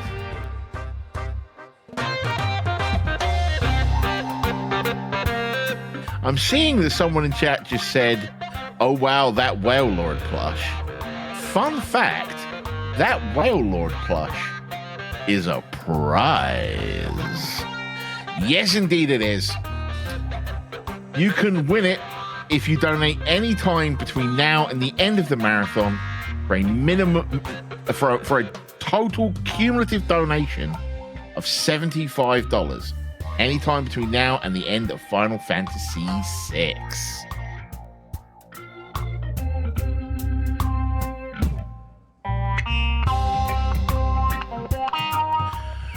All right, well, chat. That brings us to the end of the Final Fantasy run, which also brings us to the end of this shift. For me, your tribal chief, your head of the table, he of the island of relevancy. I've been Bob the Ninja Goldfish. It's been absolutely brilliant to be here with you. We're going to go to a Twitch break. When we come back from the Twitch break, there's going to be an interview, and also taking over on the host desk will be the absolutely brilliant, one of my favorite people in the world, the amazing Silver Stroke AJ Deeds will be here to walk you through the next run of Small Saga. Thank you, everyone, and I will see you later on in the marathon.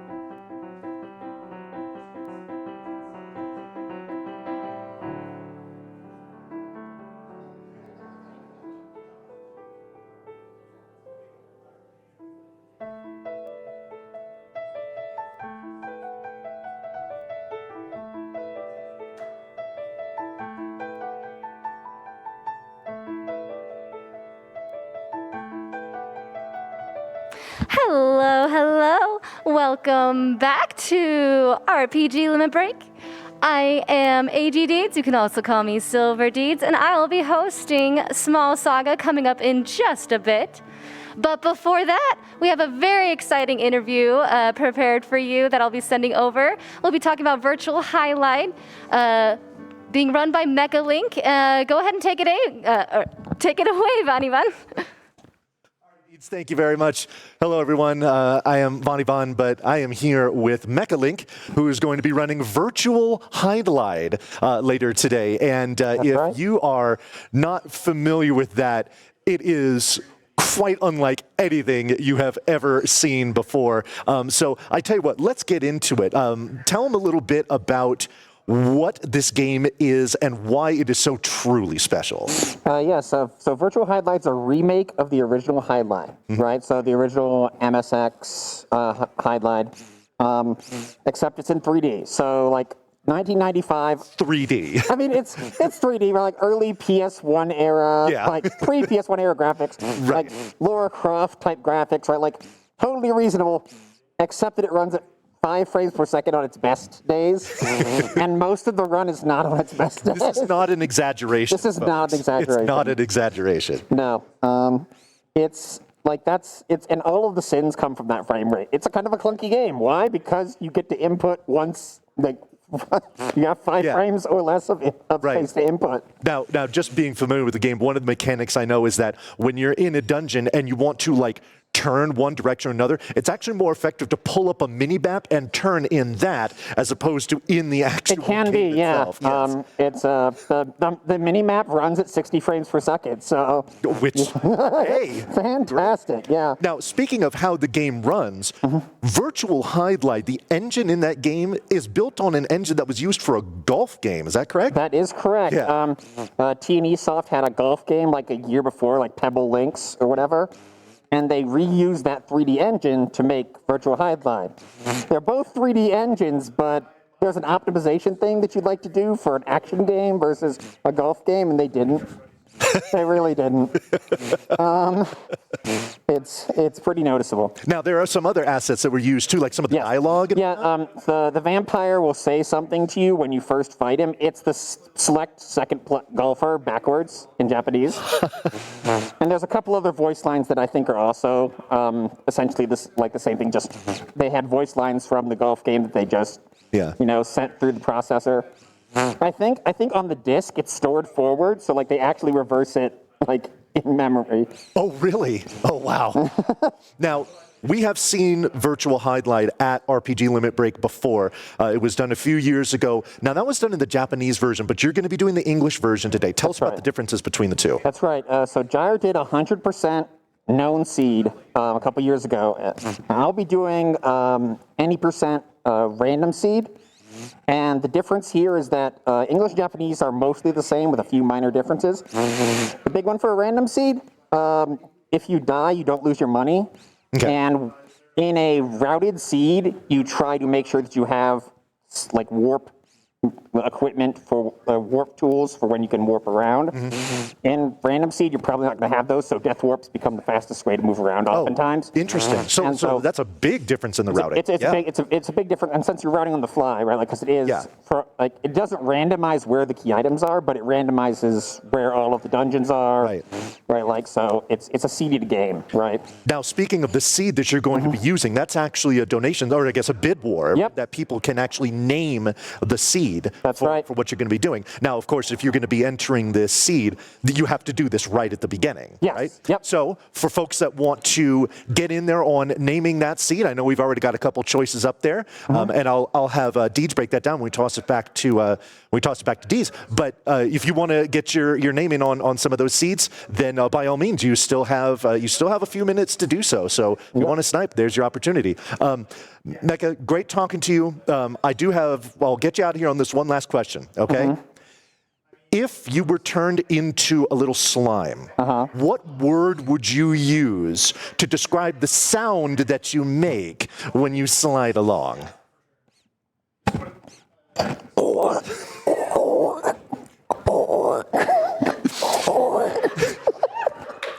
This is a toss back to 2022 when I did my Willow run and he hosted it and I subjected him to that, sounds like that, and many, many more, and you were a great sport about it. I was the one that made that. I know, yeah, exactly. But I asked you to do it and you agreed, so I appreciate you for that. Mecha, best of luck to you on your run today. I'm sure it's going to be awesome, and I'm sure you're going to enjoy it too. Deeds, over to you.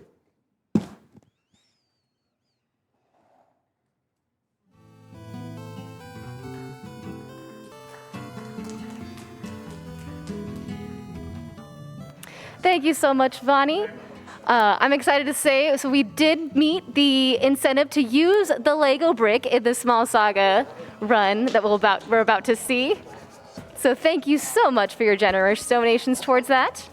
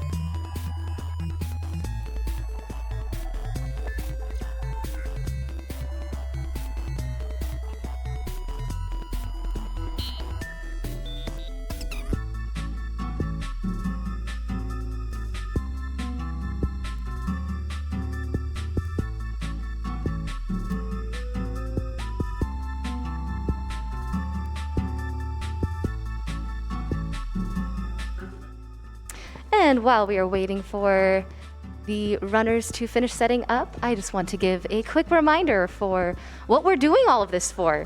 This is for the National Alliance on Mental Illness, or NAMI for short. It's the nation's largest grassroots mental health organization. NAMI provides advocacy, education, support, and public awareness to improve the lives of all individuals and families affected by mental illness. NAMI exists to ensure that no one is alone in their mental health journey.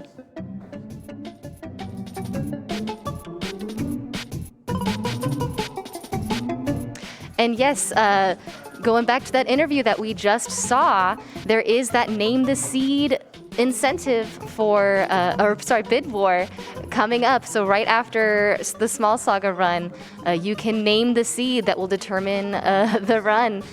We've got two names coming up. We've got EEL9's as first place for $99, but not too far behind is, I believe it's Nami is Love for $85. So feel free if you want to bump that one up or provide a third option. Now is your chance. You have this run only to get those names in.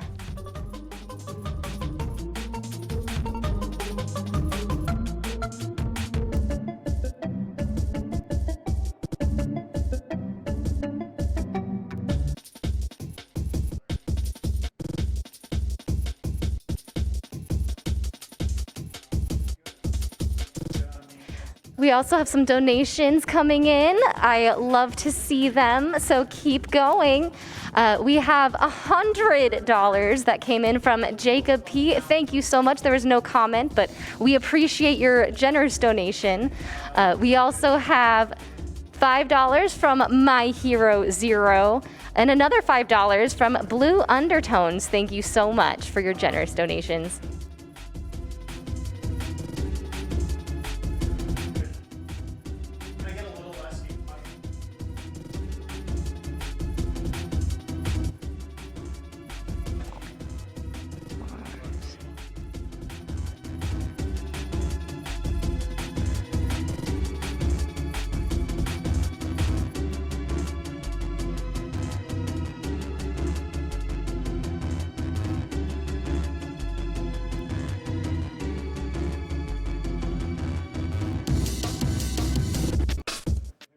I also want to show some love real quick for our community artists. LLK designed the RPG Limit Break logo. We also have Mega Weasel and It's Casa, who are responsible for designing several of the emotes, which you can access by subscribing to our channel. All this revenue from subscriptions and bits, and also from ads that we run, contribute to the funding of our annual marathons. And your support in this regard is critical in helping us put on these wonderful events year after year after year. So thank you so much for all of you subscribers.